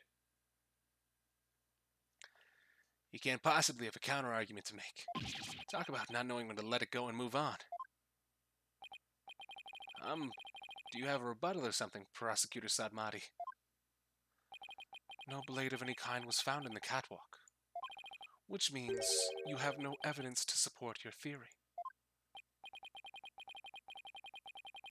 But Mr. Reetons retrieved it after the fact. Clap. Which still leaves you with no way to prove your wildly fantastic remote murder theory. But... what? You proved it succinctly, Apollo. Don't listen to him. He's capping. He's just lying. He's lying for the sake of lying. Only one of them went to the blade, though? Yeah, that's my point. Only one of them went to the blade, so how did Mr. Hat get cut? How did Mr. Hat's cape get cut at all? Because that's a glaring fucking, not plot hole, but it's a spatial hole. Without proof, does it not make more sense to believe that the murder was committed there on the stage? Let me see if I have I almost closed the whole fucking emulator. That would have been bad. Do I have 2 pages on this? I do not. I don't have anything else to show the layout of the stage. That's where the bloodstained sword was found, after all. That is a very good point. As the only person who could have committed the crime there on that stage, Trucy Wright remains the prime suspect. It would appear that what you call truth is little more than a cheap parlor trick. In the end, you have done nothing to prove the accused innocence. Now is the time to let go and move on.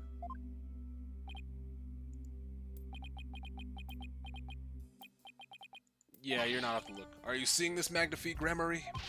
My magic is exacting punishment on your granddaughter. The Gramarye name is done for. Apollo, we need to hit them with a decisive piece of evidence here. Well, I mean, there is one specific thing.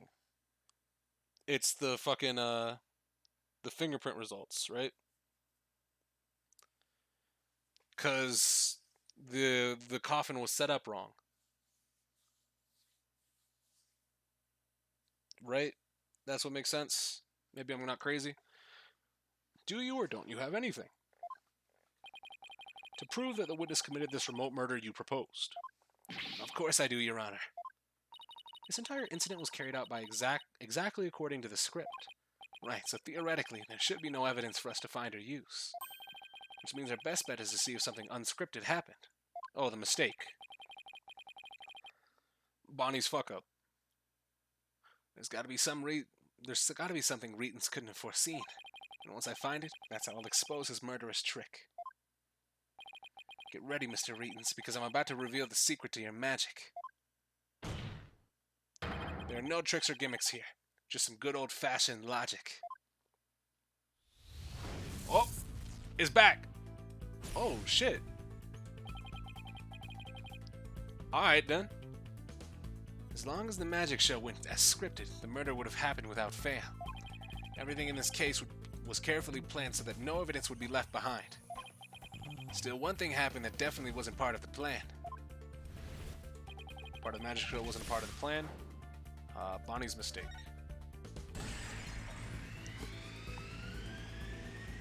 We're zooming. Look at the options here. Ooh. If Bonnie made a mistake during Trucy's escape trick. What mistake did she make? Stage lift prep, her life choices. Is this a logic dive? Yeah. Mr. Hat's positioning. There's no need for that one.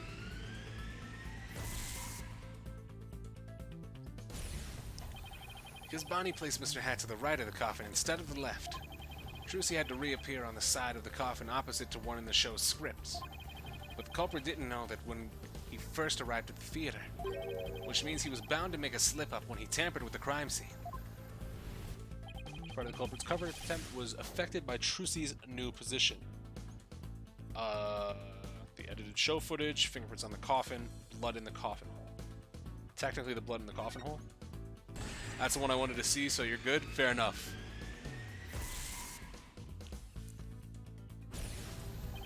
Thinking Trucy had appeared on the left, the culprit must have put the blood on the left hole.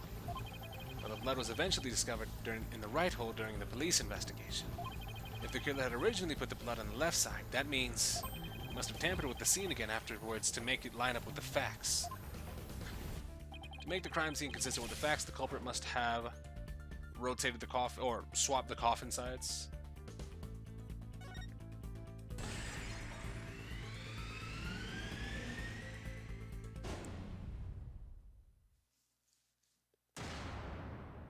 Is that the fucking Evangelion font? Am I going crazy, or is that the fucking Evangelion font?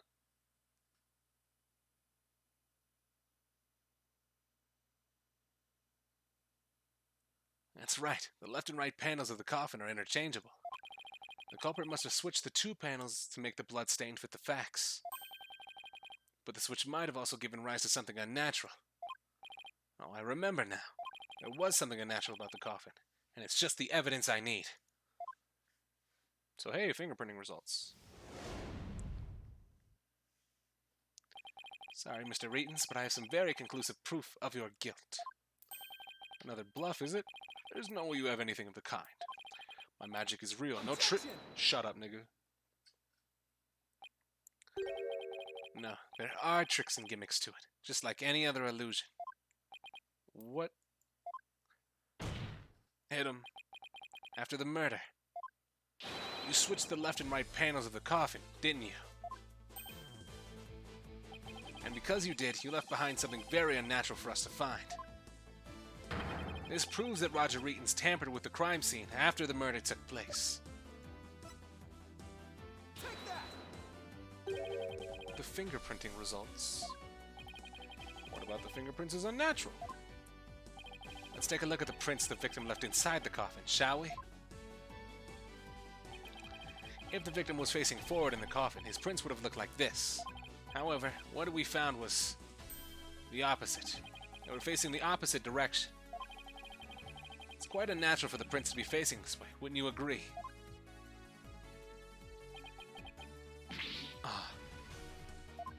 Now, anybody worth their fucking salt would just claim that the guy crossed his hands. He just crossed his hands and placed them on the other sides for whatever fucking reason. That's the obvious fucking option select there, but imagine getting thrown out of Troop Gramarye for not being good enough and still claim that your magic doesn't need tricks and gimmicks like theirs. Yeah, like what? You got kicked out because you can't do magic. That you fucked up. You even have a scar on your arm because you fucked up. You fucked up a fucking gimmick or trick. It got this way because the culprit thought the magic show had gone according to script. I don't know if his arms would have been long enough that such crossing would touch the walls. I mean, as long as, because he's not fucking like barrel chested. Like I can almost do it. I just can't get my right arm like far enough. You can definitely do it though. It's possible. There is the possibility. The culprit thought Mr. Hat would be on the left side of the coffin. And then Miss Wright would also pop up to the left of the coffin, as per the show's script. He then assumed she had thrust the sword into the hole on the left side of the coffin. So what happened to Max? Did he finally get arrested? Who? That's why he put blood in the left hole when he was trying to cover up his crime. But sometime after leaving the bloodstain, the culprit must have realized his mistake. Max Galactica? I mean, no? Why would he get arrested? He found out that due to Bonnie's mistake, Mr. Hat was to the right of the coffin. He's performing with that circus. And that despite the script, Miss Wright had thrust the sword into the right of the hole. In short, the hole with the blood in it, was on the side opposite the one that Trucy had used. To make the blood's locations fit with the facts, he had to tamper with the evidence yet again. So he tried to cover his tracks by switching the coffin's left and right panels. Oh, and that's how the fingerprints in the coffin ended up backwards. If you're talking about, yeah, 2-3? Yeah, no, that nigga's performing with the circus. Billy Bob Johns is on tour with the circus. Crippled got arrested? What? Oh no, you're talking about the actual events of 2-3. I was about to say I thought you were saying Max got crippled and arrested. I was like, no, that guy was fine. What the fuck? But yeah, no, Acro was the guy who we put away. You know, I just misunderstood what Enrage was saying there. I thought Enrage was saying Max got crippled, then got arrested. Because the culprit switched the 2 side panels around, the Brits ended up facing the opposite direction. Let me take a sip. But instead of going all that trouble with the panels, why didn't the culprit just wipe the blood away and redo it on the other side? I'm afraid they wouldn't have worked, Your Honor. Yeah, palms flat. Palms flat was the one thing that would fuck it up, right? So yeah, I'll retract what I was saying. Because of a little something called luminol testing. Ah, right. Luminol. I almost forgot. Luminol can detect trace amounts of blood, even if it's been... I thought he was gonna fucking leave it up to somebody else to fucking describe that shit. Good job, Judge. You remembered something. It only took you 5 years, but you remembered something. What if one of these cases actually had your client kill someone when they were set up and didn't do it intentionally? Wait, what? You mean... So you want to know if we want to, like, defend somebody convicted of manslaughter? Because, no, we haven't had that happen yet, but, I mean... We don't really need that to happen either. Yeah, because at that point, they're still guilty of manslaughter.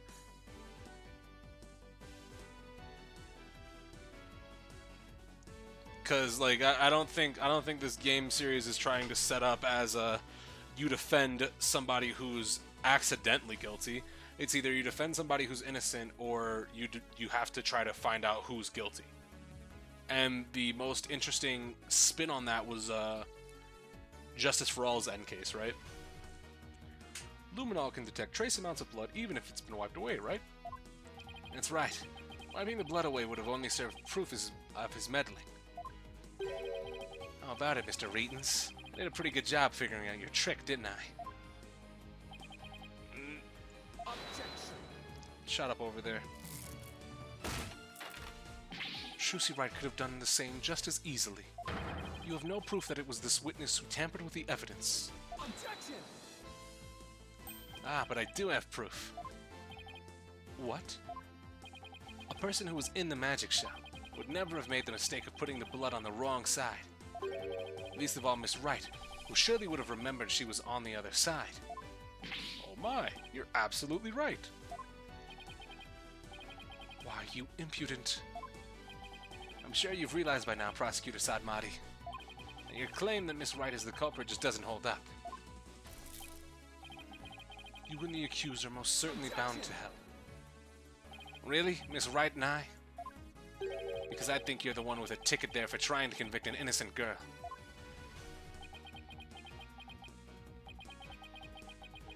Yup. The Rosarino! Oh, it hit him in the face. No. He took balls to the face. No. Prosecutor Sadmati, are you alright? Fuck him, deliver the verdict. The true culprit is someone who knew how the show was supposed to go, but didn't actually see it. And someone who had the chance to tamper with the crime scene after the incident. And the only person who fits the bill is you, Roger Reetons. Remory. All the secrets to your tricks have been revealed. What's the joke with his name? I can't figure out either. The prosecutor. With no tricks left, I'm afraid your show has been cancelled. Permanently. Because it's... Nayuta Sadmati?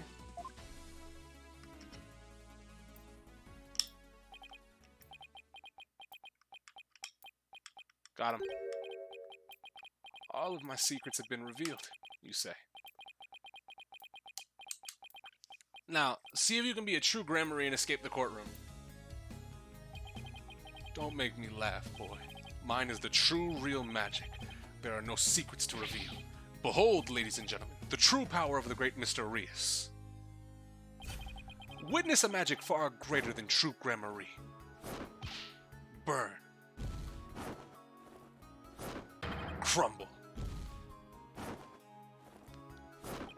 Fall to my furious flames. The great Mr. Rias bring an end to you all.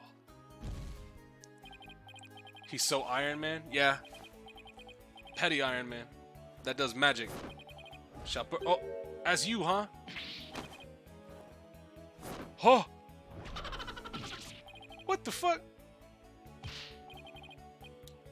What?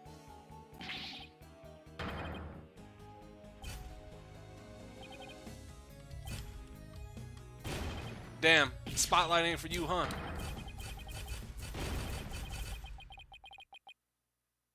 Damn. Shit on.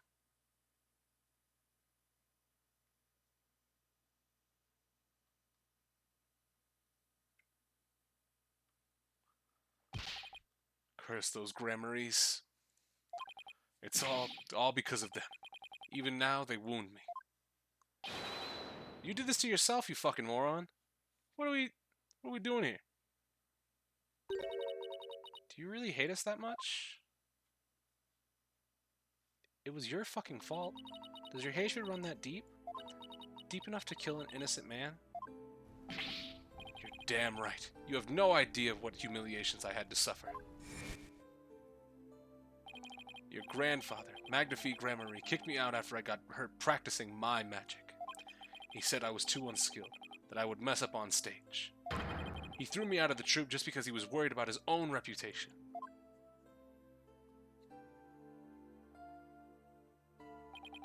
Since I was but a child, it was always my dream to become a great magician. But that Magnifique, he took it all from me. But that's no excuse. That's no reason to do something so evil. Magic is supposed to make people happy, not used as a means for murder. What's the big deal? I just used what I had available to me, that's all. I get it now. That attitude towards magic is why my grandfather kicked you out. You don't deserve to call yourself a magician. Talk to him. Don't deserve? I don't know about that. After all, you were completely taken in by my magic, were you not? If not for that lawyer over there, you would be on your way to prison as we speak. You're right. I didn't see through your tricks. You see? So in the end, Troop Gramarye was defeated by the great Mr. Reyes. I'm part of the family, nigga. You lost. You're not fit to lecture me from on high, Trucy Wright. You don't even deserve to call yourself a magician, you naive greenhorn.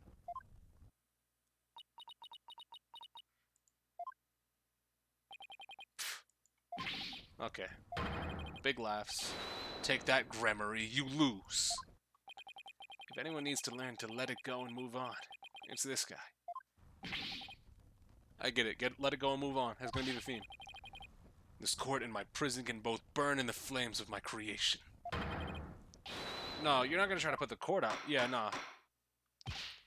Bailiff, take Mr. Reetons away. And bring a fire extinguisher, just to be safe.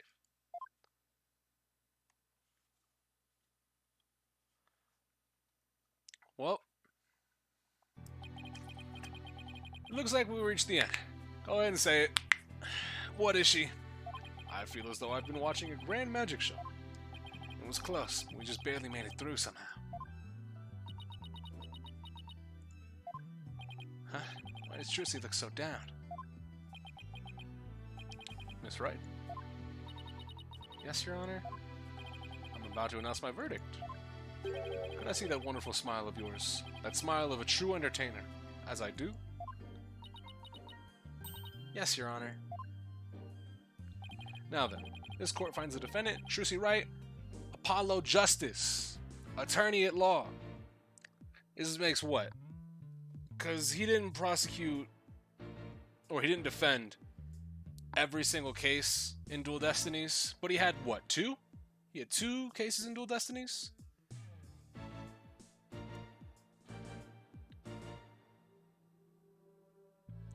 So that makes 7 altogether because you cleared up a open case in Apollo Justice. He had 1.5. We'll count that as 2, right? He just got subbed out of the game because he got injured.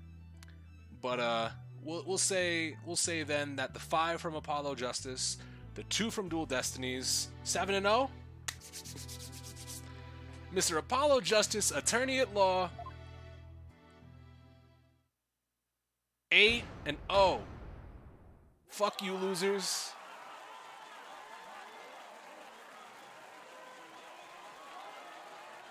Yeah, 5, because you solved the open case of the murder of Magnifique Marie.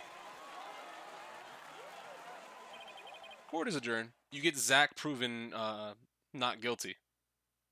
You clear up the mystery for that case. I'll take that any day of the week. Bang.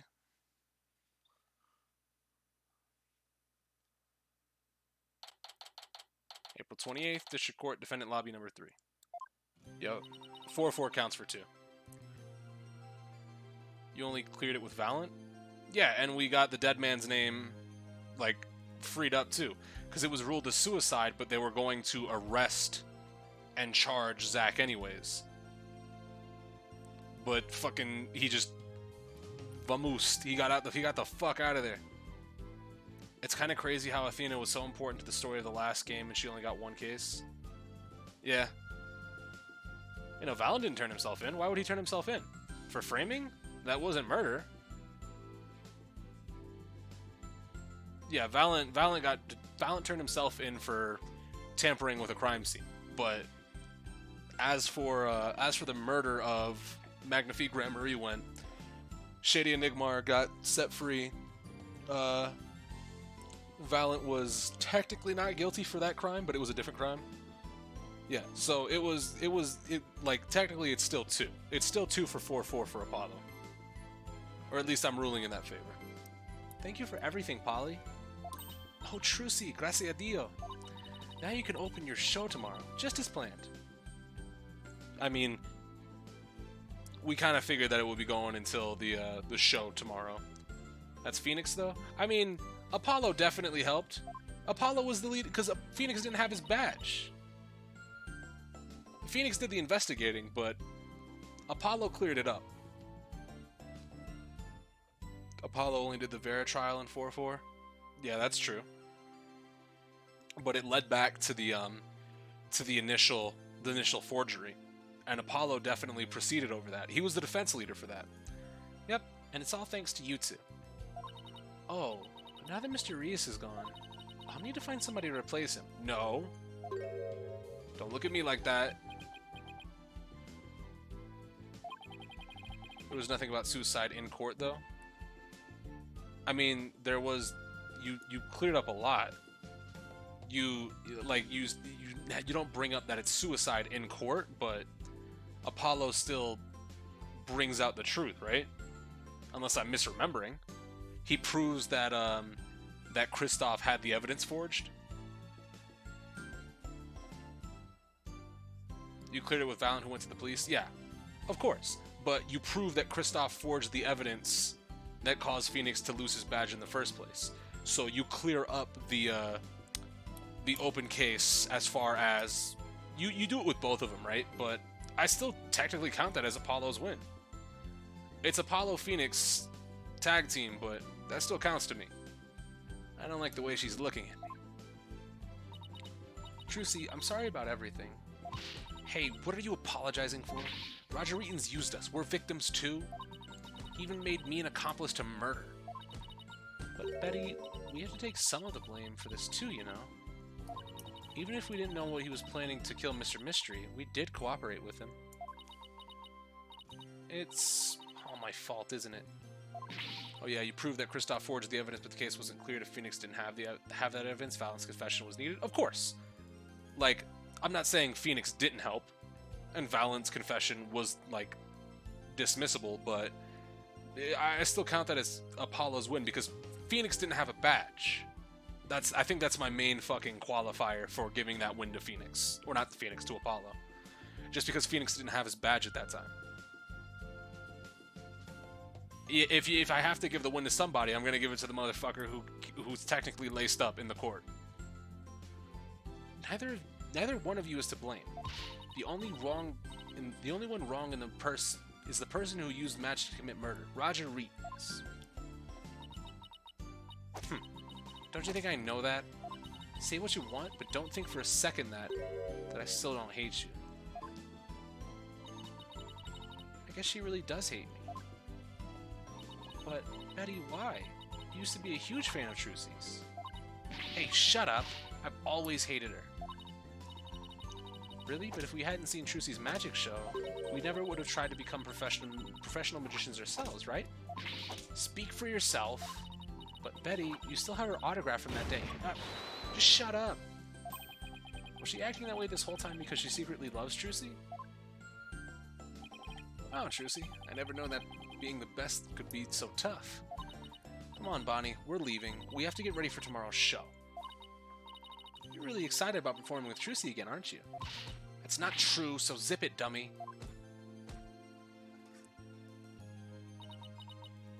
Polly? Do you think I really am a naive greenhorn? No. It's not even rabbit, tsundere, bat. Huh? No way. She's not.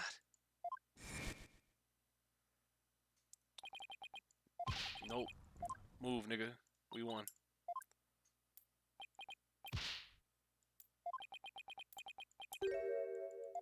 Yeah.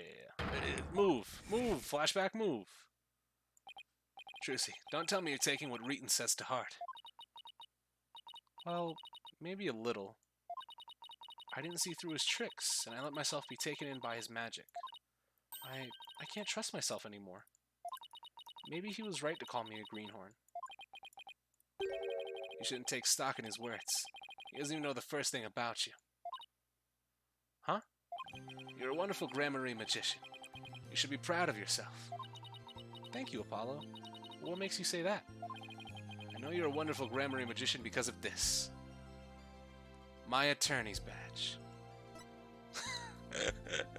Could you imagine?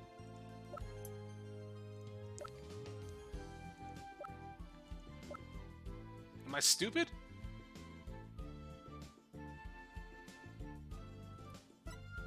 What?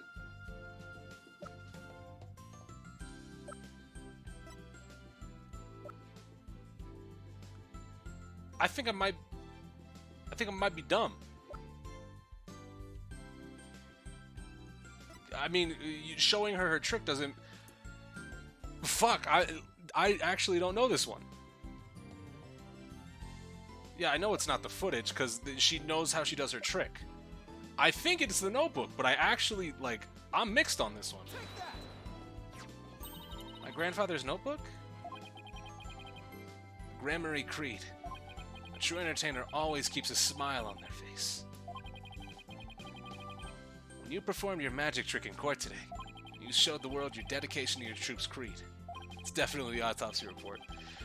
Yeah, no, like, cause that, like, weird reasoning, but okay. Even through all the jeering, you kept a smile on your face and won the crowd over. You are everything Magnifi could have hoped for in an heir. You're a great magician, Trucy. This is missable, by the way. Oh my god. A great magician? Me? You really are. That's why. You don't have to worry about what Reeton says. Oh, Polly, thank you. Still, I couldn't have done it without you. I would have lost my nerve if I'd been up there alone. But I was able to keep on smiling because of you. Me? I remember what you said to me in the detention center. All the post-trial ones are missable unless they changed it. Been that way the whole series. Ooh. So I've just been getting the easy ones. Back to back to back. Yep. Move flashback. Thank you. Your words are what kept me going. Apollo, thank you from the bottom of my heart. Now I can be everything I was meant to be. They're usually fairly simple, but if you're not sure, I'd confirm if you want the scene. Yeah, I'll do that. Trucy's real smile is the best. I'm so glad I could help make that happen. Emma, I'm really sorry, Trucy, for everything. But why? Well, I wasn't able to convince Prosecutor Sadmati what a good person you are. And I had to testify against you, too. You have nothing to apologize for. You were just doing your job. You're too kind. Oh, I don't know about... Huh? Is something wrong, Emma? Oh. Prosecutor Sadmati, what are you doing here? Detective Sky. Yes? I require your forensic expertise in order to close this case. Come, let us go. Wait, Prosecutor Sadmati. The trial is over, Mr. Justice. You and I are strangers once more, with no further need to interact. Strangers? Have you really forgotten all about me? What?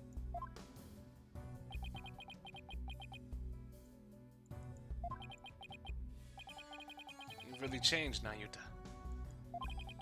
Telling me to let it go and stuff. What happened to you? Oh, lawyer of impure soul. I have nothing to say to the likes of you. Are you serious, Nayuta? Do you know this nigga? The fuck is going on here? I hate this. Right. Now, if you'll excuse me.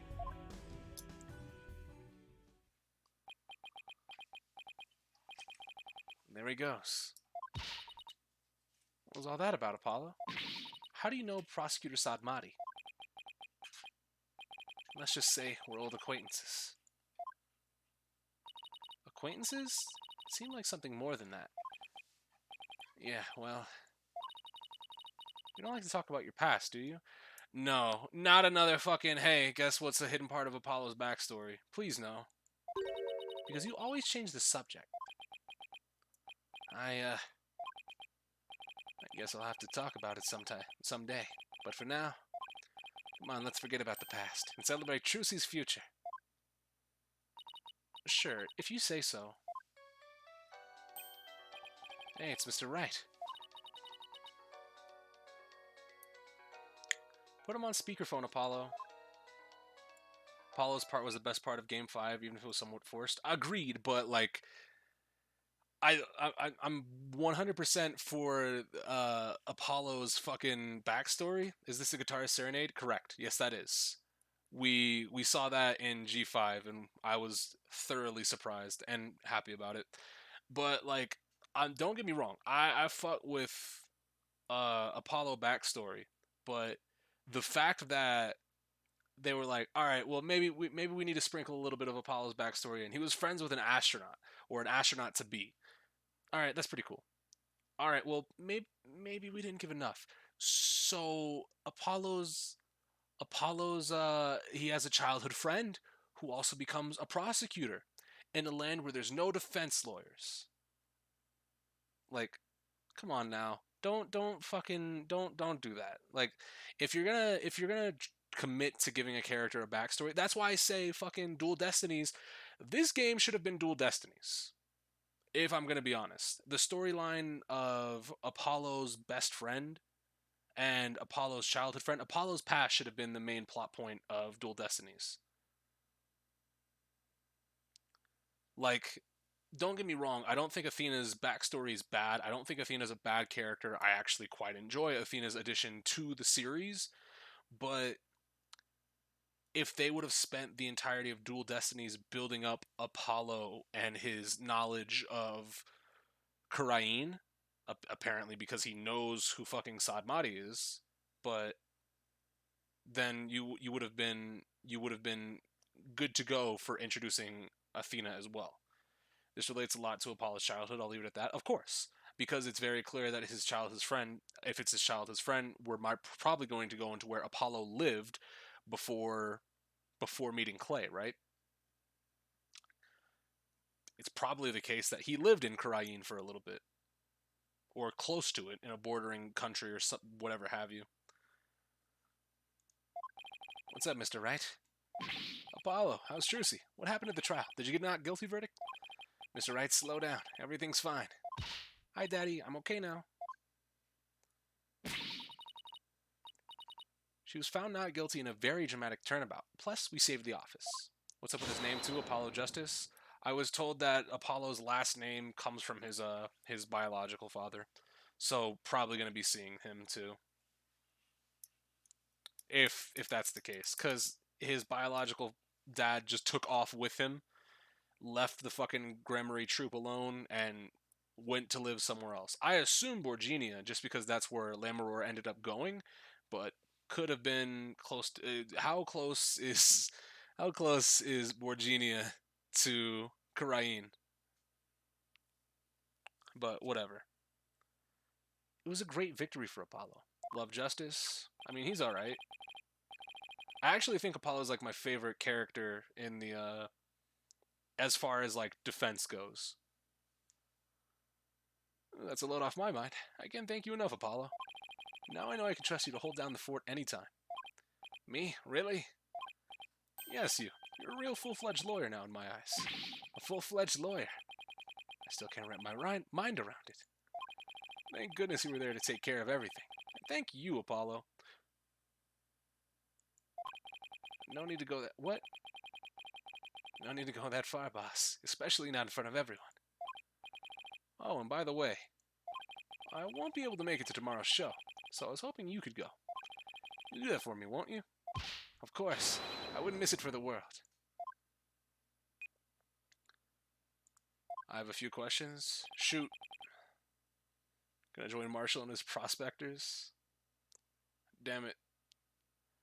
I'm sticking close to that prosecutor is probably his dad, close family friend. I just assume that he's a childhood friend, like Miles was to Phoenix in Game 1. A full-fledged... So Daddy asked you to come to tomorrow's show, huh? As my assistant, right? No. He just asked me to go cheer you on. Okay, then I'll be sure to save you the best seat in the house, Polly. The best seat in the house? I really appreciate the thought, but... Good, then it's settled. The best seat in the house is on stage, right? April 29th, Penrose Theater, stage. Objection! I should have known.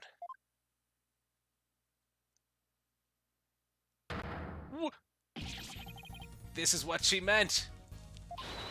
Magical Girl Trucy Wright will perform her greatest illusion yet.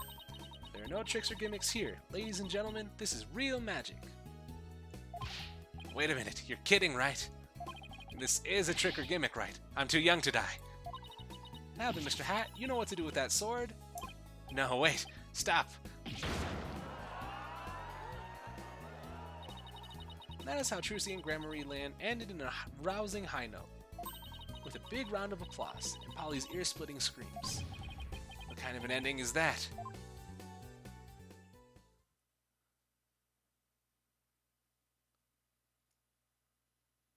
Yeah.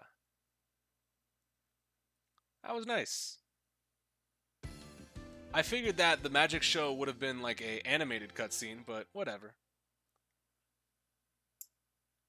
The Rite of Turnabout. Oh, well, I assume that we always start off with anime, right? Yeah, there we go. Wakey wakey, 201. Got some more questions. Prison break, nigga.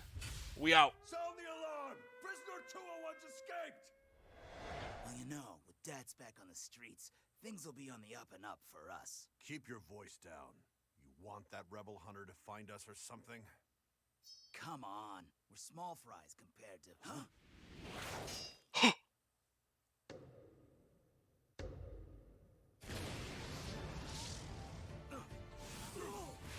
Y'all dead.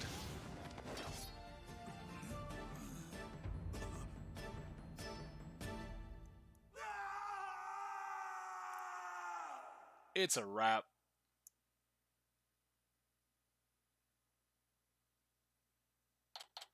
Alright, May 9th, 3:30 p.m., Temple is where we will save the game.